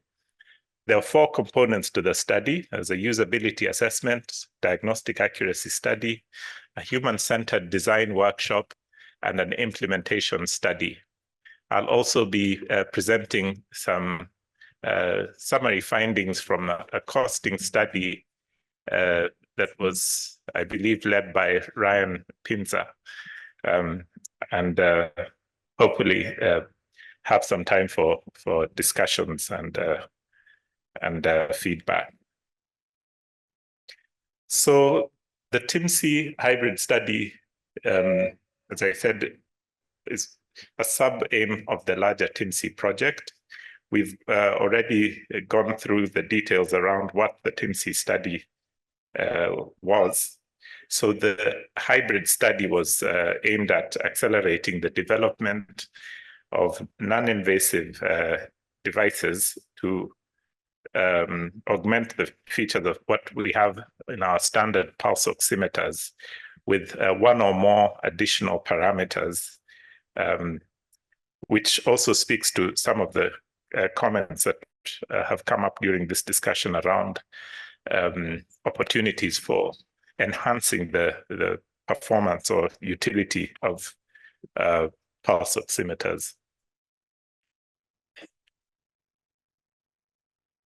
You said this would fail me. Sorry. Okay. So I mentioned 4 phases of the study. So within this first phase, shown on the left side of this figure, we had the diagnostic accuracy study and a usability assessment. And this was performed, the diagnostic accuracy study was performed at 2 facilities in Kenya, Tanzania, and India.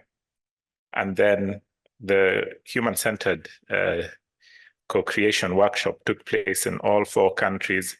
And then we had an implementation study that again took place at 2 facilities in Kenya, Tanzania, and this time Senegal. And each had unique objectives. The first, the diagnostic accuracy study, being to measure the performance of the various multimodal devices and obtain user feedback on their feasibility and user preferences relating to experiences among users who are involved in the project. And then the human-centered design workshop was aimed at in gaining insights from providers and stakeholders on the attributes of the various products, including smartphone-based device, which was one of the devices which was being tested, and really co-designing the tools for operational fit for broader implementation, which was tested in one device in the implementation study, specifically the Massimo RAD-G device.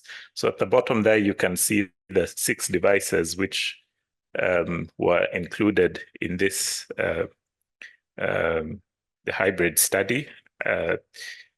The RAD-G device being the first on the left, and if you move right towards the right, there was what we're calling the BioLite device. Second there, the Scanbo, Nonin, Neopenda, which I think Dr. Sabrina referred to as having been used in Uganda, and then an Android-based device, which was running off a smartphone.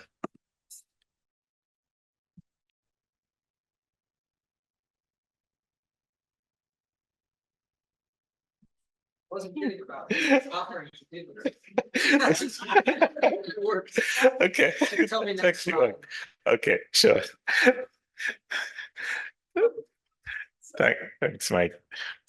So there were 4 research partners in this study: UCAD from Senegal, KGMU in India, IHI in Tanzania, and Capricorn, where I'm based in Kenya. Unfortunately, because of delayed approvals, the diagnostic accuracy study was the only study conducted in India, and Senegal only conducted the implementation study.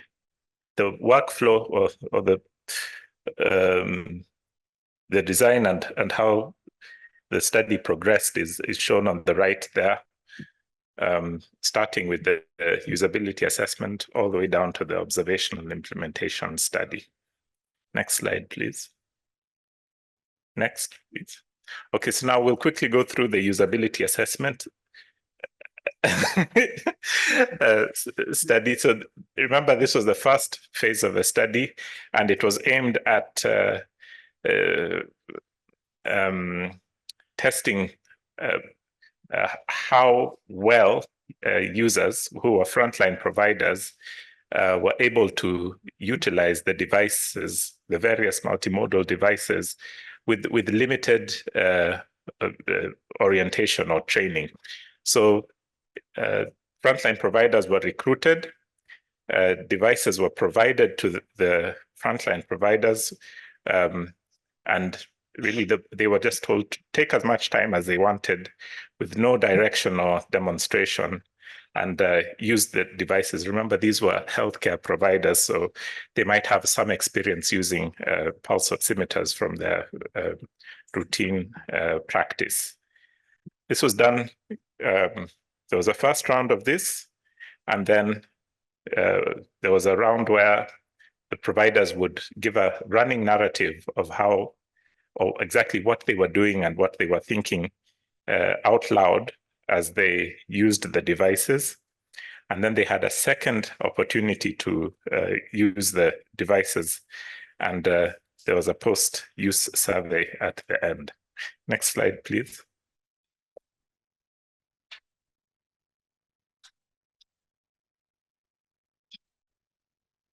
So as we said, only 3 of the 4 countries were involved, and we had 18 providers across the study, and 5 of the 6 devices were used.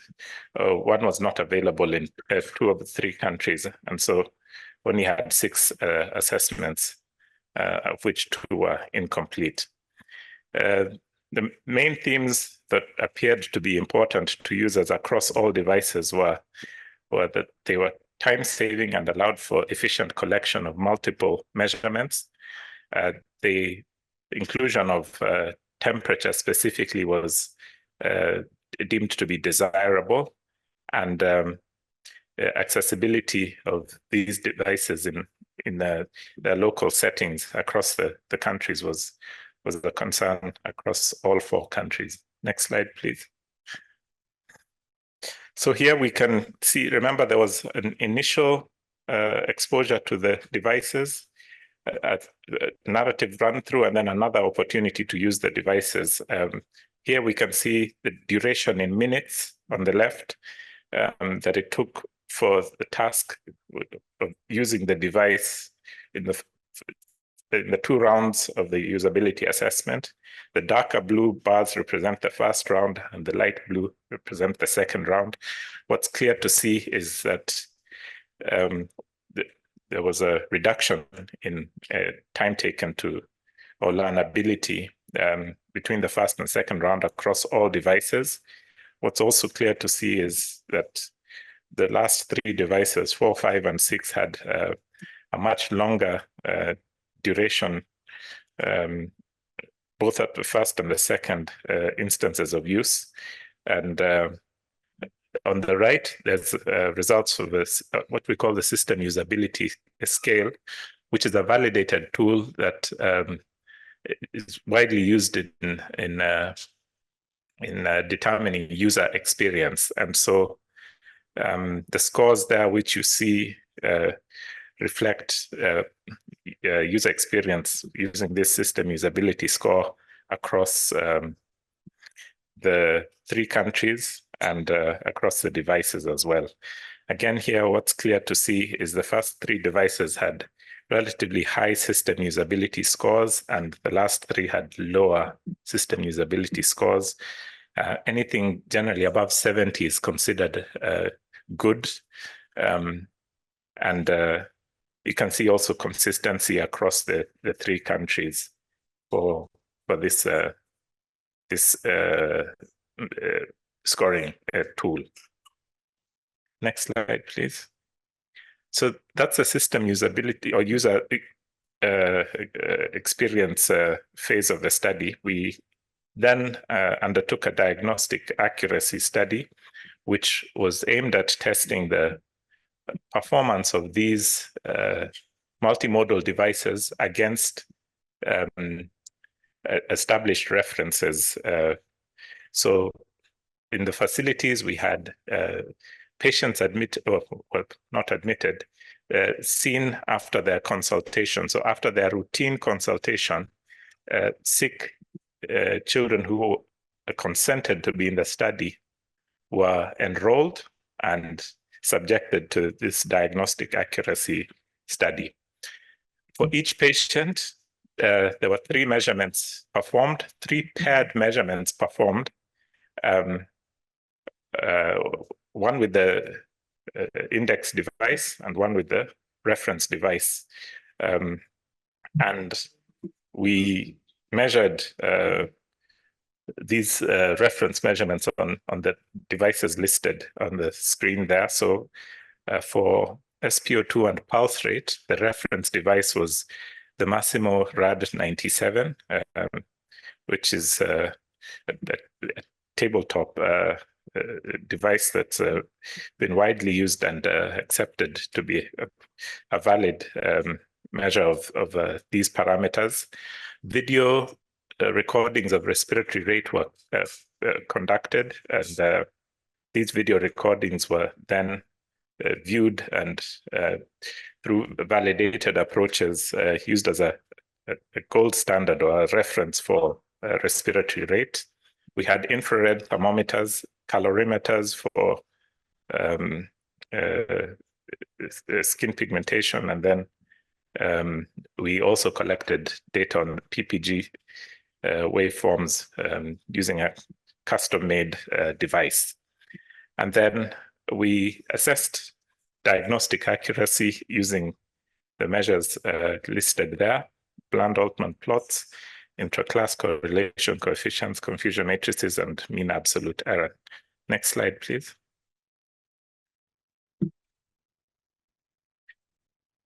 Okay, so these are the results for the diagnostic accuracy study. And we stratified children into 3 broad age groups: those who are 0 to 2 months, 2 to 11 months, 12 to 59 months. Please note we excluded neonates who had just been born. So these were really not newborns when we say 0 months. These were neonates who were presenting with for sick child consultations, basically. And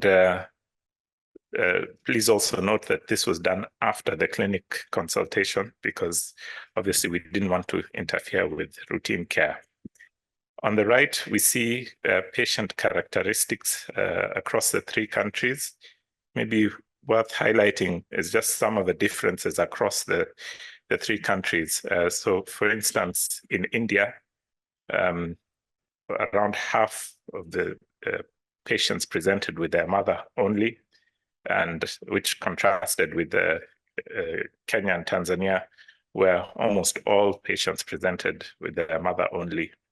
There's an observable difference in cough, a proportion of patients with cough in India, again, with almost all in Kenya and Tanzania presenting with cough, and around 70% in India.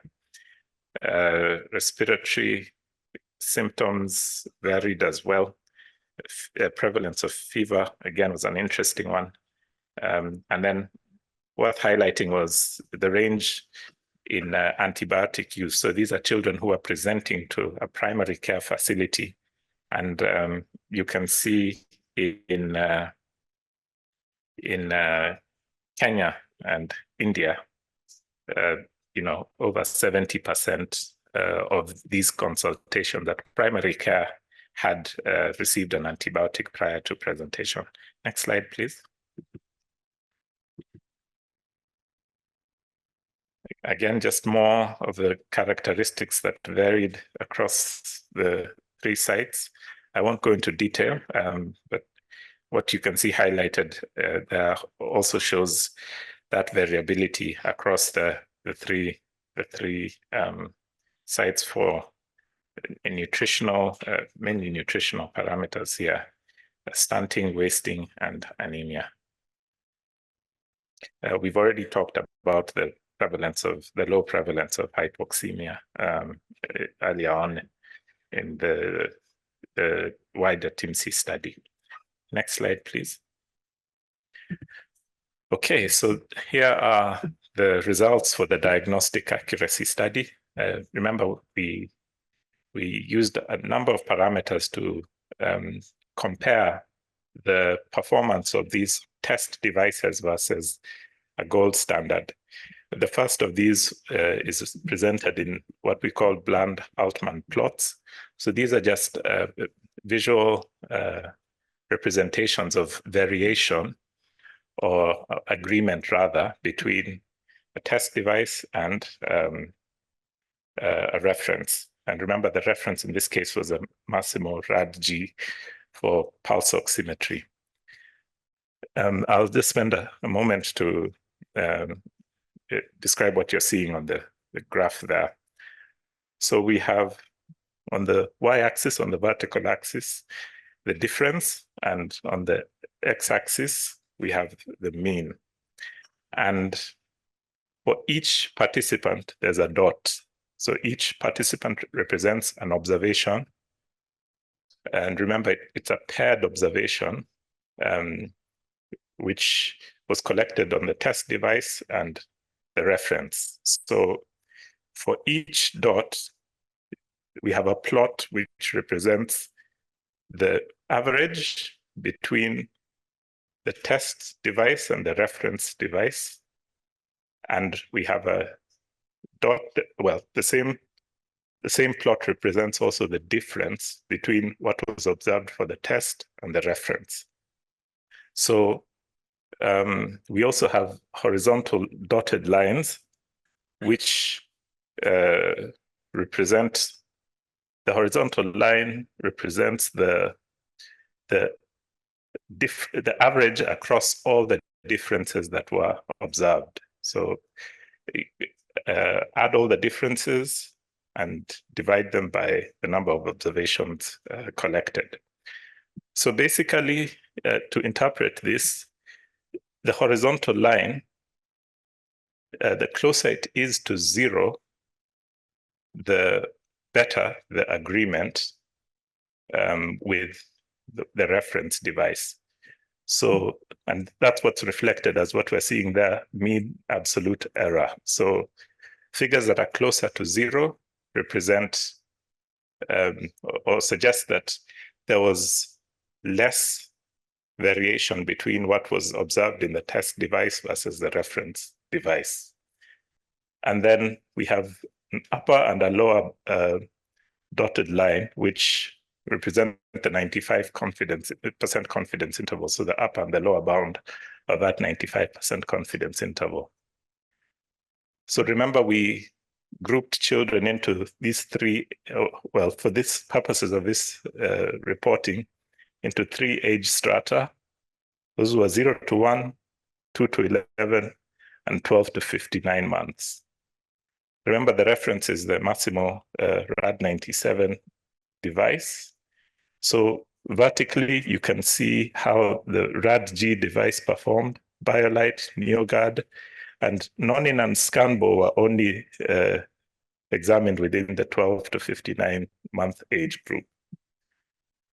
So it's hard for you to see where the 0 line is. It's probably too small for you to see. But what you can see, I hope, is the findings on this mean absolute error table. And what is, for example, negative 0.17 there corresponds to the horizontal line for the RAD-G device for 0 to 1 month old infants. So I hope it's clear to see that, for instance, the RAD-G device didn't deviate too much from the reference device.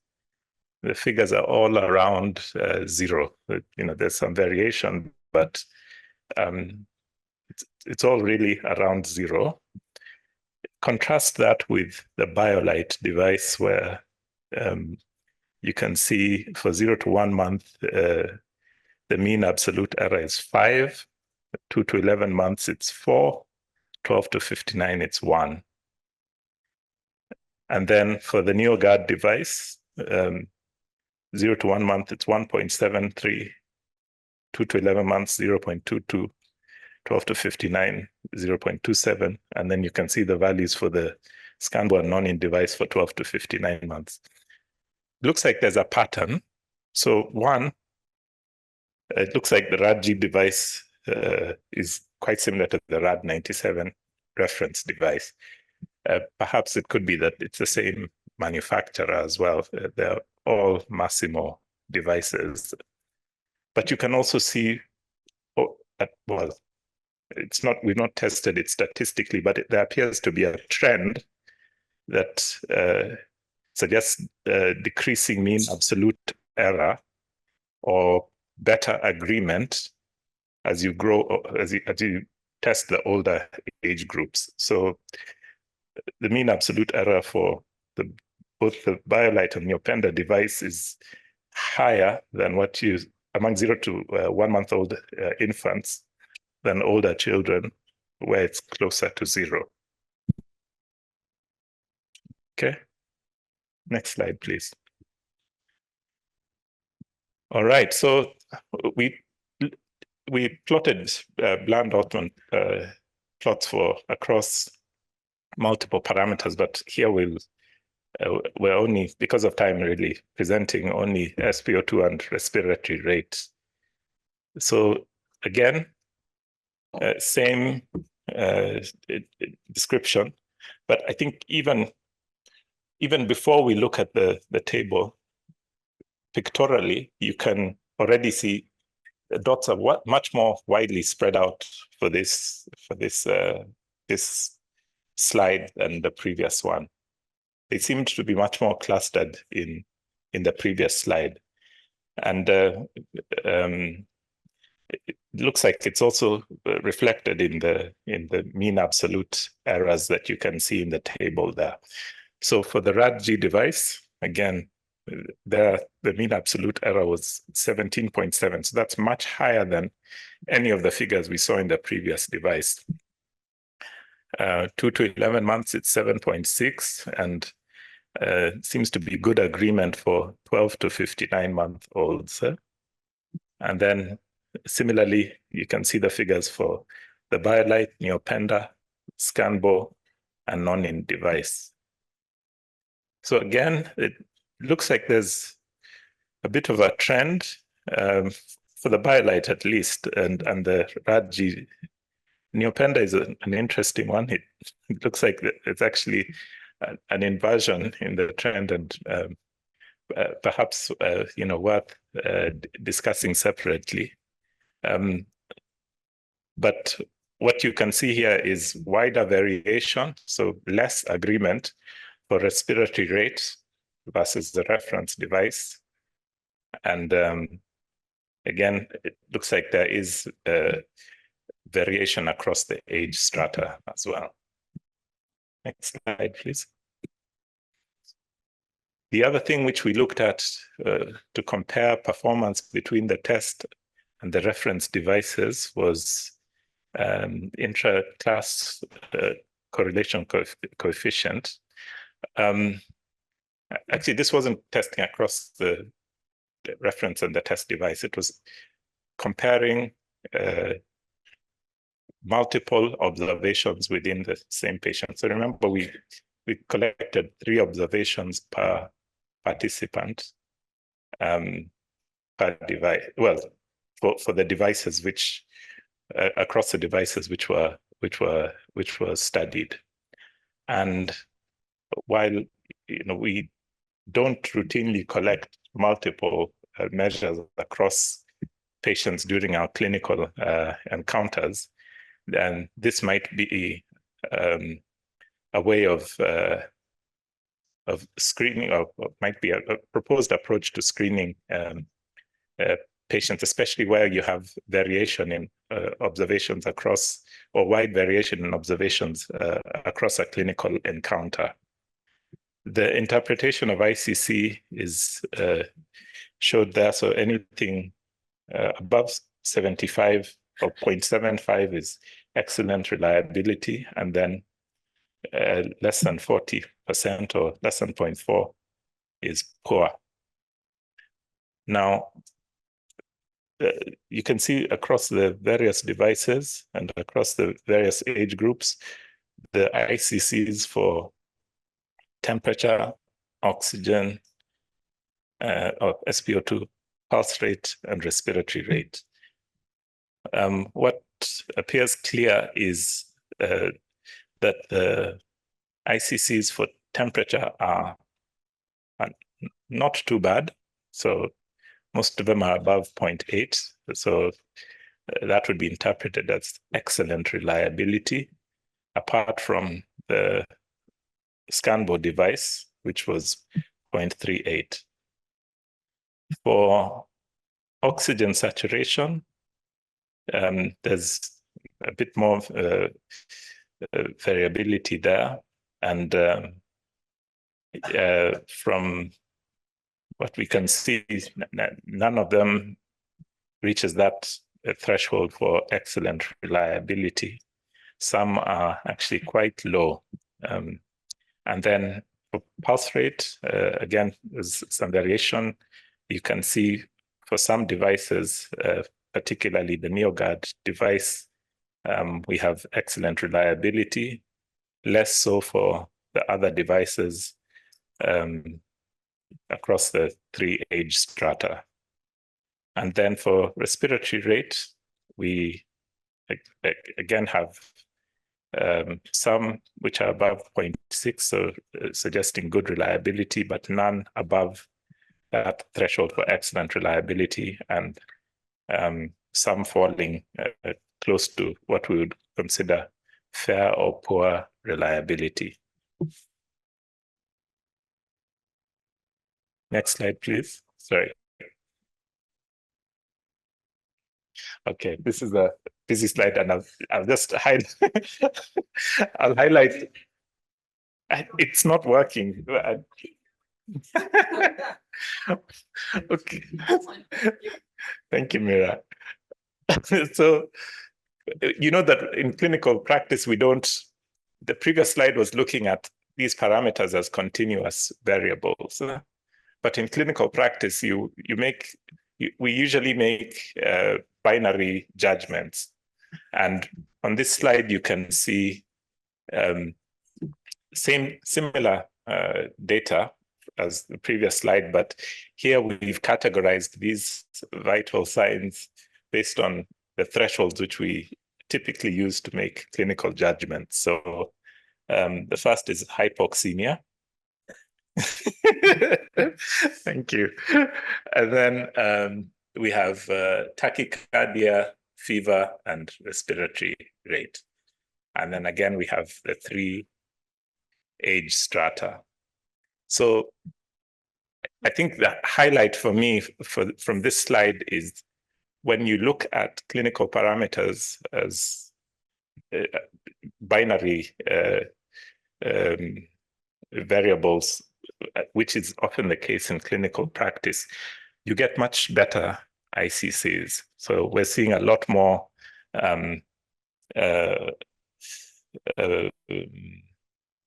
above 97, above 75 across all the age strata for oxygen saturation there, which contrasts with what we saw in the previous slide.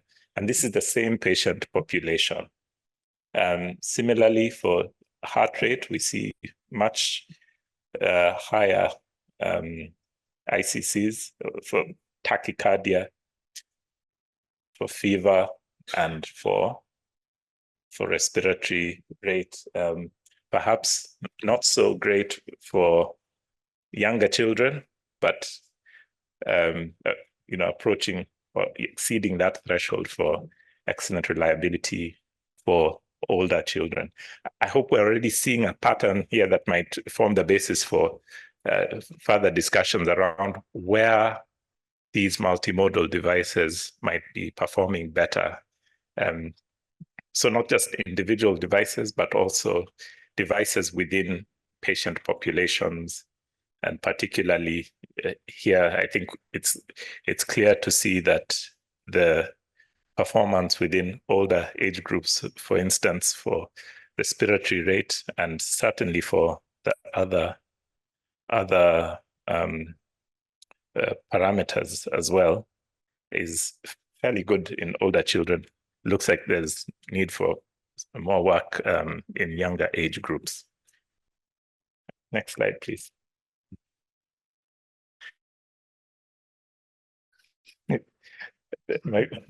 Thank you, Misha. My pointers. No, it's okay. I think we're done with the slide, which really needed some help in highlighting the key features or key findings. This slide sort of summarizes the diagnostic accuracy study. So the key takeaways are, it looks like there's variation in patient characteristics by site, which is really what you want for a study that is aimed at being generalized across populations. So that variation was clear across the populations enrolled. The devices appeared to perform better in older children. Accuracy improves with repeated measures. So the third versus second versus the first measure, there appears to be a gradient. And then SpO2 and pulse rate appeared to have the highest accuracy across all age groups and devices. There was more variability or less agreement for respiratory rate. For devices which were able to measure temperature, performance was fairly good. And the ScanBo and the Nonin device appeared to perform fairly well in those older children, 12 to 59 months. There's still further analysis, obviously, to be done here. And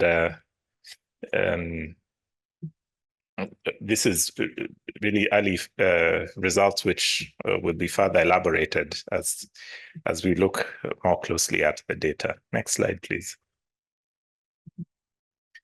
Okay, so this is the third phase of the hybrid study where we conducted a human-centered design workshop.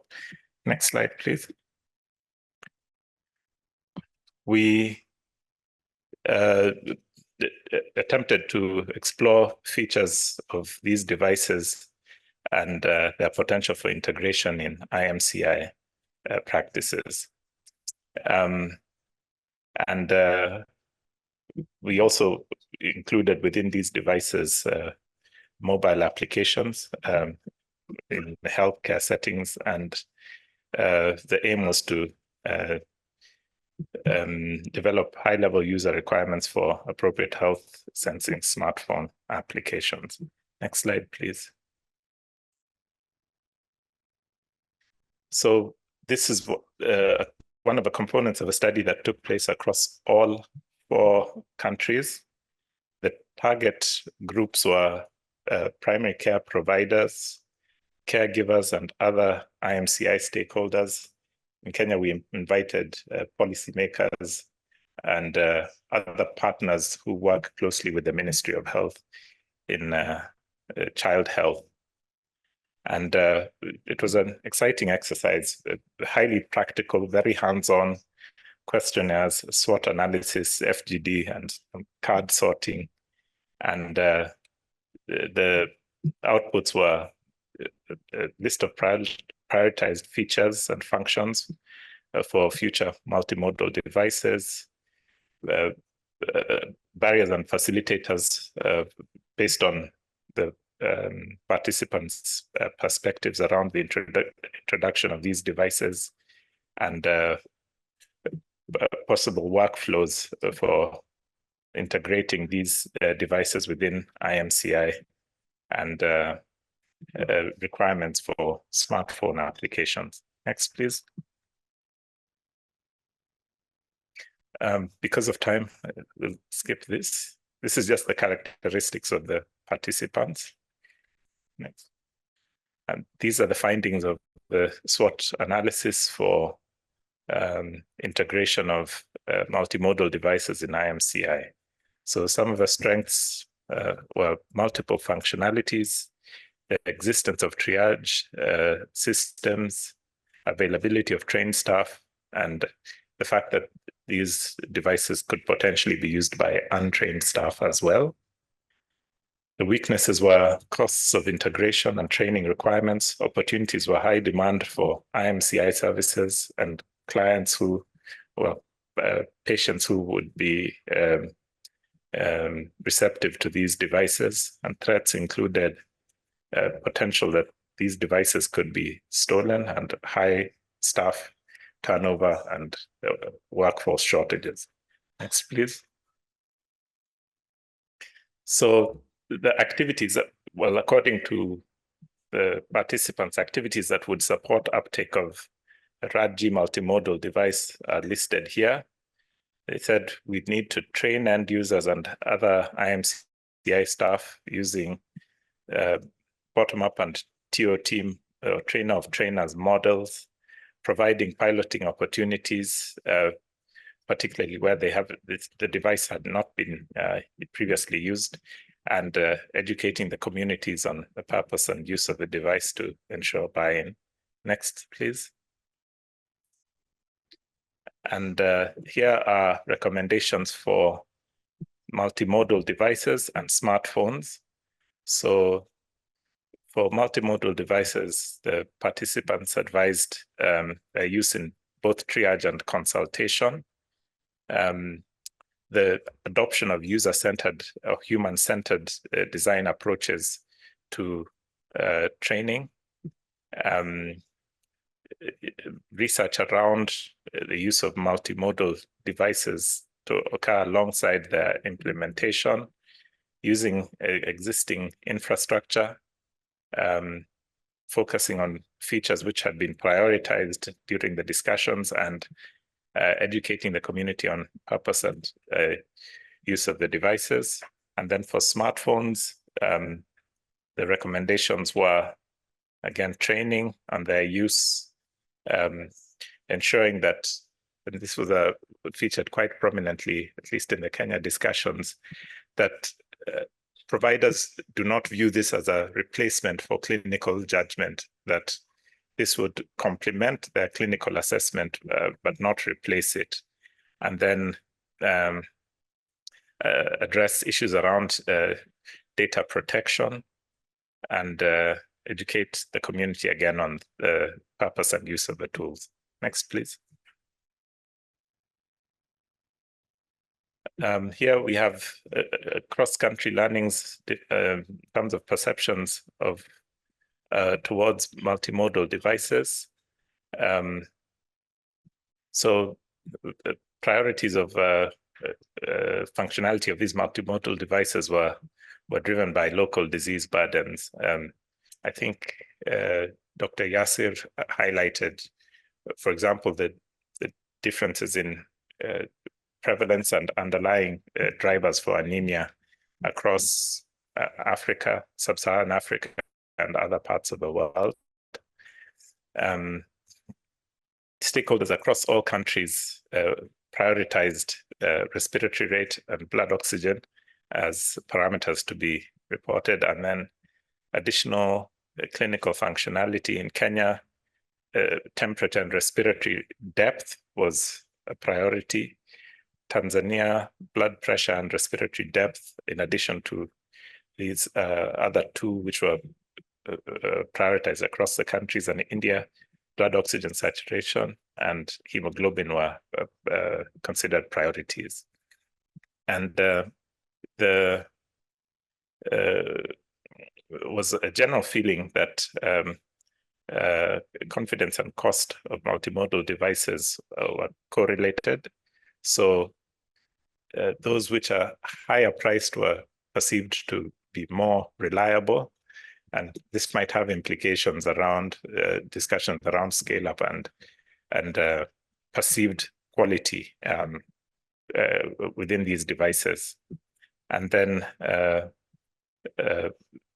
healthcare managers observed that future devices should be affordable, but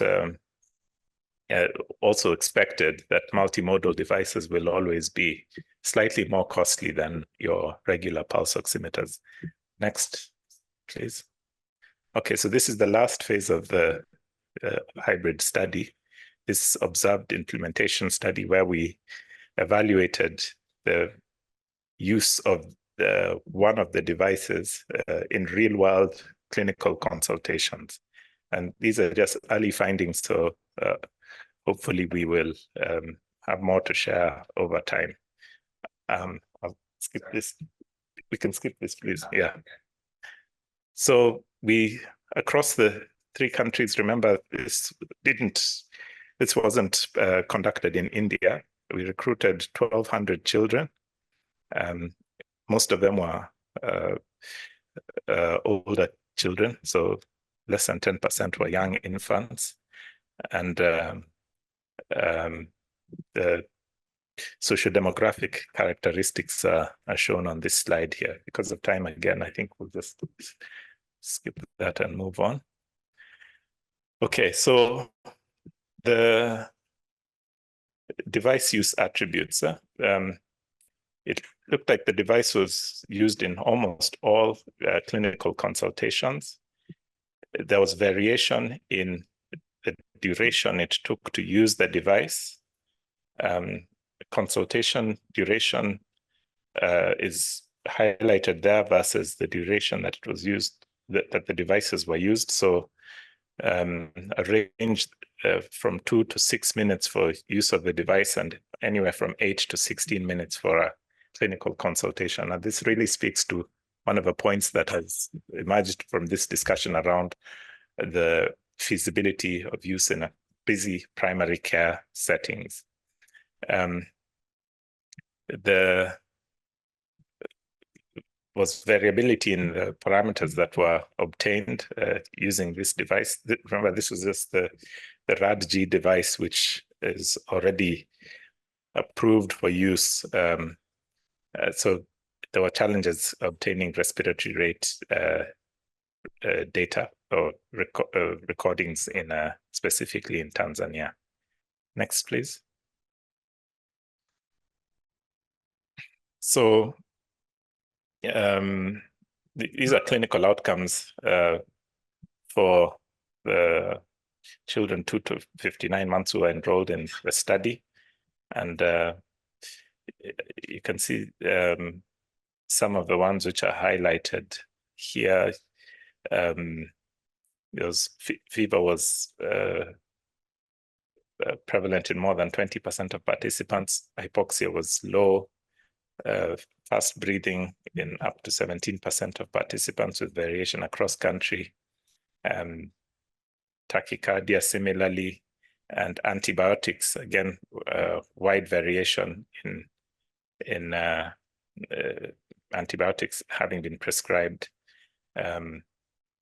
35 to 75% of participants, and a high number of referrals highest in Tanzania. Next, please. So this shows the IMCI classifications for the 3 countries, across the 3 countries, alongside the parameters which were captured on the devices. So there was more hypoxia, fast breathing, and tachycardia among those who were identified as being in the red classification, which is what you would expect. So more extreme clinical parameters among those who are in the red classification. Similarly, there were more urgent referrals correlated with the red classification in Kenya, less clear in Tanzania, and there was similar prescribing across the IMCI classifications. Next, please. So again, these are just very early findings. There will be further analysis that will look at full IMCI adherence, including young infants. We'll have a look at the qualitative data that was collected alongside this, along with a time flow analysis, and we will attempt to integrate this within the larger TIMCI study. Critically here, we didn't collect clinical outcomes, and there was no comparison group for this implementation study. Perhaps you could consider the participants in the wider TIMCI study as a potential control, and I imagine this will be explored with the wider team supporting this analysis. But what's clear as early takeaways is, one, the tools are valued, acceptable, and feasible for use in routine practice. There's an opportunity here to gather useful clinical data without necessarily increasing the duration that it would have taken under routine care settings. The providers who are, and actually the range of stakeholders who shared their views suggested that this information that was available using these multimodal tools was, although not perfect, still useful and informative. And the integration of additional clinical parameters was the biggest selling point for these multimodal devices above what is available in routine or the available standard pulse oximeters. Next, please. Okay. That's a good point to pause. Huh? Okay, yeah. We'll Thank pause you. for questions. Yeah, sir. Hold on. I was supposed to answer questions. I'm supposed to help.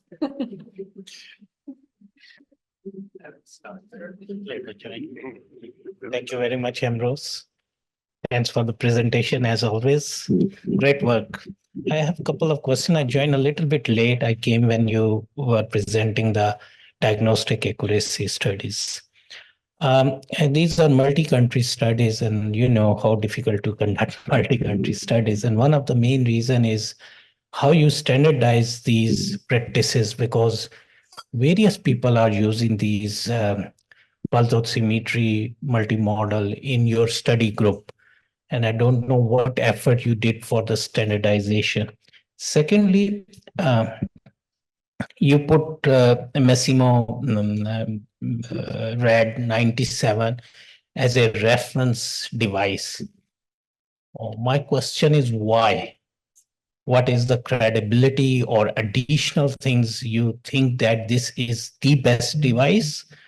So we can compare your results according to that, especially for respiratory rates, because we know that the respiratory rates are not ideal in many of these devices. So I would like to listen more about this. Thirdly, any plan to do the site-specific analysis? Because your population is quite different in some of the sites. So that, and lastly, we are spending additional costs. So you will let us know the cost. So I will reserve that question, because what additional benefit we are getting to spend a higher cost as compared to the previously. Thank you very much.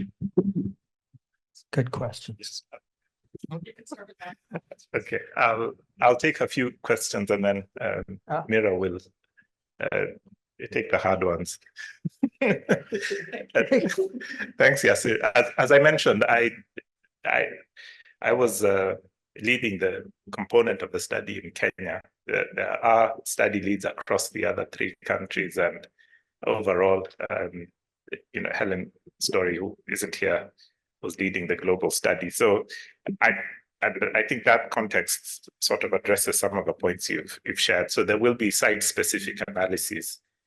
Each country is working on its own analysis and write-up, and it'll be interesting to look at those in and individually. The cost, there's an attempt at the costing analysis, although again there is no real comparison group. It was really a costing analysis comparing multiple scenarios. Hopefully that might partly address your questions. And then on the respiratory rate, the Massimo RAD 97 device, it was used as a reference for SpO2 and pulse rate. Again, largely because it's widely used in the market and was considered an available and a credible reference. For respiratory rate, we actually captured video recordings, and the annotation was considered the gold standard against which we performed this analysis. Mira? Sure, I'll help fill in a little bit. For the RAD 97 also, all of these devices that we chose as the standard of care is what we thought might actually be used in the countries. So the RAD 97 was chosen because it was one of the most likely to be able to be used in the various settings that we were in. So it's not necessarily considered the gold standard, of course, but more of likely that we would actually be able to find them and be able to compare them. We tried to get away from the fact that they were both Massimo devices, but it just wasn't really possible when we were originally designing. And then all of these devices were tested within our lab at PATH to see if they were feasible to actually be used in the settings that we were in. So they went through heat testing, pressure testing, drop testing. We tried to break every single one of them type of thing to figure out what actually would go into the study to begin with. As Ambrose said, we did use the Malaria Consortium to actually count the breaths afterwards. So that's why we had all the videos of the children. So a lot of these devices that were our reference devices had multiple measurements, and we looked at them all, but then we chose one to be the comparison for the ultimate results that we did. Yes, site-specific analysis to come. We have a lot of that. It was very, as you can see, this is a very complicated study. We have tons of results. Ambrose and I had a really hard time even selecting this few slides out of all the analysis. So we have a lot more for you, and we can go into those details. And yeah, cost, one thing to start before we do the cost modeling is that a lot of these devices are the same price as the pulse oximeter that we used in the main study. So we can go through the cost modeling and you can kind of see the nice thing that we do have is the 5 and 10-year projections of how much it would cost. So we can show you that here shortly. Did that answer all your questions? I might have missed the first one. I think there was this standardization one. And again, there was a common protocol which included, video recordings for training. So including, site-specific training by the global team as well. So there was an attempt to ensure that everyone was doing pretty much the same thing. Yeah. There are far too many procedures. Yes, it was as standardized as possible. You have a question behind you, Mike. Oh, yes. Sorry. Yes, thank you very much for the interesting study. The pulse rate, the respiratory rate, it had quite a lot of variation, but we do understand the importance of having the respiratory rate to identify children with distress. And what actually I've noticed is that even if two people are measuring the respiratory rate on the same chart at the same time, they will get the different readings. I would like to get your opinion. You had all these devices. What is your opinion? What could be the best way to get at least the closer respiratory rate from children? Thank you.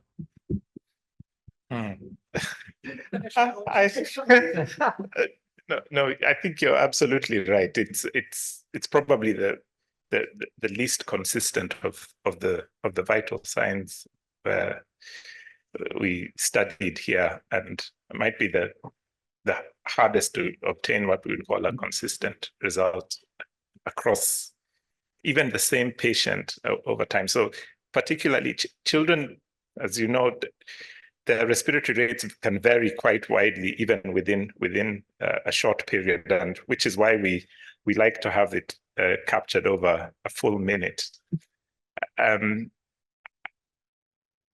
Overcoming that challenge, I don't think will be an easy one, especially when you consider that the tools which we're proposing are expected to provide an estimate of respiratory rate within a very brief period of time. So I think that dilemma might remain. I think what we should probably be aiming for, rather than pursuing absolute consistency in respiratory rates, is within the thresholds which trigger clinical action. Can the proposed tools at least be able to identify what is a safe respiratory rate and what is one which would require action, whether it's antibiotics or referral.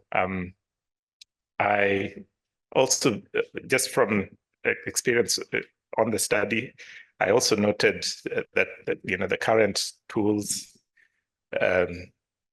rely on acoustic sensors. So the RAD97 requires an acoustic sensor, and issues around adherence to the skin and positioning were a major issue.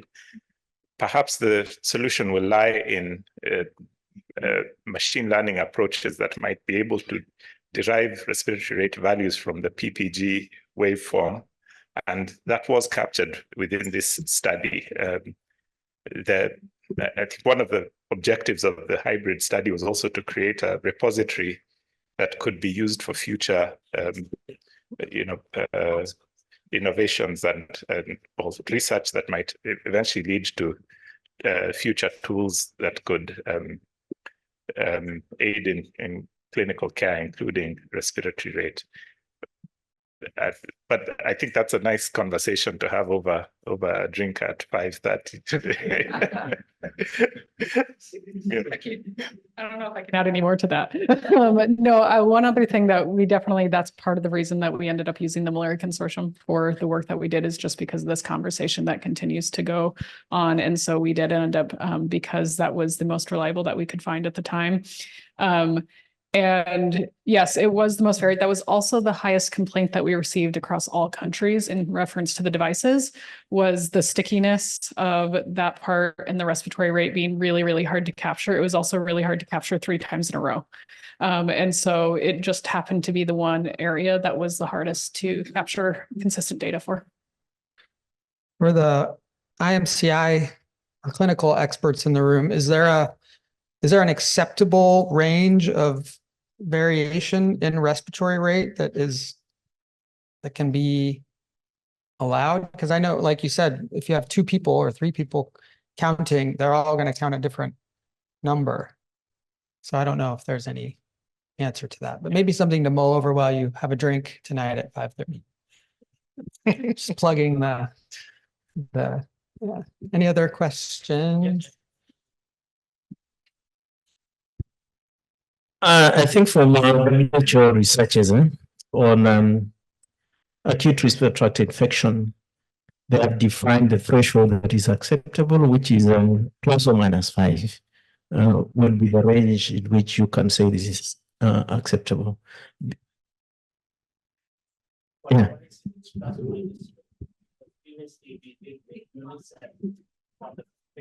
Devices, so we consider plus minus 2. Because you are capturing the videos, and that videos, I believe you have a larger group of experts. And when we say experts, these are either IMCI trained personnel or even trainer IMCI who has ample experience of counting the respiratory rate. So in general, it's plus for the devices, it's plus minus 2, which is for individual plus minus 5. We use in trials in many of the studies as a plus minus 5. It is more than 5, then we have to take the third reading to see which one is closer to the first one and consider. But for devices, it's mainly plus minus 2. Thanks. Thank you. So there is an answer. That's good. I have a question from the chat, so I'm going to take a dual role here. Do country stakeholders see these tools being used primarily as diagnostic devices or medical aids / monitoring tools? This is a question for the crowd. Who wants to take that? Sure. So I think the context within which we were presenting these devices was for use at primary care level. So as opposed to, a hospital where you have acutely ill children in a whether in HDU or general ward or ICU. I think that shaped their perception around their utility. And here they were being considered diagnostic aids for making decisions around whether this child needs immediate referral or treatment with oxygen where it's available. I imagine the perception might be different if you're in a room of pediatric critical care specialists. Can I add something? Ambrose, we don't have the outcome data. So this was a cross-section, well, we were managing these children in cross-sectional. Yeah. But you're saying this is diagnostics. Without having an outcome data, it's quite difficult to say this is diagnostic because we don't know what happened to these children even after an hour, right? We don't have that data. No, we don't have that Thank data. you. Good point. Thanks. Anyone else like to comment? You want to comment? Okay. Yeah. Hi. So in one of your slides, you said that, for the elder age group, the performance of the devices were slightly better in terms of accuracy or, so one of my comments here would be that this may be because in some of the devices, as we know, part of the study, they came with probes, which might not have been best suitable for very young infants. So from that perspective, I think we can, if you are giving a feedback back to the, the manufacturers from the repository or from this could be part of the, a placeholder somewhere that maybe we need to recheck this, that the younger infants, because 1 month of infant and 5 years of a child is a very different size of fingers, and they could be different in the findings. Yeah, and that was part of the study design is we actually didn't enroll young infants for several of the devices because we knew that the form factor was not going to be appropriate for those children. Not all of these devices are approved for all the age ranges that we use them on. And that was part of what we were looking into is if we could use the fingertip, for example, in various different, because it is able to put it on the foot or on the finger or different things like that. So we were kind of looking into that. But we didn't use all of these devices on all children of all ages, particularly like the Scanbo device, because it's impossible to get a neonate to hold on to that device, let alone a child. So, it did make a difference in that sense in what we actually looked at. A lot of the usability questionnaires that we got with healthcare providers did answer a lot of what they thought should have been in the probes, how they liked the devices, how they didn't. All that information is being shared with the manufacturers directly so that they can see what was liked and disliked about the devices themselves, as well as what the outcome data was in those different age ranges. So they are getting that feedback as part of the study design. One more question from the chat that says the skin color data that was collected, it says great work and presentation. Was the skin color data used to make any insights? Not yet. That's one of the, I think that's one of the prospective additional analysis, which yeah, part of that data was collected for the data repository and the additional analysis that we will hope to achieve. As we knew as output 8 with the open oximetry work that Mike mentioned yesterday, we kind of added that in toward the end just in order to be able to collect that additional data. And as Ambrose said, we do have raw PPG waveform data that will be in a database that people can ask for that will also include the skin pigmentation and various different other things. So a lot of this was a data collection opportunity to be able to then look into those further analyses as we have the opportunity. Yeah, so that's the plethysmograph. The PPG is the plethysmograph.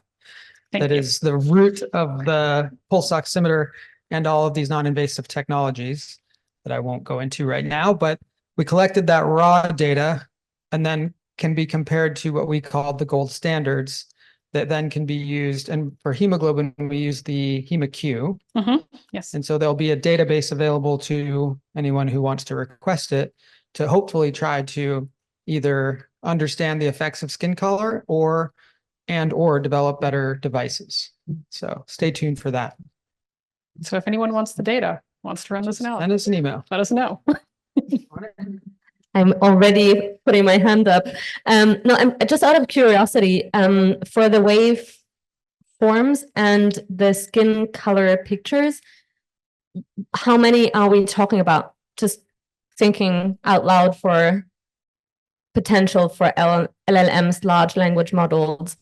Do you know, like roughly how many pictures for each? So we had a sample size of 650 Okay. The diagnostic accuracy study in each country. All right. So there are around 2,000. Okay. I think around 2,000 observations. But for PPG data, that up to 10 data points within each second of a recording. So I think there are opportunities for some AI-based analysis to do fancy things. Is that the first AI reference we've made at this conference? There's been a couple behind the scenes. Okay. That's the first one on stage. Okay. Is that a password that We joke that it's not a presentation without saying AI at least once. So here we are. should have warned me? Any other questions? I don't know. I haven't been keeping track of time. We do have costing information. There's probably. Yeah, we should probably go through the costing information and then we'll come back. Okay. So. Sure.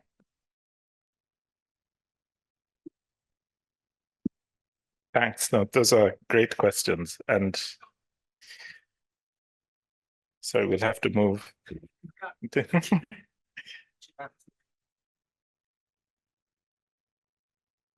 So disclaimer, I am not a health economist.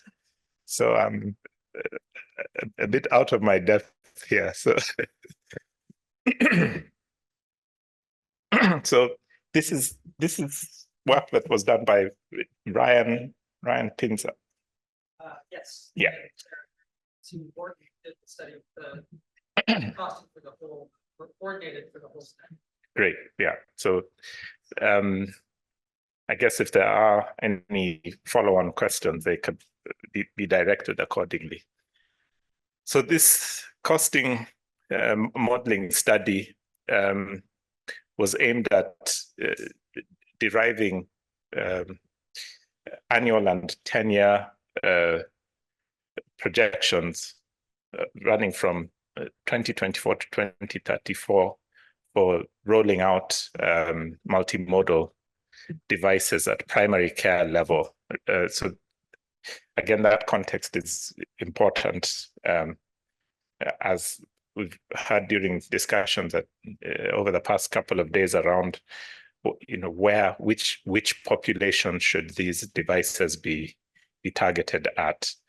And this was focusing again on children with pneumonia under 5. So again, at the back of your mind, you might be thinking there could be broader applications beyond those target groups.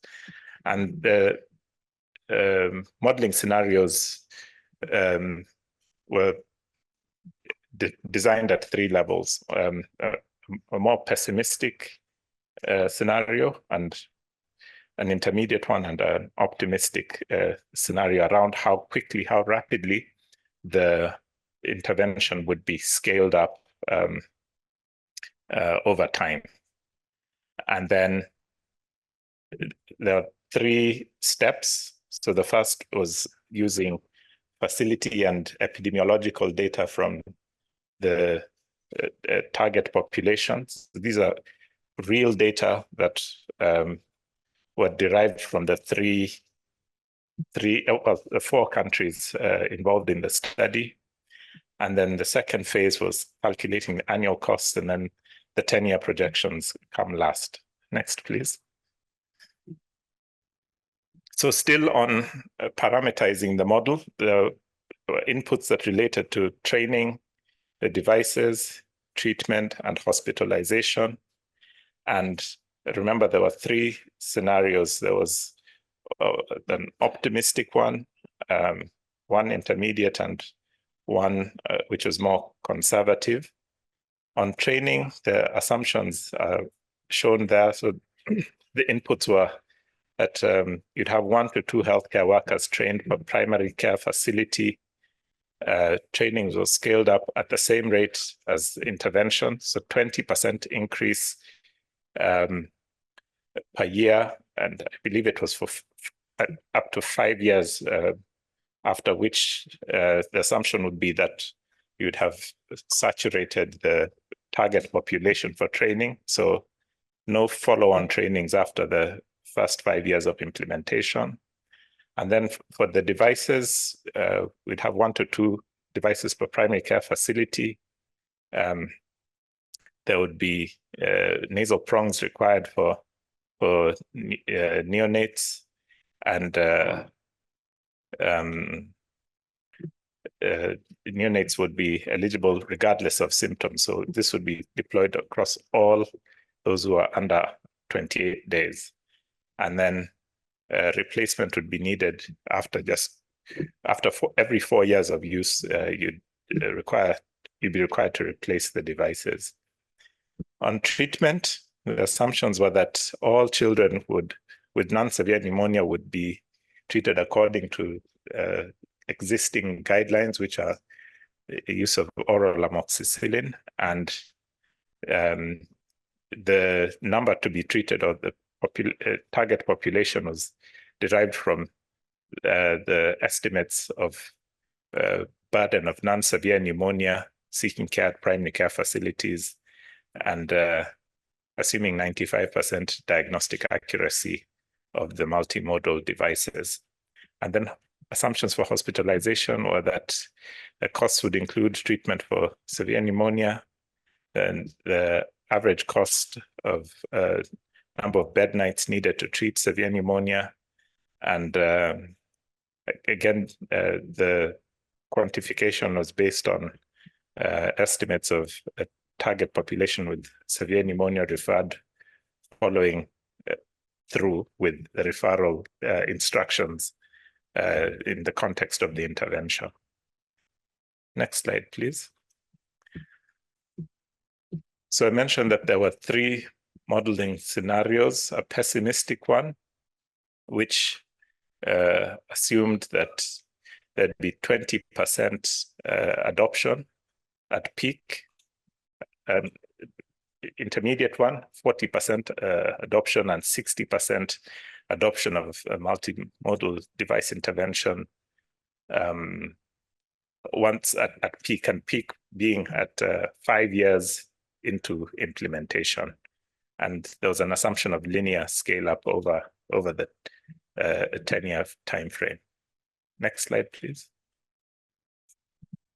So these are the results for based on those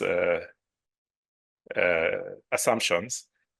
And here, what is presented is both the year 1 costs and then the 10-year projected costs across the 3 scenarios: the pessimistic, central, and optimistic scenario.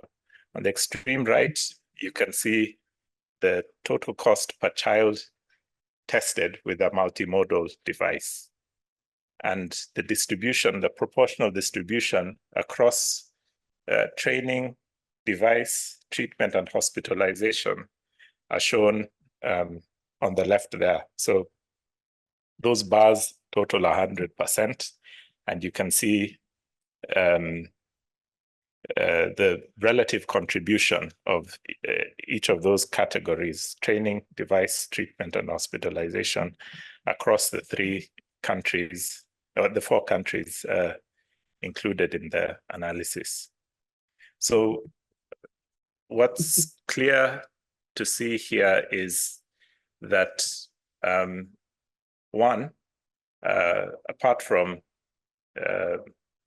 India, there's a significant cost relating to training, and the reason for that will be provided in the next in the summary slide that we'll come to. There's a significant contribution of hospitalization costs in Senegal and Tanzania. And again, this is based on the assumptions that went into the model that were described on the previous 2 slides. But also worth noting is that the costs for child tested are relatively modest across all 3 scenarios. There's not that much variation, whether you're considering the pessimistic scenario, which assumed 20% uptake of the intervention, or the optimistic one, which was 60%. lowest cost per child tested was in India and highest in Senegal. And again, driven by both hospitalization and training costs, depending on where you are. Next slide, please. So this slide presents the same analysis, but assuming that the training component is excluded. So I believe the training component was in the context of the IMCI training, which is an existing strategy on its own. And if you assume that it's being rolled out regardless of the introduction of this intervention, then you could theoretically ignore it under this alternative model, and you can see the impact that that would have. I guess there are also arguments around opportunities for virtual training, including use of digital tools for training. Oh, sorry. Okay, I'm almost done. Thank you, Mike. So in this second model, you can again see the unit costs for each child tested, and they drop significantly when you exclude the contribution of training, and it goes as low as less than 10 cents per child tested in the pessimistic scenario in Kenya, around 10 cents per child tested in most settings. Senegal is unique in that there is considerably, significantly higher costs per child tested, and again, largely driven by the proportion of these children who would require hospitalization, and this is derived from the epidemiological and facility data that parameterize the model. Next slide, please. So these are the summary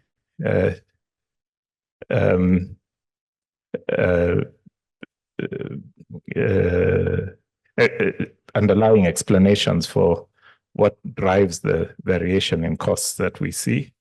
And they're very similar to the data that were presented yesterday. So in India, IMCI training being shorter than in the African countries, the training scenario models, including training and excluding it, were almost identical, were pretty much identical. And a smaller proportion of children with cough and similar symptoms seen in public facilities as well, with private facility use being more prevalent than in African countries. In Kenya, supportive supervision was felt to ensure that healthcare providers are treated according to test results and reduced inappropriate use of antibiotics.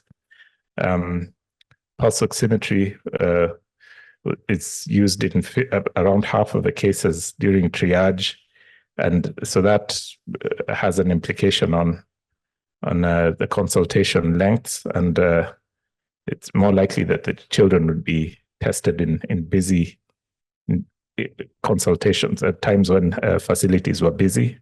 And then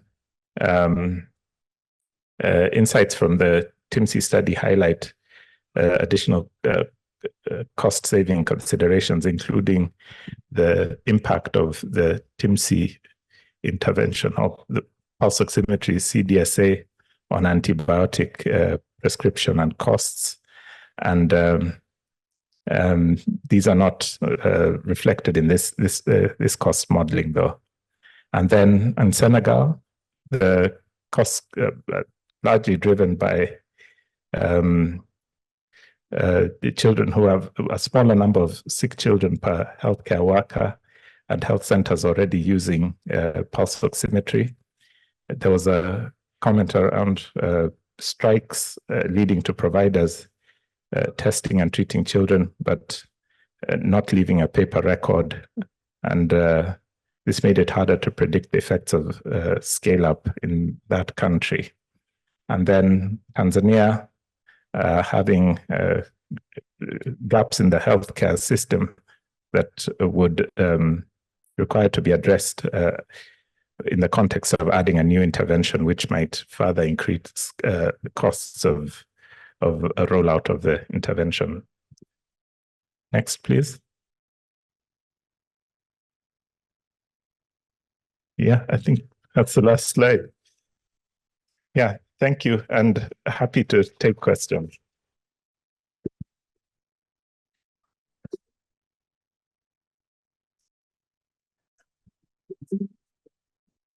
Time for one in-depth question. Or one light question, one easy question. or time for coffee. Or time for, yeah. Maybe we're okay. The cost was very clear. Everybody's clear on the cost. Okay, you can come find us if you have questions. Less expensive if you just assume IMCI is already being done. Key takeaway, key takeaway. Okay, are we at a break? Do instructions for the next session. Okay. And then people can grab their coffee and go to the market store. Okay. So thank you very much, Ambrose, for thorough presentation, and Mira for your help. So can we have the next slide, please? The next one after that. Okay, so the next session is speed dating market style. So it's like speed dating, but we have a market instead. So at the back of the room, we've got the 4 TIMCI country tables that have been set up. And everyone has an opportunity to go to those tables, spend 20 minutes at each table, and then a little bell would ring. And then it's time to go to the other table.